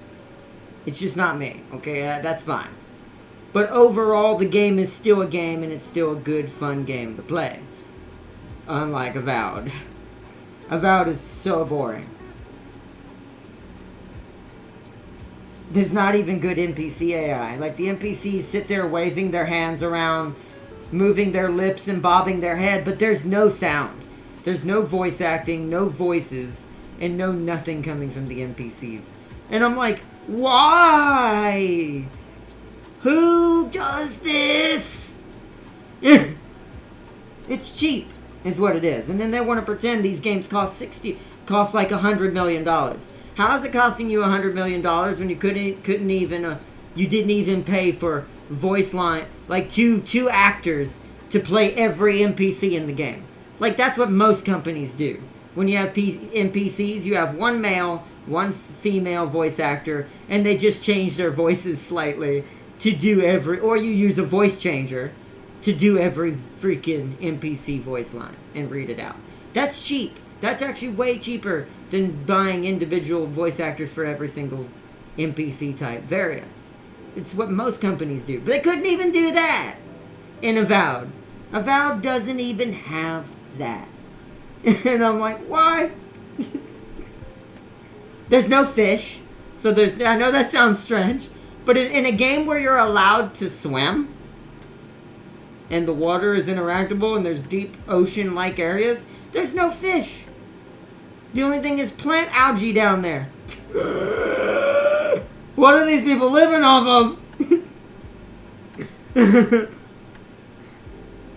It's like it was just a bad design game. And then of course the developer and everyone who's involved in games that get made like that tried to turn it into something else. Kind of like what happened with Acolyte. They tried to blame it on the consumer and say, you're not buying the game. You're trying to tell us, oh, you just don't want to buy the game because of, certain things that the game is about.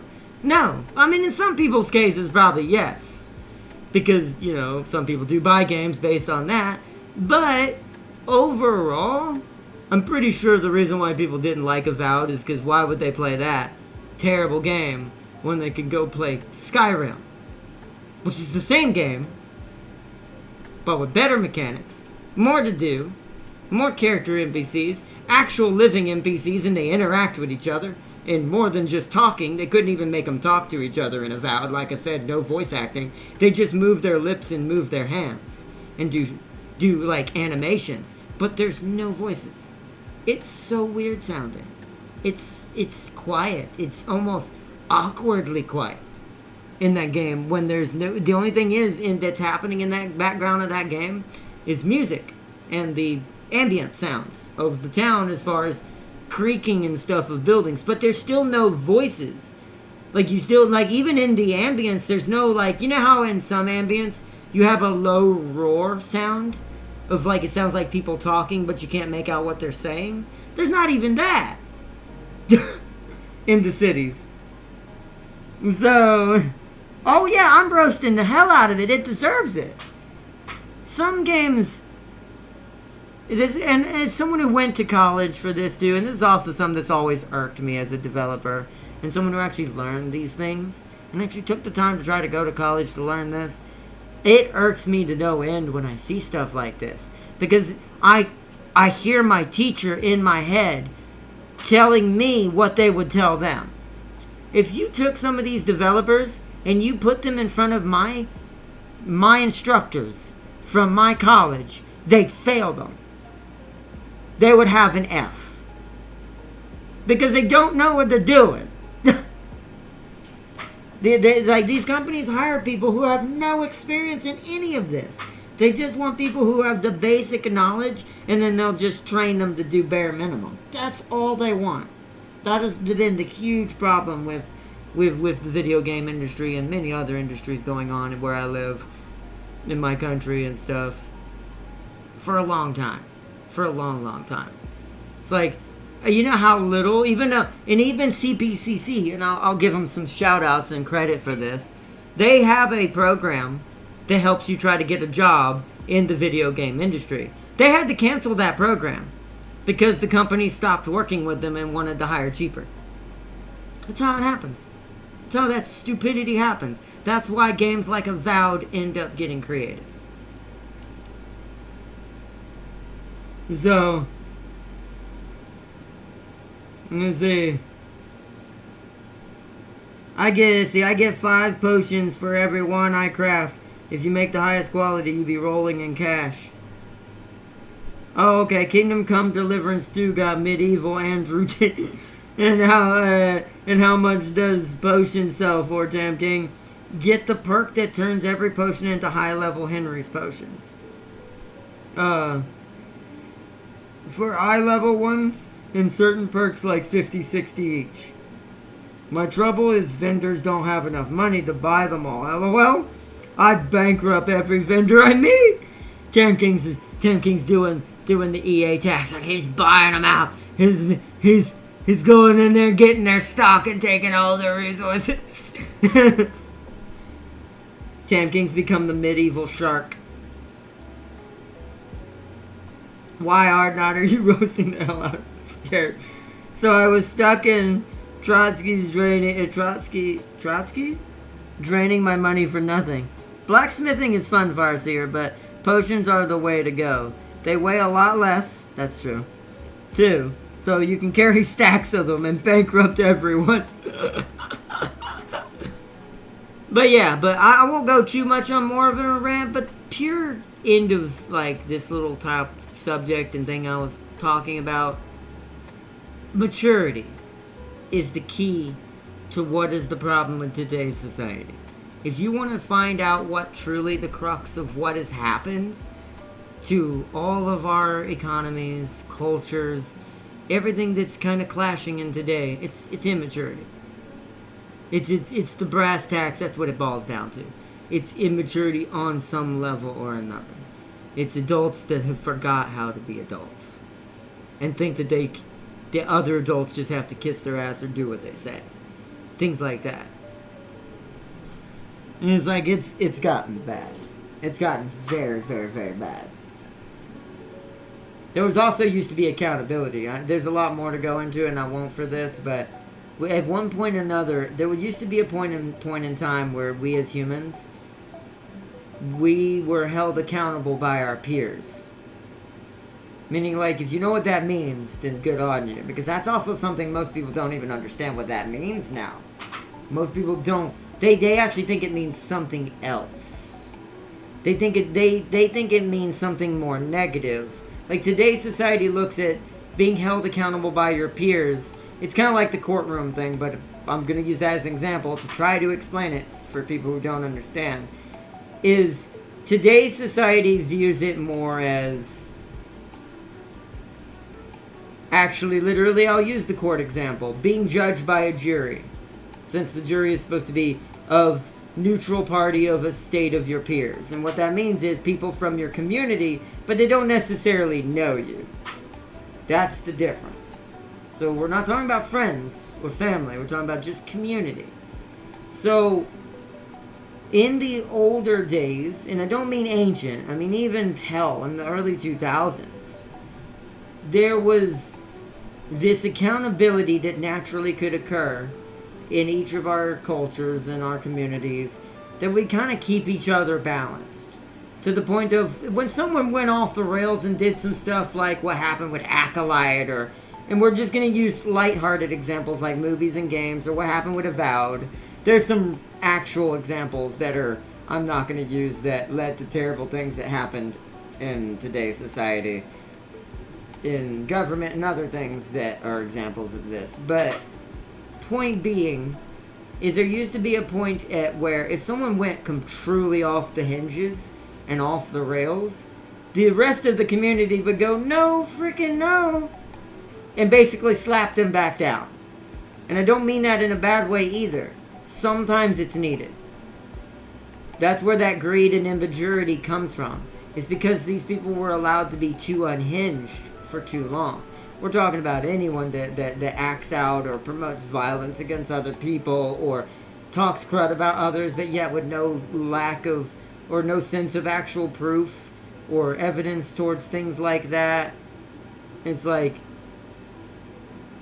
there's a few things going on between arguments between my favorite YouTuber who gets information. We all know who he is. I said him earlier.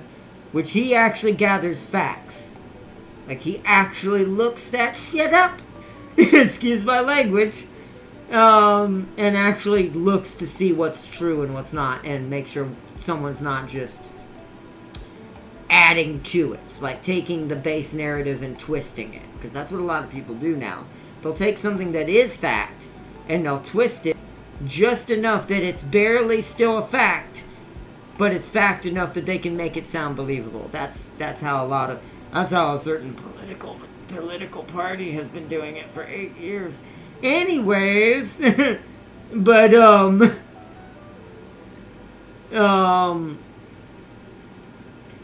but it's kind of that same principle. But the issue is, like, back in early 2000s, when the internet was first going, and this is also why I think it's a double-edged sword. We won't go into this part too much, but this is also why I'm an avid believer on certain things on the internet do need to be policed. But other things on the internet do not need to be, at all. Meaning there needs to be a complete freedom of reign, of freedom of speech. Like, if you're just talking about something you're displeased with the government, with, what do you call it, anything, and you're doing it in a sane manner, meaning you're just talking about legal ramifications, or talking about things that affect other people, and the changes that could help this, that should always be allowed to be heard, even if it's not always agreed with. But if you're going out here promoting violence, telling people to hurt people, things like that, yeah, now that stuff needs to be erased and burned. Like, that stuff, as soon as that hits YouTube platform or anything else that people put videos up on or talk about things, or that's when it comes to telling people to hurt other people, I don't care if you don't like them or whatever, that does not matter. If you have stooped to a level where you are advocating for it, officially, no. You deserve to have all your channel deleted. Because there has been a conflict going on with a certain between certain YouTubers, and one of them is definitely wrong when it comes to, because one of them definitely, I'm not going to say any names, definitely promoted violence. 100%. Even if you don't like that person or not, doesn't matter. That's all I'll say. But that's immaturity. Once again, that is immaturity. That is someone who's immature and only cares about their only gain. They're only gaining from whatever they get from this subject. That's all I'll say. But wow, now you are roasting that. Oh, I already read that. So Stacy, how far are you in Farseer? I just finished the wedding and saved the Han section. The Han Dynasty? You saved Liu Bei? But that being said, like that's, like I said, there used to be a point in time where we would hold these kinds of things accountable. Where if someone was just talking hella crud or starting problems like that, like promoting violence and all that, as a community as a whole, we would go against them and go, yo, you need to chill the frick out. Because that's what a community is supposed to do. But a lot of that is going to have to be rebuilt. Because I do think, in a way, we've somewhat forgotten how to do this. I think it's been going on for so many years straight, and being allowed for so many years straight. I think we as a society kind of forgot what that means. What does it actually truly mean to have a community? I do. I really do. And all of that crazy vlog I just turned this into. But anyways. See what I'm saying? This is why we need a vlog. Because I need to just talk about it. Now, I'm not going to be one of those types of YouTube channels. I have a YouTube channel I can recommend to you in a heartbeat. If you want that kind of YouTube channel. We talked about him earlier in the stream. The Baltimore. He's the best source I've found so far. And even if you don't totally agree with him on everything, at least the stuff that is right, that's obvious facts, well, that's pretty much common sense. Or you think it would be for most, but I've seen some examples that he's brought up that make me question lots of things and go, dear God, what has happened? But because he like I said, he does it calmly, and he does it, to me at least, logically, and with the things that I don't agree on, he doesn't force down people's throats. He doesn't say, you need to do this, or blah, blah, blah, or you should do this, blah, blah, blah. He doesn't do that. So, now for the stuff that's obviously common sense is dumb, like, like I said, promoting violence, he will talk crud about that, and rightly so. So, because But either way, I've ranted enough in this craziness. It started with the video game talk, but it all comes down full circle to maturity. The maturity of... I can't vouch for the whole world. I don't live in the whole world. But the maturity of the country I live in has drastically dropped over the last 4 to 8 years. And we are now, I think a lot of us and the common regular people of us have realized this has happened. And now we're pulling that checkboard out. We're now checking off things, running checks against information. Is this really true? And then finding out how much BS actually got filtered out. Or should be filtered out. So, I do think we're on our way back towards that. I just hope we didn't dig ourselves too deep. But we'll see. But it all has to boil down to just maturity as a person, just treating people like humans, for one, in general. It doesn't matter what it is. And also being logical, not just talking crud because you heard by second hand. Look it up. Do your own research. Do the legwork. Then come back and say something towards whatever you're trying to argue about. Because even a scientist, if you ever taken any elementary class or middle school science courses, these teach you these basics. You have to approach both life and science to a certain extent. Don't just roll through it. Make sure you have some variables and some hypotheticals, and then prove those hypotheticals to be wrong or right before you say yay or nay, or choose a path in life. All of this comes from maturity in all of this. So, but either way. Alright, chat, we're going to wrap it up here for tonight.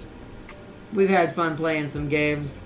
It is really late. That's also why I didn't start another game and kind of was just chilling and chatting and kind of turned this into a vlog a little bit. Because I knew if we started another Rats of Wistar, by the time we started another one, it'd have been 1 something in the morning. But because we would have taken 15 to 20 minutes to find someone. Then the game takes about an hour between 2 people. So it'd have been like 1:30 in the morning almost. But I am curious when we do actually get to do the vlog on everyone else's take on certain things as well. Because another thing I believe in is perspective. Having as many perspectives from different people is almost a must in certain things. Because if you don't have enough, then you almost can say that, well, do you really know anything yet? Because if you're looking at it only from your own perspective, it can narrow the view and the scaling pretty hard. No matter what it is. This is why people argue about politics a lot. This is kind of why I like talking to Tam King about politics. Because even with the things me and Tam King disagree on certain things, because me and him are mature, we can talk about it, disagree, but we also know what the common sense and common ground on things that are obvious are. So that's the difference. So big shout out to Tam King for that as well. We don't get to talk much lately because I haven't been on, which by the way, sorry about this, Tam King, before we go as well. I just haven't been on console a lot lately or been able to start chat and stuff because I've just been kind of out of it. Not been a lot of console games I've been interested in playing right now for stream.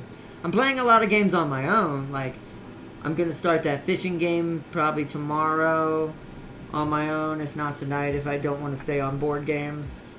I've been playing, what is it called? I played a little bit of Asian Mythology on my own the other day after stream for some skirmishing. Did a little bit better. I still got a lot to learn about shortcuts, but yeah, I want to apologize to that too, to all of my console fans like Lumido and friends, Lumido, Tam King, Jim, and everyone on there. Sorry, I've been kind of like out of console for a while. It's just been crazy, and I've just been stuck on board game land. This site has sucked me in a little bit. I will admit, like, because I've been looking for something like this for so long, the site has kind of sucked me up a little bit.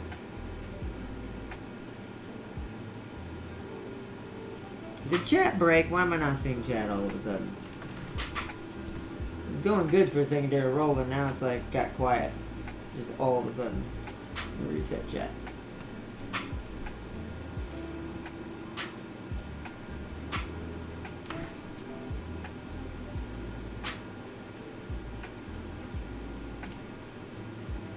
I thought so.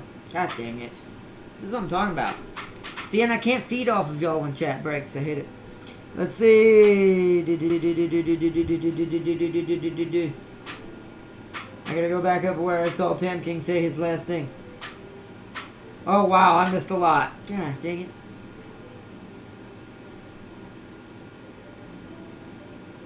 Where was I? Wow, how much did y'all say in between what I just said? I've been making axes and horseshoes. I'm gonna go to the bottom. I missed a lot, clearly. But Farseer was saying buyer already. Let's see, Tam King said, I don't take any difference opinion personally. I enjoy the chats, man. Oh, thank you, Tam King. You know what or not, I'm going to disagree on your views on gatekeeping catfish. Well, you can do that. It doesn't mean you're not. It doesn't mean you're gonna get any more catfish. You have the right to disagree with the gatekeeping of catfish, but good luck getting any. Anyways, next comment. Let's see. I like to hear other folks' opinions. It's how you learn and grow. Yep, agreed. Most of me and Ardnott's talks are about conspiracy theories and other stuff like that. That's true. Yeah. Me and Tam King tend to talk politics, although we do talk conspiracy theories as well, but me and Tam King do, but I will say me and Seeley's gravitate more towards conspiracy theory, or theories in general, not even just conspiracy, just science theories, like cryptid theories, just all kinds of theories that... Theories intrigue me. Because a theory, even though it's not fully correct or real in most cases, a theory does have some basis in fact somewhere. It may not be the mythicalness of what it is, but something somewhere along the line inspired that in real life terms. It's the same reasoning why, like, the darkness of Peter Pan and all that, of what it really actually stands for. Wait, want to hear something that'll blow your mind? What's up, Tam King?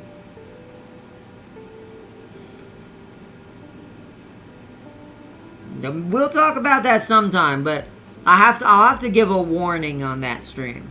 Because when it comes to subjects like this, because I know how heated and fringe subjects like that can be, when we get onto that, do that vlog, if we're going to talk about those kinds of theories and subjects, I have to give a warning, what will basically, I'll say it at the beginning of the stream. Warning, I want to say we're going to be discussing a lot of things today. It's just going to be just pure discussion, chilling and chatting with everyone in chat, talking back and forth. We're going to be discussing various theories, things that are not to be taken too seriously.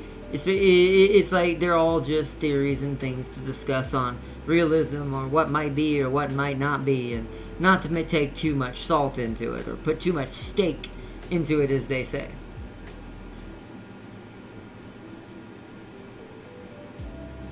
Let's see. Scientists just made a woolly mammoth mouse. What?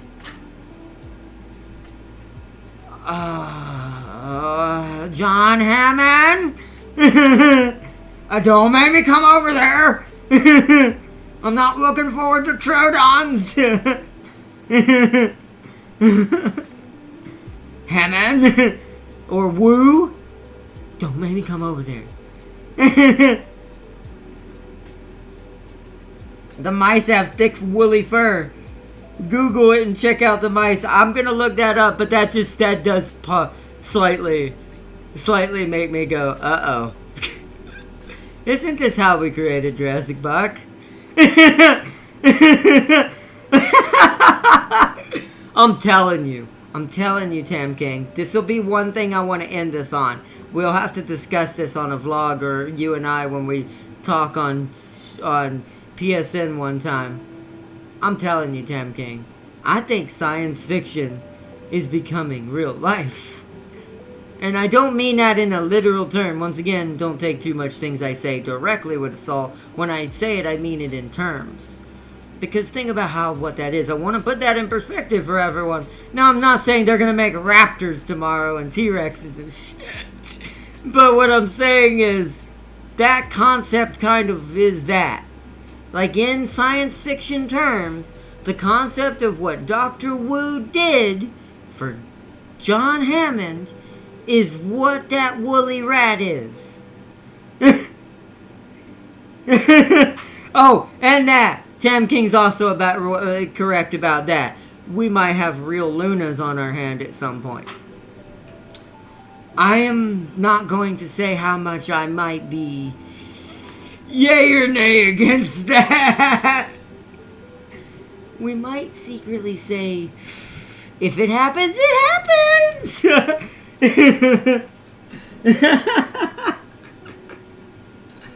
I call a lion. I call a lion.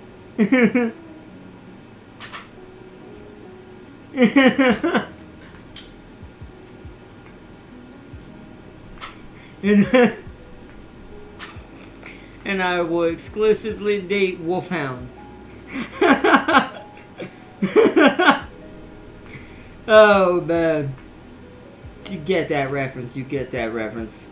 Sealy gets it, I think.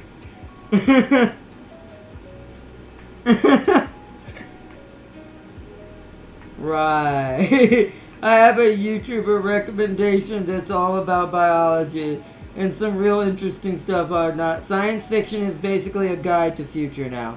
Yeah. Scarily enough, I think that's the truth. I do think we're about to learn just how scary.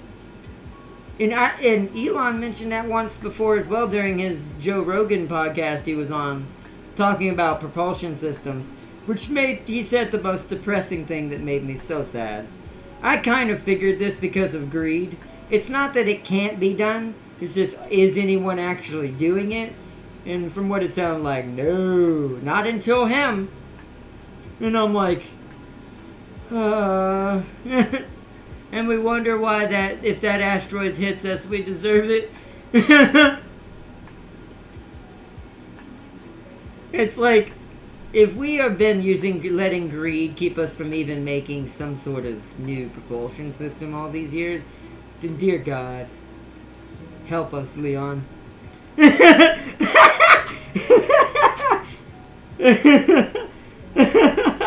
Yes, I did that on purpose.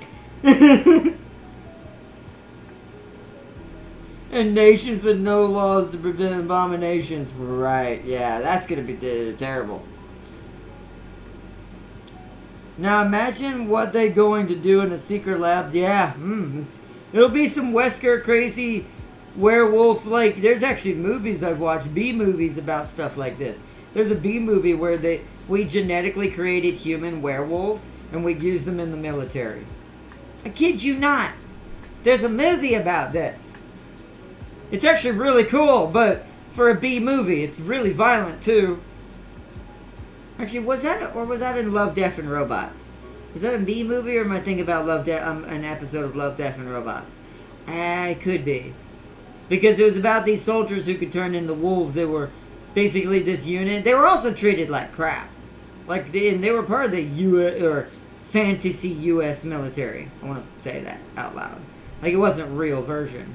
But it was like a fantasy U.S. military. We were using werewolves to fight the desert rebels. The desert rebels. I don't want to, I'm not that kind of person. I don't like to say certain things and, do that kind of, and, insult other cultures, even if I don't agree with them. But the desert rebels is what, but it turns out they had some too. So, but that was a really cool. Wasn't it called Dog Soldiers? No, that's a different one. Although, yeah, no, that might be the one I'm thinking about. There's actually, I think, a Love, Death, and Robot one, too. But Dog Soldiers was an actual version of that. Now that you reminded me of that, right, because it was on Sci-Fi. Yeah, Dog Soldiers is the actual representation of that. They're not werewolves. They're just dog men who used to be people turned into dog-like, warlike creatures. But there's another one I watched where we literally created werewolves. Like humans who could morph into werewolves. It's less believable, to be fair, because realistically, if you genetically alter something, it's not going back. It can't go backwards. It can only go forward into whatever good or bad thing it'll become. So, realistically, Dog Soldiers is more realistic. And yeah, it was a movie. The author lived long enough to hear about the first atomic bomb. Someone wrote a sci-fi about nukes before they were invented. And that's I believe that too. I do believe, and I'm a wholeheartedly answer to the belief of, I don't think science fiction is really science fiction. And I need to elaborate this. What I mean by that is, I think science fiction, we look at it in the wrong way. I think science fiction, other than things that are obvious, that can't be immediately real or be created in some way, there are exempts to that rule, like I said. But in most cases, I believe science fiction is just shit we haven't figured out yet. Like stuff we literally just don't understand or don't know is real. But the fact here, it's almost like a Zeitgeist kind of thing in theory and situation. The fact that our human brain can come up with it kind of also proves within the rules of Zeitgeist, what the Zeitgeist is, if you believe in it, that can be real. Meaning, if we all answer to the fact of we create science fiction of the same type across the board constantly, within the Zeitgeist rules, at some point we may attempt to see how real this really is. Hence, it sounds like we're getting to that. Hence the woolly rat, or the woolly mice that Tam King just said in chat. That's an example of that. That's an example of our brain reaching that limit and going, Zeitgeist mode. Let's see if this is really not real. Turns out it is real. And that's a part of what I believe, why I do believe in the Zeitgeist to a certain extent, because I do believe humanity as a species is kind of a hive mind in its own right. I do believe that. Are we individuals? Yes. But I do think we are some sort of symbiotic hive mind, kind of like Venom's people, the symbiotes, or the Clentar. I think humans are more akin, other than the way their body is built, to what a Clentar is from Marvel than any of the mammals on our planet.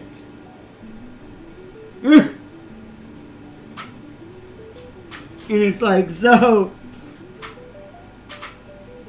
I do think we're Terminids. That's a good example too. I do think we're more akin to the Terminids as well from Helldivers than we are any mammals. So we're closer to insects in a way. I'm not saying directly, by the way, genetically we're not, but what I'm saying is, as a species, at least as far as we know, we're not. But there might be a part of the gene code we haven't even figured out yet that's going to show us we're a lot more than just mammals. But who knows? But point being, that's more theory.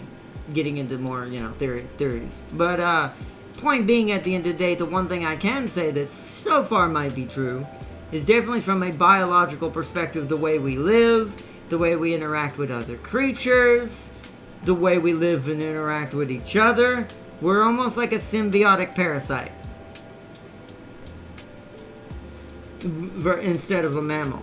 Because mammals don't destroy here's another thing. Mammals don't destroy their own ecosystem as much. There are some that can do it, but on a mass scale that we do, they do not do that. Like, I think beavers can actually cause some damage to their own ecosystem, but not to the extent that humans do. So it's like,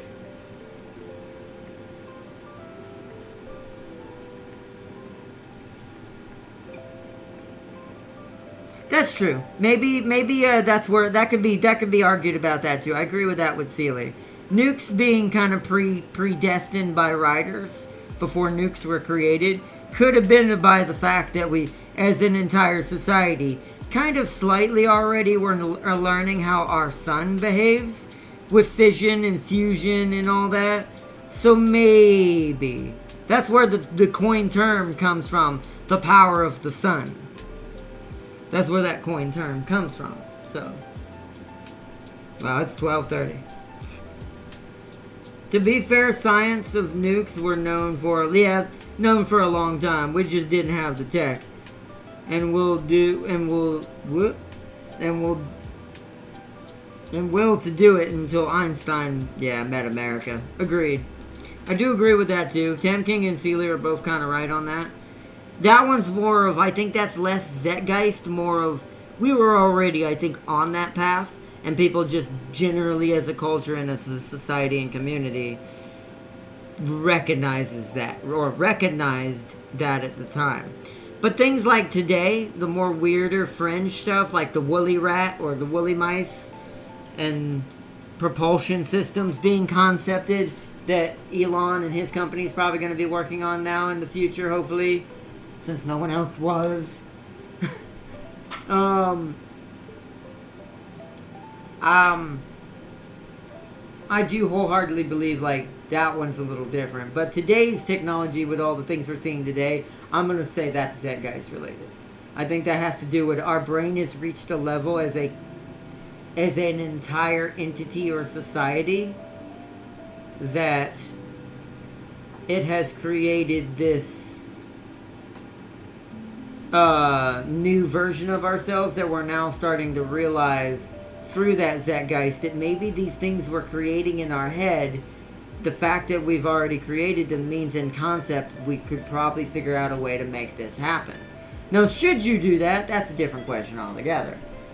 But as far as can or cannot, technically most of it is a can.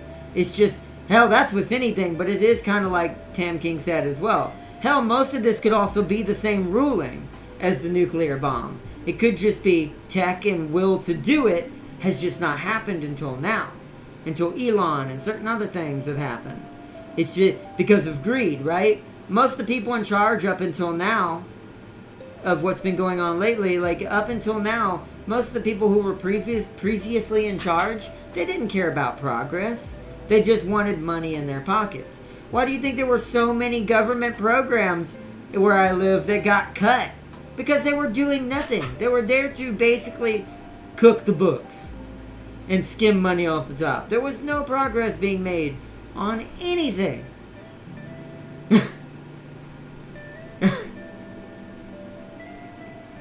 And it's like, so it's like, okay, before this goes on until 1 a.m., let's hurry up and talk about the robots.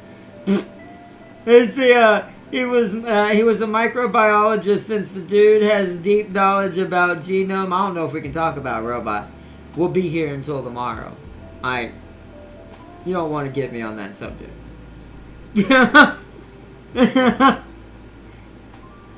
Let's see.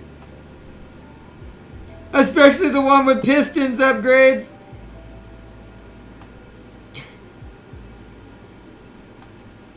Okay, Farseer wants to talk about a specific robot. She wants to talk about Japan's robots, not regular robots. We already shoot photons at the speed of light against each other, which creates mini black holes. That's true. Right, we do that. See, this is what I mean. It's like, it only lasts microseconds, but Tam King has a point. The fact that we even can create a black hole, even for microseconds, attests to a lot. To what is actually can or cannot. It's just willpower and tech to create... willpower first. Because willpower comes first, because you need willpower to create the tech to do it. So, yes. The answer is yes. But, and then what's the... Seeley said, Tam, a black hole bomb is I don't think that's what he meant. I think he's just talking about how inventive that was as a society who has lately not really been on the ball. Let's see. Since you would need to condense something about the size of Earth to have a black hole not die in a microsecond due to Hawking radiation. Well, I don't know if Tam King knew about that part. He probably does, but I don't think that's what he was insinuating. Is he Tam saying he said black hole bomb? What? Where? Oh, yeah, I see that up there. But he said, I bet if we really tried, yeah.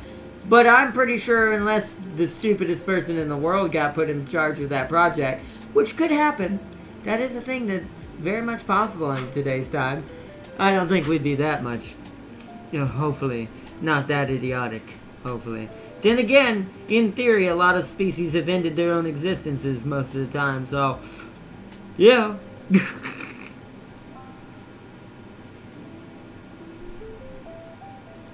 And he is right, it is possible if we really wanted it to. Whether we should, no, but, possible. We need to talk about aliens before we get to robots, Farseer.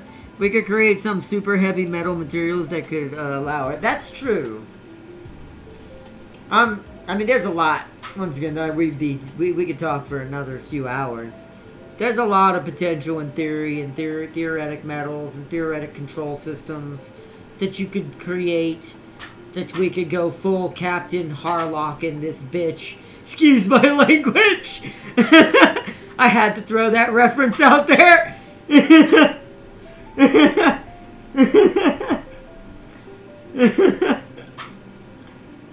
That's dark matter, but still.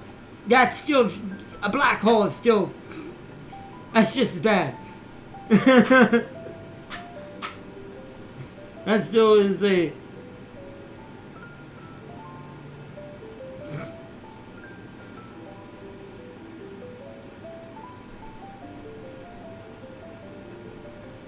Well, I mean, he's just talking about the material you would have to house it in.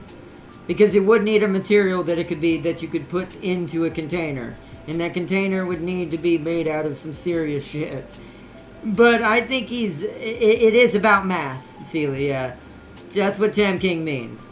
Because, I mean, I don't want to break it down right now, because that's a science lesson. Basically in layman's terms, he's talking about density versus mass versus this. That's why he said it has to be a heavy metal. He's not talking about literal weight, Sealy. God. Sealy, you're supposed to be learning how to build robots. You should know this.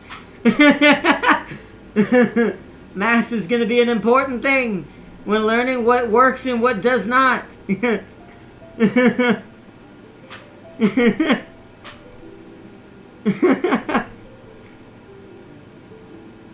Yeah, see my closing statement. We've come full circle.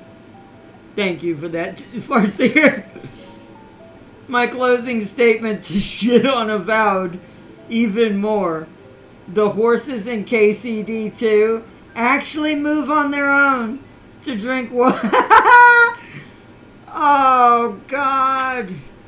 I think... Wait, were there horses in Skyrim? Didn't the horses in Skyrim also move around on their own? I can't remember if there were horses in Skyrim. No, I don't... Were there? See, this is how long it's been since I played Skyrim. Some things I remember like a T. Other things I'm like, was that true? Without looking it up again. FFS spell check. Neutron. Nutrition. For fuck's sake, spell check. Look at the bottom star. Let's see. Look at the bottom star. It's small as hell, but weighs millions of more times than Earth. That's a good point.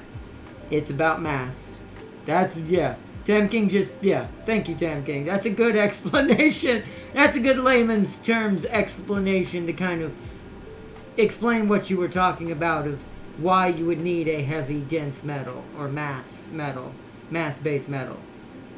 Because I'm pretty sure if you were going to try to create a black hole bomb, this means that I'm trying to think, would it have to be already active inside of it as a miniature one? If it does, it gets even more freaking complicated. And what Tam King says plays even more into it. Because think about that tiny black hole. That tiny black hole has the mass of something very stupid. Something very, very stupid. So it's like, good luck. And we could use that science to create our own material. That's true. That's true. That's why I said that is an important thing even in robotics. Because if you're trying to create a lighter this is the issue with weight or mass versus movement, right? So if you want a larger object to move easier, because if you make a robot out of all steel and only steel, good luck.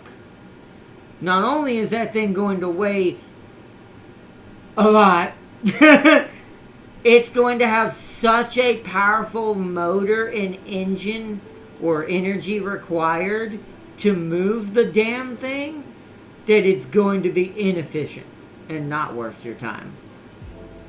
This is why technically even battle mechs, if they were real, the only part that would actually probably be steel would probably be the core. And what I mean by that is the skeleton itself, so it's strong enough to keep upright and not break, but the rest would be composite metals, combinations of different things to make it light enough to actually move. Because that's the issue why Gundams don't exist, why mechs don't exist. The size they would have to be would make them so damn slow, they would be impossible. Their speed would be about what you see, the one that runs on wires, even, because it can't stand up on by itself either, without what it has, is the Gundam in Japan that's that little that's that life-size statue in Kyoto or whatever. I forget which one, or is it Osaka? I don't remember. But either way, that Gundam, if even that version, which is probably not made out of steel at all, can't hold itself up. And the reason why that would be is the gears inside are not strong enough to support something on bipedal wise and motor strength and power versus mass. This is why mass is important on everything. This is also why space travel is the way it is. So many things mass contributes to. Carbon fiber is the way to go for robots. Yes. Carbon nanotubes is to make it cheap, mass produce it, and it's lighter. Carbon fiber is also light. Or compared to steel, definitely. So, I mean, hell, even tanks themselves these days aren't full steel anymore. It'd be just, it's not sustainable. That's the word I'm looking for. It really isn't. Even Abrams today probably have a lot of composite metal structure, I bet. Not just steel. The core housing of the body is probably steel, but I bet you the other parts are not. I haven't looked up what goes into an Abrams anymore, but I bet you it's a different combinations. Plus, that's probably not listed on modern ones, because then enemies could look up that and know what mass and density they need for their bullet to penetrate it. That's also why you don't let certain things like that out, because mass even plays a role into combat. I mean, everything is mass, okay? Everything is mass. If you don't got mass, you don't exist. I shouldn't say that. Then there's like antiparticles looking at me going, "Excuse me?"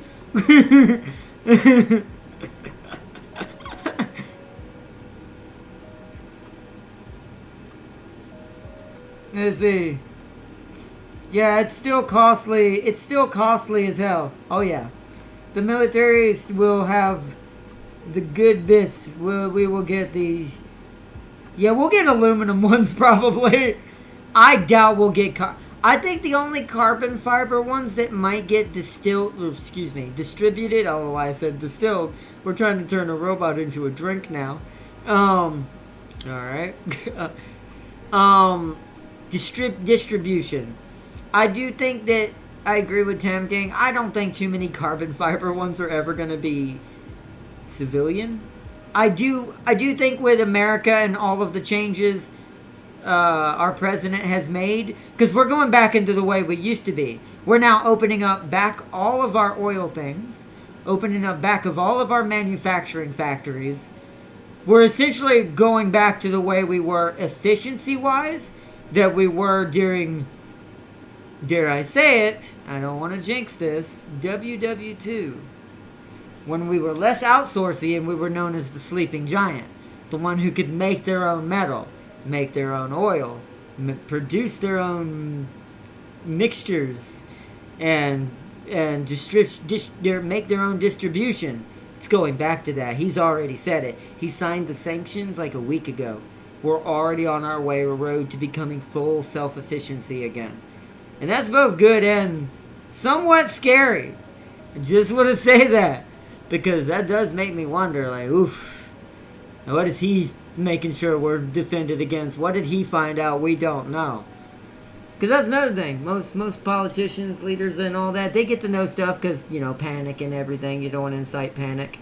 What does he know that we don't?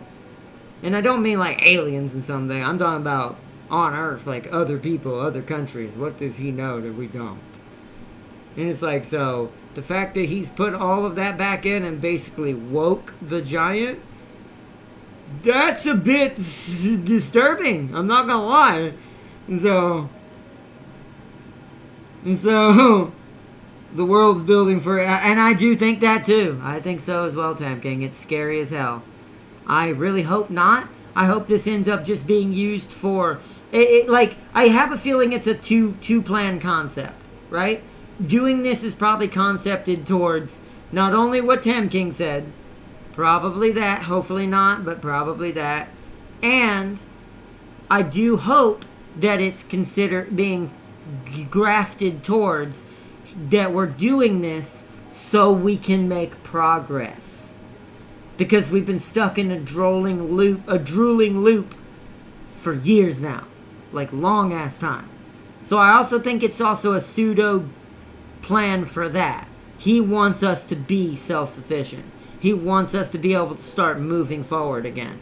Making progress. Changing things around. Producing new technologies. All of that was mentioned. And I'm like, whoa. And I'm like, that's big boy stuff, words. That's big boy words. Those are the words you want to hear, but you don't kind of want to hear, because that also produces global geopolitical stress. So.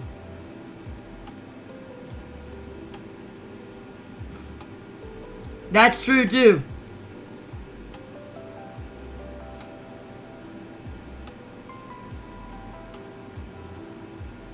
What?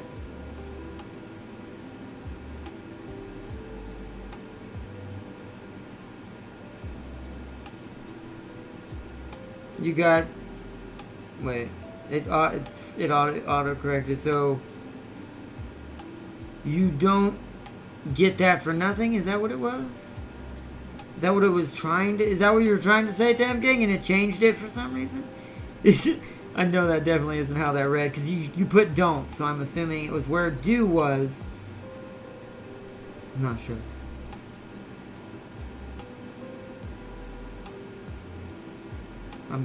You'll have to retype that one. Someone's discovered a tech that's like an arc reactor. I've heard about that too. I don't know how much stake is into that yet, but I have heard about that. You don't do that for nothing. Exactly. Thank you. I figured that's what you meant. But for some reason, it's changed. It bobbled it around a little bit. Frickin', like Jam King said, for frick's sake, spell check, chill out. Autocorrect is sometimes too hard in the paint. But yeah, I agree. You don't do that for nothing. So big boy words and plans are hit the table real hard now. So I'm like, oof. I'm happy for it, but like I said, any time something like that happens, it does make me wonder how the geopolitics are going to change and what stresses are going to throw where. That's why I think these negotiations are so important. That's why I think he's trying to push so hard to make negotiations with our rivals and enemies. Because I think he's trying to avoid having to use what we're going to be doing for war purposes only. And to trying to avoid World War III. I know he's trying to avoid it the best he can. Because the great House of Blue damn near put us here. They damn near put us in World War III. So now he's got to try his best to avoid it. And he's having a little problems with a certain somebody kind of jumping on board with this and realizing, dude, you can't just be talking crud to our opponent. Do you want him to just blow this world up? No thanks. Don't do that. So I am glad he kind of come to terms and finally realized maybe he should have been a little more tame during that press conference. But there's a lot going into it. But I do think that he's trying to make a lot of deals in certain wars so that way the stress goes down. So that way that little tick towards global warfare that you see in some games that have the stuff like that. Oh yeah, no, Civ had that. Wasn't it Civilization had that? It was called the World Conflict Meter. And stress built up based on what you do and how big you got and da-da-da-da-da. It's kind of like that, but in real life. So, I don't think it's something that's going to happen soon. This is planning for the future when the inevitable happens between a certain right. That's true. And I think I know who you're talking about, Tam King. We all know who's probably going to start it. Because, well, I say that. Unless something else happens first, we all know who's probably going to start it. But we'll see. It's a big assumption into some big of an assumption right now. But I agree with Tam King on who it's probably going to be. IRL, we got the Doomsday Clock. That's true, but I have a partial stake on it. That's another one of those, like, I won't call it a cryptid, but kind of like the thing that me and Seeley were talking about theory-wise. The Doomsday Clock is a thing where I believe in it to a certain extent, but I also think that it's not a set-in-stone time. I think instead of calling it a Doomsday Clock, I think we should call it some sort of, like... Doomsday is just not the right word. I think it should be almost human...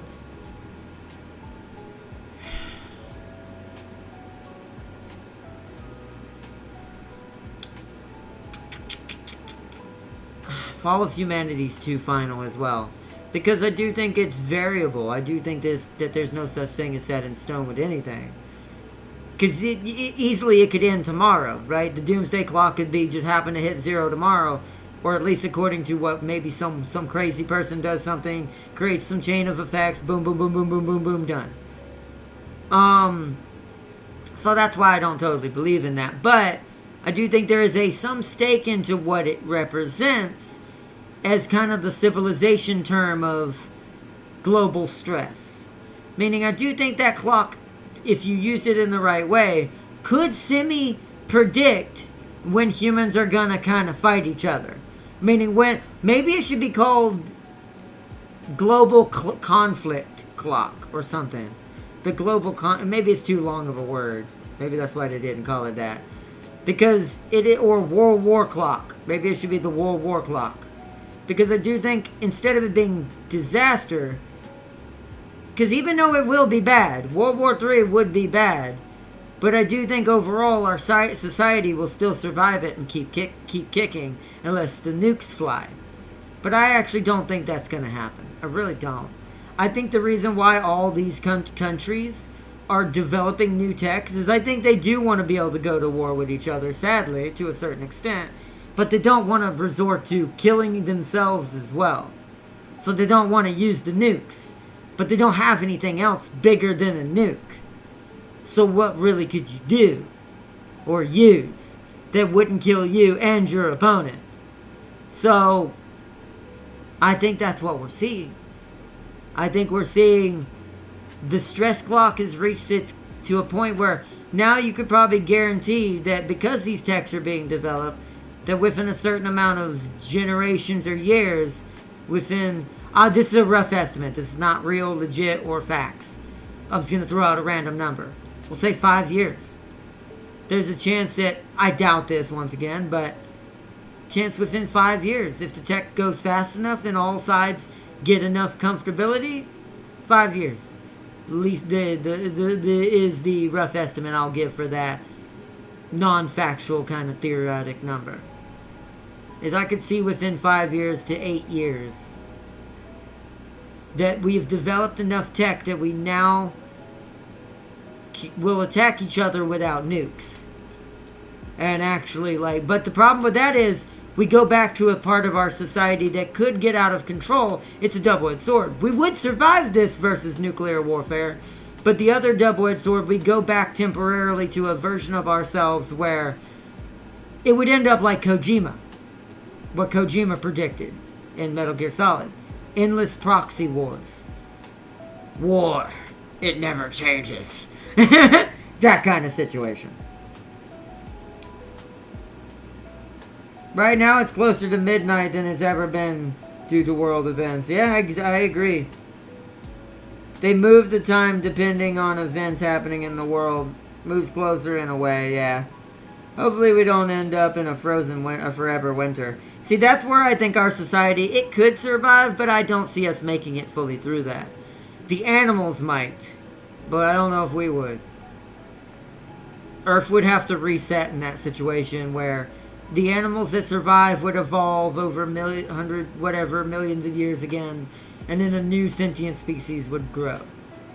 This isn't hypothetical of what we know so far with what we are as a species living on this planet. We still haven't been able to fully confirm, are we truly from Earth? And I'm on the fence with that one. I believe most likely we could be, but there's also some things that have come out recently and certain sciences and technologies that have exposed things about our genome and who we are as a species, that maybe it could be that we're strangers, that Earth isn't our original home, but I don't know. That's a huge another discussion for another time. But I do think in that scenario, we would die off and the animals would be what would survive in that situation. Like basic plant life, basic animal life, and then the planet would cleanse itself over however many years, redo its atmosphere, and then basically change into something new. And then a new species would arise from it. We would be gone. I don't think we could live through that.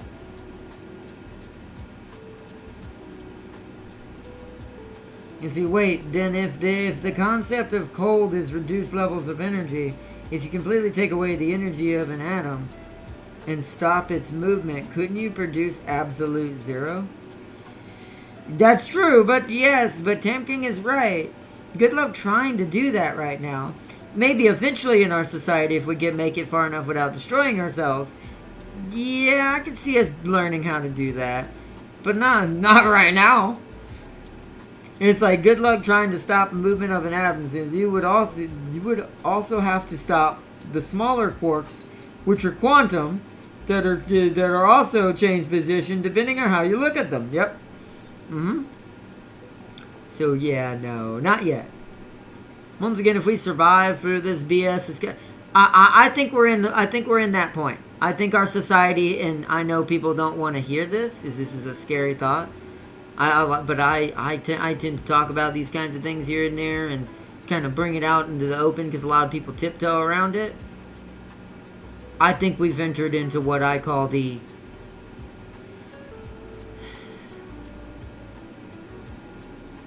dead zone. And what I mean by that is, I was trying to think of a good term to coin it with. And what I mean by dead zone is, we are either going to leave it, we're either going to leave this dead zone, and we're going to propel ourselves as a species drastically forward really fast at some point. Or, we're going to destroy ourselves in the next 5 to 10 years, and there'll be nothing left of human society. And I know that's a scary thought, but we're on that point. We've reached the crux of where I think most sentient species, in theory, probably get to before it makes or breaks them. We are at that point, I think. We are either going to become something really badass, or we're going to cease to exist. There's no in between. The universe doesn't go by those rules. So, just by what little we know. Now, there is chaos in the universe too, but there still seems like there's a certain nature and rule to even grand scale of galaxies and universes and worlds and things like that. So, yeah, we're at that point, I think, as a species.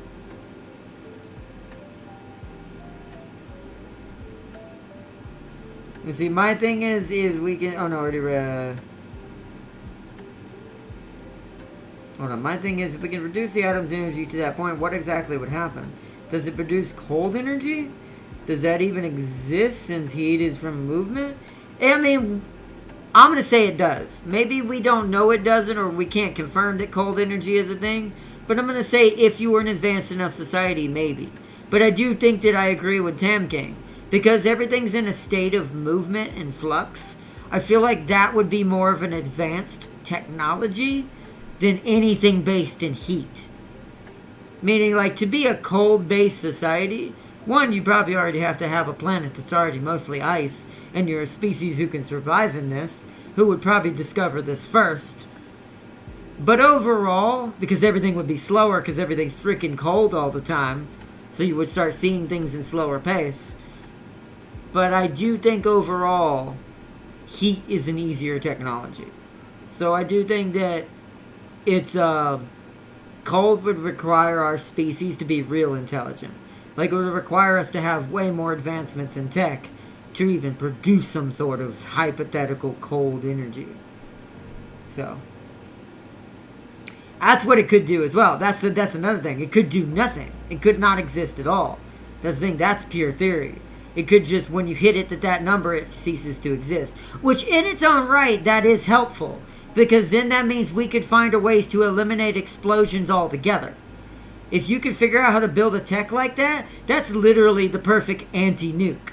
Or anti-anything, explosion-wise. Because it's using its antithesis opposite in molecular structure. It's causing the atoms to just stop. So, essentially, you could literally kill energy in an area completely if that were the case. Maybe that's what it's for. Maybe that's all it is. Who knows? Once again, we don't know. In real life, this is not something that, we have, or we even have the concept of could we have right now. We have theories on things like this could exist, but we're not exactly looking at it or doing that will to do and check it to see if it actually is facts.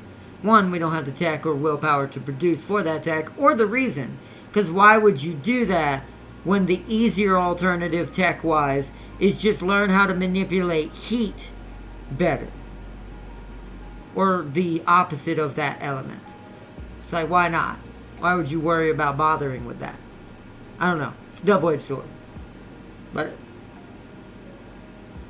as long as it's, let's see. That can also lead to a forever winter or Skynet, Tam King. Wouldn't it? Yeah, that's true. As long as it's only the boys fighting each other, it'll be cool with that. Yeah, I'd be cool with that. Or bots. The bots is what you meant to say. Air would become a wall. Yes, it would.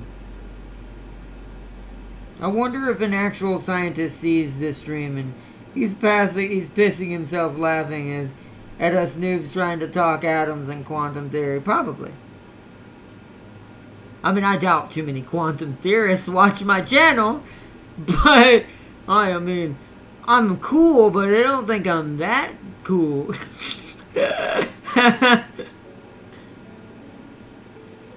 But I do think that if anyone did see me or hear me talking about this, I think they would think I'm smart, but I also think they'd laugh at the fact these guys have no idea.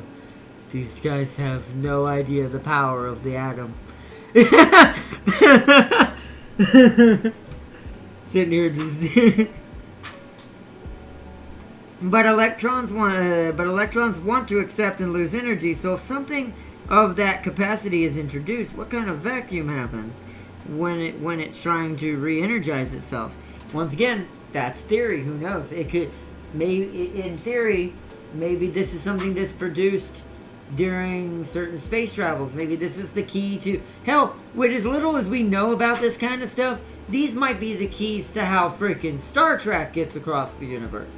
Maybe there's things we haven't figured out that compress certain atoms into certain places that create things that maybe allow you to ignore certain times of laws of time and stuff.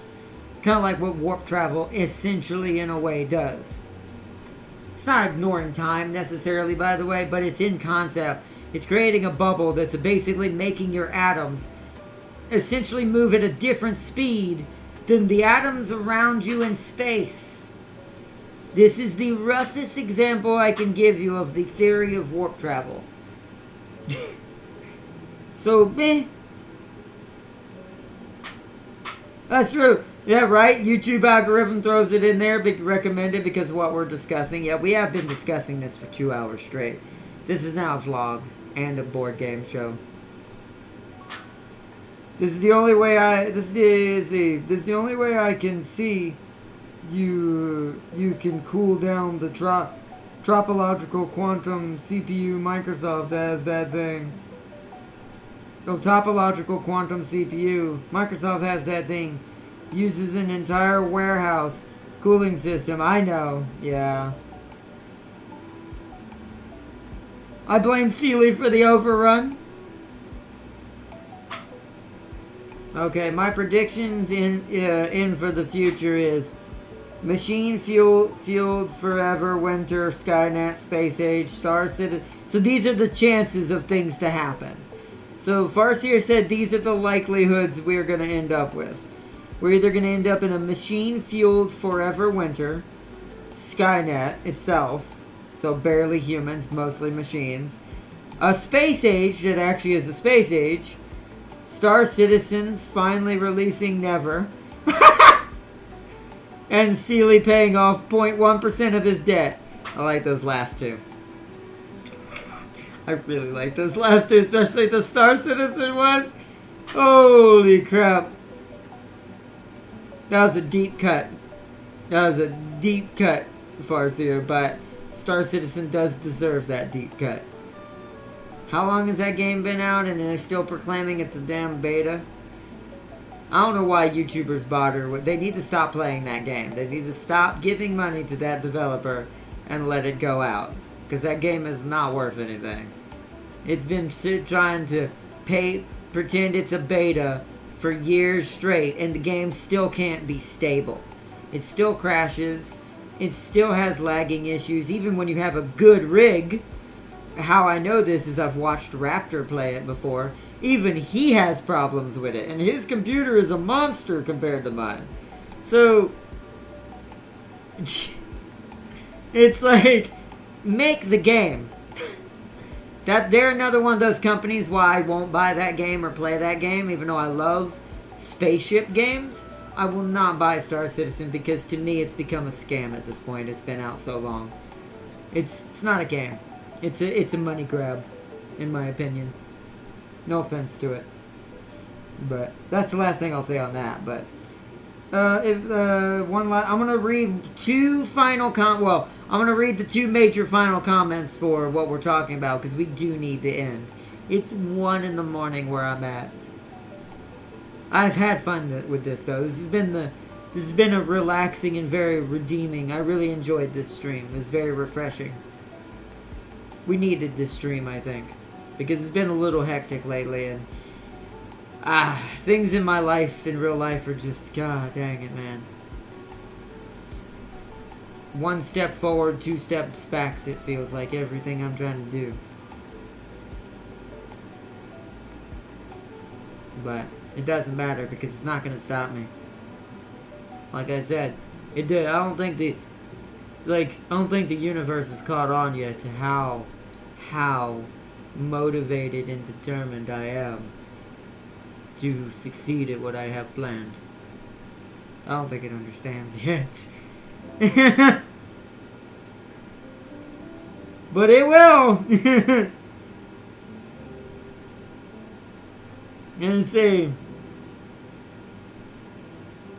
Let's see, we are close to making semiconducted... Huh? Oh! We are close to making semiconducted at room temps, Sealy. No cold needed. That's true. I think we found Sealy's secret tech. Like, I want to say this before we go, I believe in Slate reincarnation as well. We found out Sealy's reincarnated mad scientist tech that he used in another life. Turns out it was cold energy from another world. And now Sealy's obsessed with it in this world in his reincarnation. Because he keeps talking about it, yet I don't think we need it.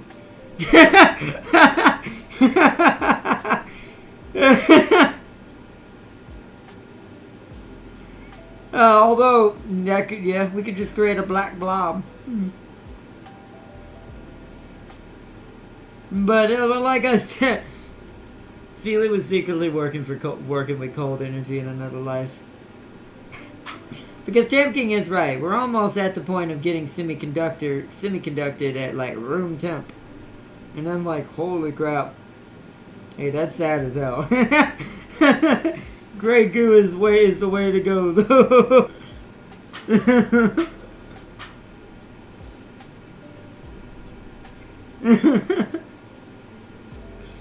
No, I don't want no gray goo. That's terrible. Let's not do that. In concept, that's what happened in that under the water horror game I played. You remember that game I played, chat, where it was about humanity dying, and they ended up with a lab and this Matrix-like device they uploaded everyone into, and you were technically supposed to be uploaded into it, but you fail and you wake up inside that underwater lab that those people were living in for years and turned into AI and ended up fighting amongst each other, creating that gray goo. That was literally the closest thing to gray goo I've seen in a video game representation. Plus the Matrix theory as well. Pretty sure I was a lab rat in my past life. Let's see, the final comment from me. If we bring peace to Earth, that is just a delay for the bit. Yeah. I agree with Farseer on that too. I think the scarier thing is, and this is the last thing I'll say too, because I am going to wrap it up after this. Let me read what Sealy said real quick, and then I'm going to make one last statement, and we're going to wrap it up. But Tam King said he's a lab rat in past life. Come on, you say that's terrible, but you like Wesker's doing his shenanigans? I mean, it's a double-edged sword. With Wesker's, at least the person who created it gets to have all the power. Grey goo, no one's in power. The grey goo is in power. You don't get to have a conscience in that thing. You get to have a pseudo-conscious. It's not the same thing. No thanks. At least with Wesker's, he gets to have all the strength. And then if you take it even a step further, at least with Miranda's version, the Megamycete, they all got to keep their individuality. They were just a part of the hive mind. So in a way, at least that's better. And Grey Goo, no one wins.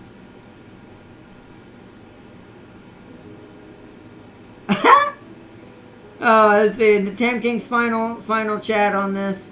He said, fun chat, y'all. Good GG. Have a good one. Before I go, Sealy Greatsword is the best. I really do love, even though we all know the longsword is the best. I do love how we all say this individually for all of our weapons. James is the hammer. I'm the longsword. Tam King's the greatsword. I do want to say I love this narrative that's developed in the stream of Tam King trying to beat over Sealy's head.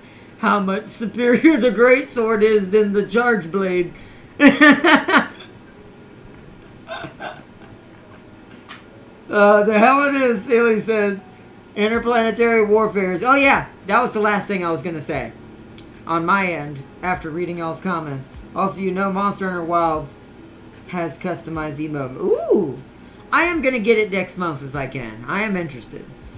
Now that the beta fiasco is over. Because I do think that beta was cursed. The game itself was already good. I just think that beta hurt it a little bit. Not enough to matter, but just a little bit to be like, God, this beta had too many problems. But the game itself is good. So.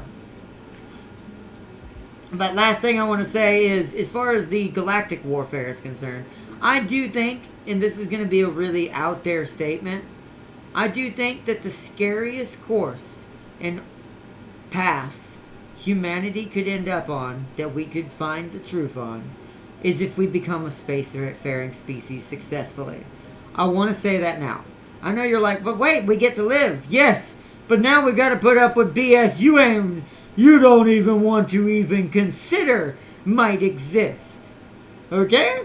It's like, at least on Earth, we have the ignorance is bliss kind of situation where only we are our worst enemies. So humans are humans' worst enemies. If we actually make peace and become a unified species and go into space, I want to point out, and this is going to be the tame one. We're not even talking about Helldiver or Starship Troopers version.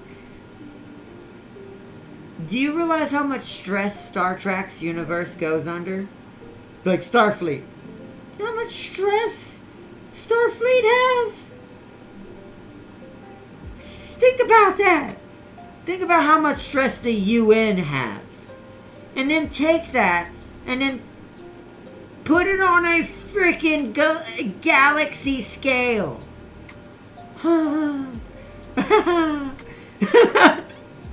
It's like, woo.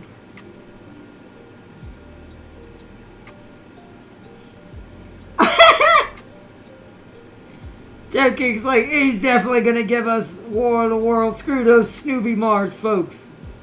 Tam King's for democracy. Tam King wants Helldivers. Tam King's Starship Troopers. For freedom! For democracy! Just while blazing an automatic at the alien. Super Earth is crazy, man. Winning a 1v1 war, a 1v3 war front is insane. But think about how crazy and powerful Super Earth is, though. Do you know how much resources that means they have? Even though that's a terrible example of humanity working together, because the rules are pretty terrible, and the laws of that universe for humans are, let's just put it that way. But the last thing I'll say, like,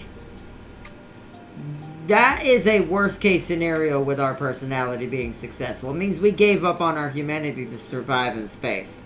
That's the 40K rule. That's the same reasoning why the Imperium in 40K is the way it is. Well, have you seen what they have to fight?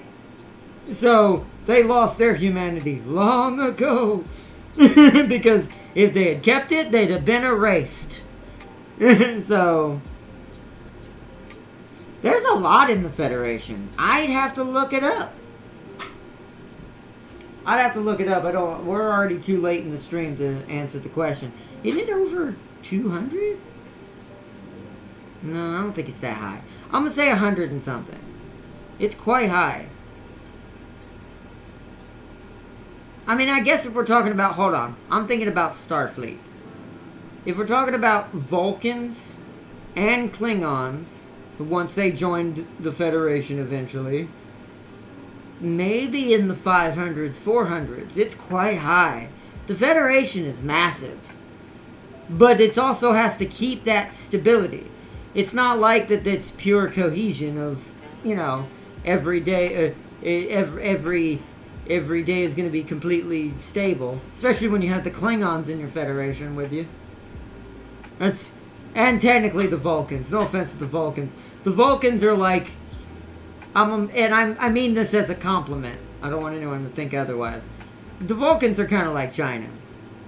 They have very much espionage, very behind, like, they like to keep a lot of secrets from the humans because they think we can't handle the intelligence or the logic behind it.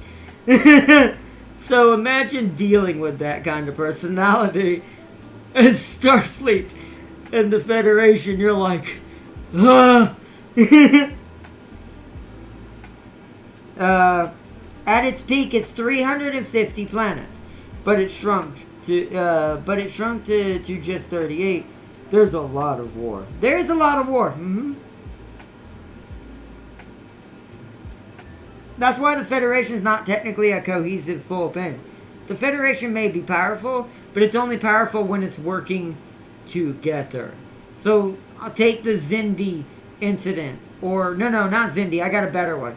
Take the invasion from the Beta, or the, what's it called, Quadrant, with Odo's people, the Founders. What was that called?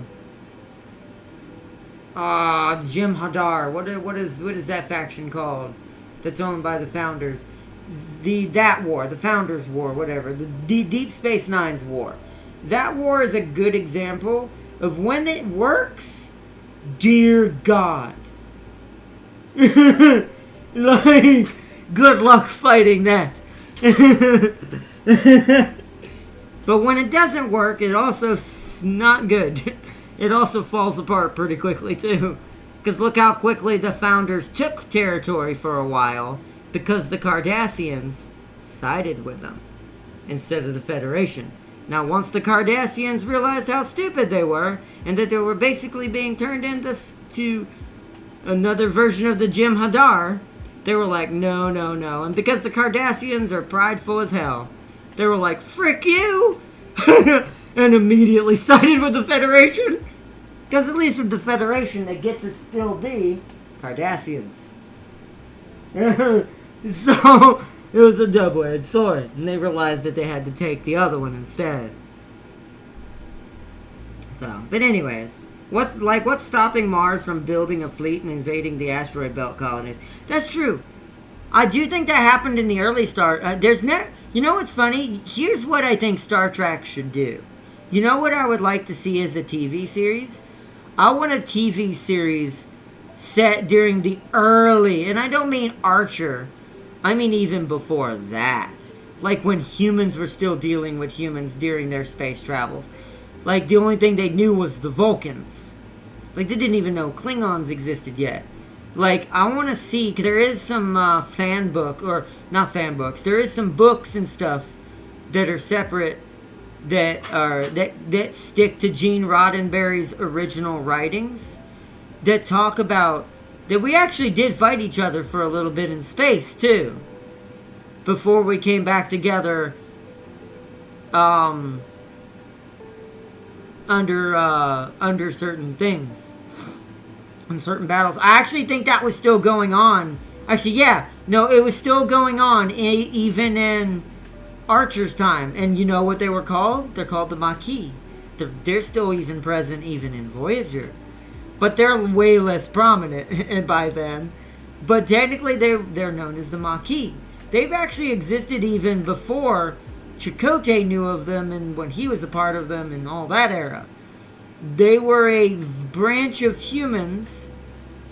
I don't remember where they lived or what their home planet was from originally. That was separate from Starfleet. And they did not believe in what Starfleet was going to become. Because Starfleet wasn't fully founded until Jonathan Archer. After Jonathan Archer was the true major founder of the Federation / Starfleet. Major. Starfleet existed, but it was more of it was for humans only. It was more for just trying to keep Earth what it is and protect its space, assets, things like that. But after Jonathan Archer's era, it became the official government, stable line, basically standing post for humans to stay on in space and stay together as much as possible. So, anyways. But I would love to see a series that takes place during that, where you get to see when the Maquis were actually just as strong as Starfleet, and they both had to share ships, or both of them made the same ships. That would be badass.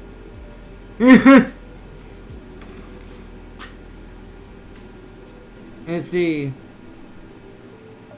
If we had spaceships and could travel around the galaxy, we wouldn't be fighting over resources as they're everywhere. More likely, it would be over. Yeah, and that's exactly what it was. Temking's right, and this is why I like Star Trek, because Star Trek doesn't start conflicts in its lore from Gene Roddenberry all the way up to Voyager and Deep Space Nine. Anything made today, though, movie-wise and show-wise, I don't count. They completely, They turned it too much into fantasy sci-fi instead of realistic sci-fi. Because that's what made Star Trek good. It was a realistic sci-fi show. Something that was believable.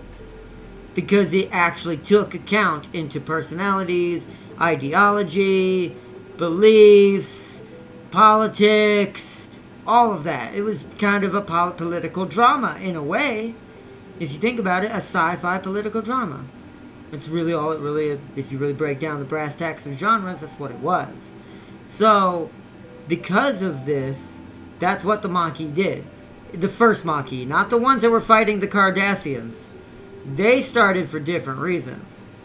The Maquis were actually died off and were reborn later when in the Cardassian territories because what Cardassians were doing to federated worlds and to the Bajorans. Because there's a lot of Maquis in the there's a lot of Bajorans in the Maquis as well. But that's the later version once again. The earlier model was just literally politics. It was two geopolitical different leaders of Earth, or not Earth, Earth and whoever the homeworld leader of the Maquis was that brought about this war. Because the Maquis saw themselves as the future of human space, of the human space civilization. They thought they were the better ones. Oh, James is playing Magic. But and see, I love the Enterprise show. Was very underrated in my opinion. And T'Pol, oof. Oh yeah, T'Pol. I agree, TMK. That is my biggest sci-fi crush, I think, other than certain somebody else I won't say. Ever. I wish I could be Trip. I wish. I have I have real life dreams of being Trip. Both as an engineer, he's like everything for me. He's literally me. He builds, he works and runs warp reactor engines. So it means he builds the things that make these things go fast. I love that. And he basically fell in love and got married to the most strongest, smartest Vulcan I've ever seen. Besides Spock.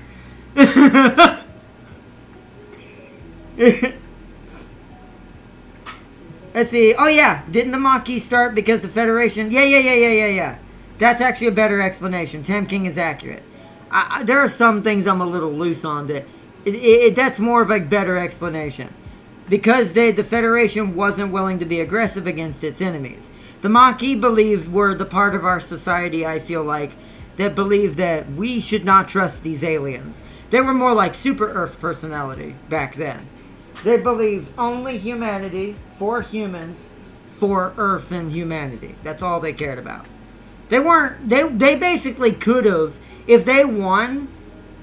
There is a theory that the Maquis are technically the mirror universe Starfleet. There's a theory in this because what it is there's a theory that the alternate universe's only differences, technically, even though they changed this later on.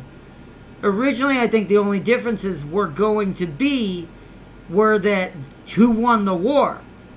Was it Starfleet or the Maquis? I think in Mirror Universe originally, the Maquis were who won. That's why it ended up being what it is in the Mirror Universe. That's why Terran Empire was what it was. So essentially you could argue the Maquis were a miniature Terran Empire trying to be born. And if they had won, it would have been.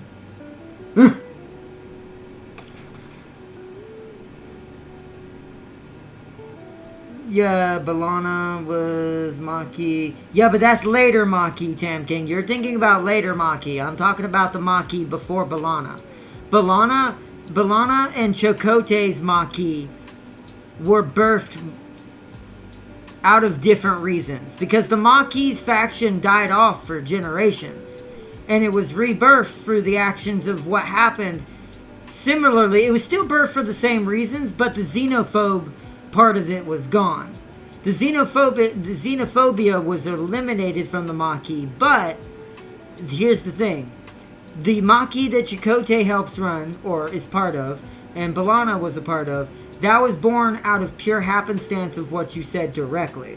That was the Cardassians attacking Federation worlds and basically the Starfleet going, no, we need to talk about this, let's negotiate. And the Maquis were like, our people are dying. You want to talk to them? And that's what rebirthed the Maquis. But I'm talking about the Maquis prior to Archer. There is a Maquis faction before Archer. It's not in a show. It's only in the books that were related to Gene Roddenberry and other things that were inspired by them. But they kept to his original lore. But they are technically considered canon because they use Gene Roddenberry's work. Unlike some of the newer stuff who just said, "Who's Gene Roddenberry?" Anyways, basically, there's two Maquis. There's the ones modern Maquis, which was Chakotay in them, that was revitalized through the conflict of the Cardassians and the Bajorans and B'Elanna and many other things. But originally they were xenophobic as fuck.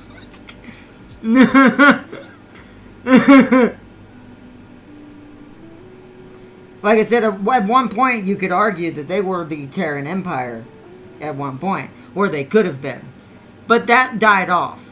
The part that stayed was their rebellious side. They kept their more aggressive roots, but they accepted aliens into the Maquis as well.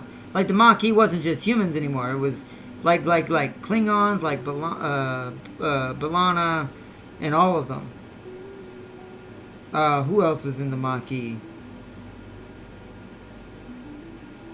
I forgot. I think there were some rare Cardassian Maquis here and there who rebelled against their own and other things. There were tons of Bajorans who weren't lucky enough to know Benjamin Sisko, that ended up in the Maquis. But anyways, Maquis being the Terran Empire in the alternate universe would make sense. Yeah. And now now I can't say that that's fact. That is a theory, but it holds fate. It holds like some merit to it that I could see that. I'd believe that. But yeah, I agree. It is time to end. It is 1:30. We've been just chilling, but I've enjoyed every minute of it. The vlog was inevitable or not. This wasn't supposed to be a vlog, but you know what? Oh well. It was a board game vlog fun stream. It was a stream for all of us to get together and chill. But I am going to end it. It's bloody 1:30 and I've got to get her to get my stuff ready for bed so I can lay myself down. And my mom can go to bed if she decides to early. Well, I say early, it's 1:30 now. I'm surprised she hadn't come in here and yelled at me yet. Because I've been on here way too long for the streaming. But either way. We have a weird way of chilling. GG, y'all! GG, Tim King. I imagine you said that in Agent Smith's voice, Sealy. And he did, yeah. I imagine that as well. Sealy's turning into an agent from the Matrix. But anyways, until next time, everyone, I hope you've all enjoyed watching this crazy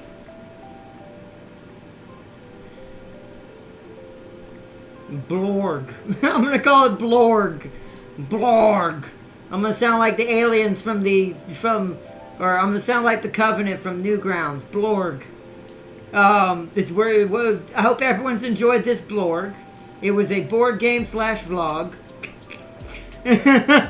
Until next time, a big shout out to my moderator Farseer, to Sealy, to Tam King, to everyone who joined in chat tonight.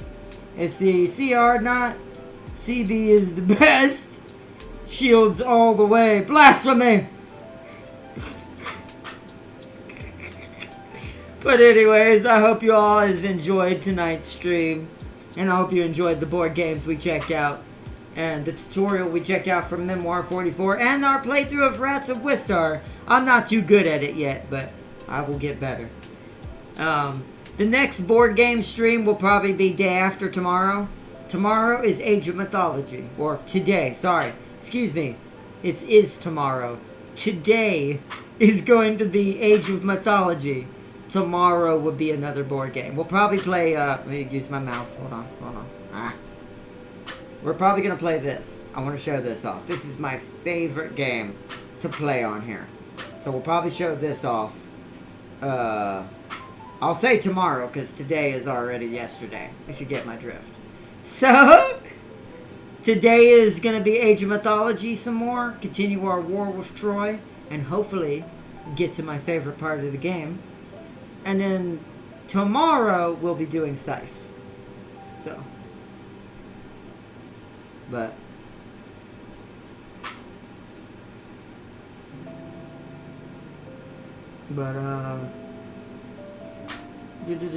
Farseer James died 20 years ago. Let him go. The blog is not completed without James. I mean, you're not wrong, technically. Like I said, when James is around, I love him to death. But God, does the stream explode in about 2 minutes. Like, my algorithm probably goes out the window in about less than 2 minutes. Love him to death. But, yeah. But let's see. But big shout out to the Mad Lad, being his mad self. I don't know. He's working right now, so I think he doesn't get his day off till Thursday or Friday. Don't quote me on that. I forgot what day he told me. It's been so crazy this week. So it's gonna be sometime this weekend when he gets his next day off, and we'll try to continue our.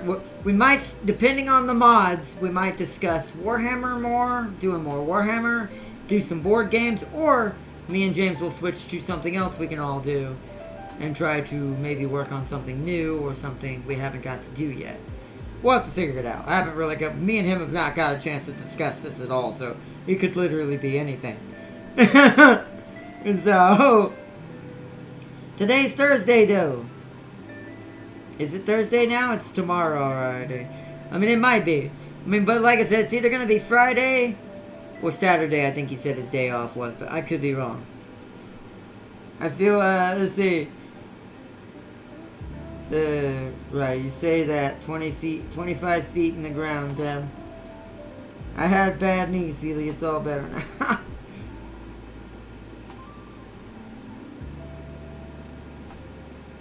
You see, I feel James peering into my soul. He must be watching. Don't jinx it, Tim. If he arrives, it means I have more work to do.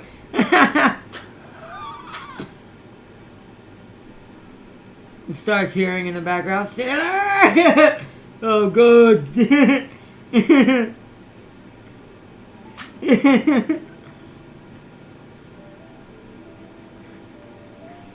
But anyways, I hope y'all enjoyed the stream.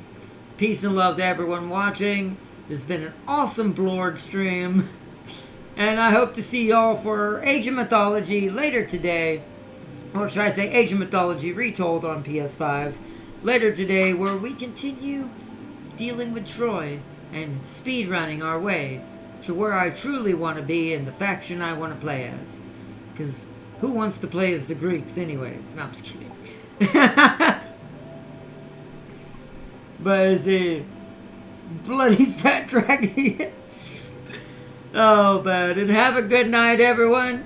I hope you all enjoyed watching. Excuse me. Some BGA, BoardGameArena.com. If you love board games, you love playing them, and you don't have a way of physically going to play board games, or like me, don't have physical ability, or don't have friends in real life. Oh, that's sad. Yeah, that you can play it with, play board games with. This is a great, great site for you.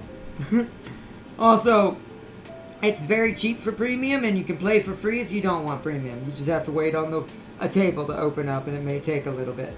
Otherwise, great, great, great, and awesome, and reasonable, and amazing. This is like the best thing I could have found this year. So far. So far. So far. But, what do you mean, what do you mean, Arna? We your friends, man. Oh, yeah. No, I'm just kidding. Yeah, we're all friends here. We're not totally enemies. No. But no. But yeah, y'all are my friends, but y'all aren't IRL. And what I mean by that is, we can't go hang out, like, together in real life. Like, for me and James to do that, this would require a plane ride. And same thing with Tam King.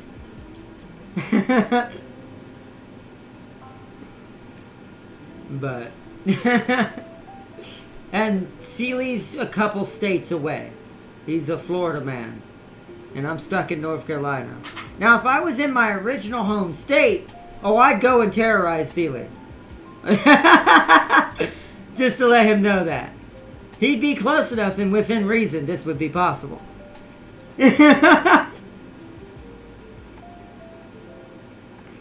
I'm not real. Ah!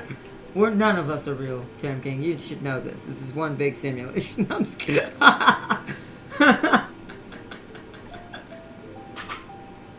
Oh, man. But yeah, realistically, yeah, the only person I would be able to terrorize is Sealy. No, don't visit my house at night. No, Sealy, don't worry. Skaven know when to show up for the greatest party. And also to ruin your house. But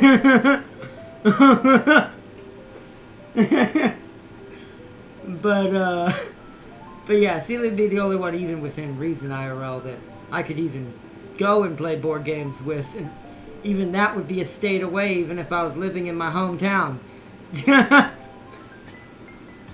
So, same still applies. So, I will say this. If you, again, yeah, definitely, if you're looking for board games, to play board games, you really love board games, it has all the major ones that most people play or have in their houses most of the time, like Catan. So this is the one most people will know, so I'll use these as an example. Wingspan, Catan, Ticket to Ride, both normal and Europe. Carcassonne, King of Tokyo, a little more fringe on that one. Pandemic, Scythe, Sushi Go Party, and that's all the main ones. This is technically a card game, not a board game. This is kind of like Magic meets Yu-Gi-Oh! So, but yeah, otherwise, yeah, pretty good games. There's tons of choices. You can do it for family. There's also things up here where you can, like, party games, family games, subscribe games, cards, animals, games, hand management type games, resource management, longer games if you prefer long games, worker placement type games, kind of the ones where you put down tokens for getting resources, hardcore gamers type board games, cooperative type board games, best for 2 people, so 1v1s, or co-op 2 player. Let me do that. Available tutorials. So if you click this, you can see what games have tutorials. Party games and things like that if you're having a party. And I do think... Oh, and you can play this on a tablet. You can technically play it on your phone through the browser. It's just going to be really small. But there is a tablet app version of this game. For some reason, there's not a phone app. And you'd probably be asking, well, aren't those the same thing? In most cases, yes. When you have a tablet app, usually there's a phone app. But for some reason, for this one, there's not. I found it on my tablet, but I could not find the app on my phone to try to play like a board game while I'm out, like Sushi Go Party or something fast if I'm bored. Pun intended. So it is good for that. So you can also kind of play with your friends even in the same room. So let's say you have a party going. You could have the computer up, put it on the screen so everyone can kind of see what they're doing easier for like couch play, but they're playing from their phone or tablet or something like that. It's a really cool way to do it. So.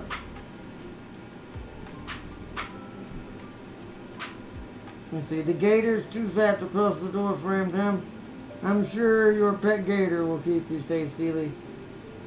I don't know. I have pretty good friendships with the lizard people. I could probably just tell him, give him a good, bribe, and then he'll let me in. I wonder if it's the aspect ratio. Maybe. It probably is. Phones are a little weird in that way, especially since you've seen some of these boards are pretty big. So you would be scrolling the screen around and dragging the screen around constantly. That's the only disadvantage. There is a full screen mode, but you'd still be squinting. You'd have to zoom in to read the text on like cards and stuff. Unless you just have played the game so long, you already know what it looks like by just looking at the card and know, oh, that's what that card or whatever does. So, I think the hardest thing to play on phone would be this, Scythe. And when we play it tomorrow, not today, coming today, when we play it tomorrow, you'll see why I say that. Because this map is so big, and you have to see your player mat too, that I have to scroll around even on computer a little bit with this thing. So you can imagine on the phone. So, tablet makes up for that because tablets have bigger screens and can fit a little bit more on it, and the layout's a little different. So, yeah, fold phones could probably do it. I agree with that. They could probably do it. They might even have that app and I don't know it because they have a better aspect ratio. I don't know. But either way, watch Monument Mythos on YouTube or not. Alright, I will. Well, let me end this. But bye, everyone. I hope you all enjoyed watching this blorg. And until later today, when we get to do some Age of Mythology, I hope y'all enjoyed. And big shout out to my moderator, Farseer, to Tam King, and Sir Seeley in chat. For us all chilling and chatting and talking about all the things and vlogging and just enjoying our time. And playing some board games. So I hope to see you later today for Age of Mythology, and tomorrow for Scythe, when we get into my favorite board game I think I've found ever. And so, I hope y'all all enjoyed, and until then, thank you so much for joining in, and I will see you soon. Bye, Tab Gang, bye, Farseer, bye, Seeley, bye, everybody, bye!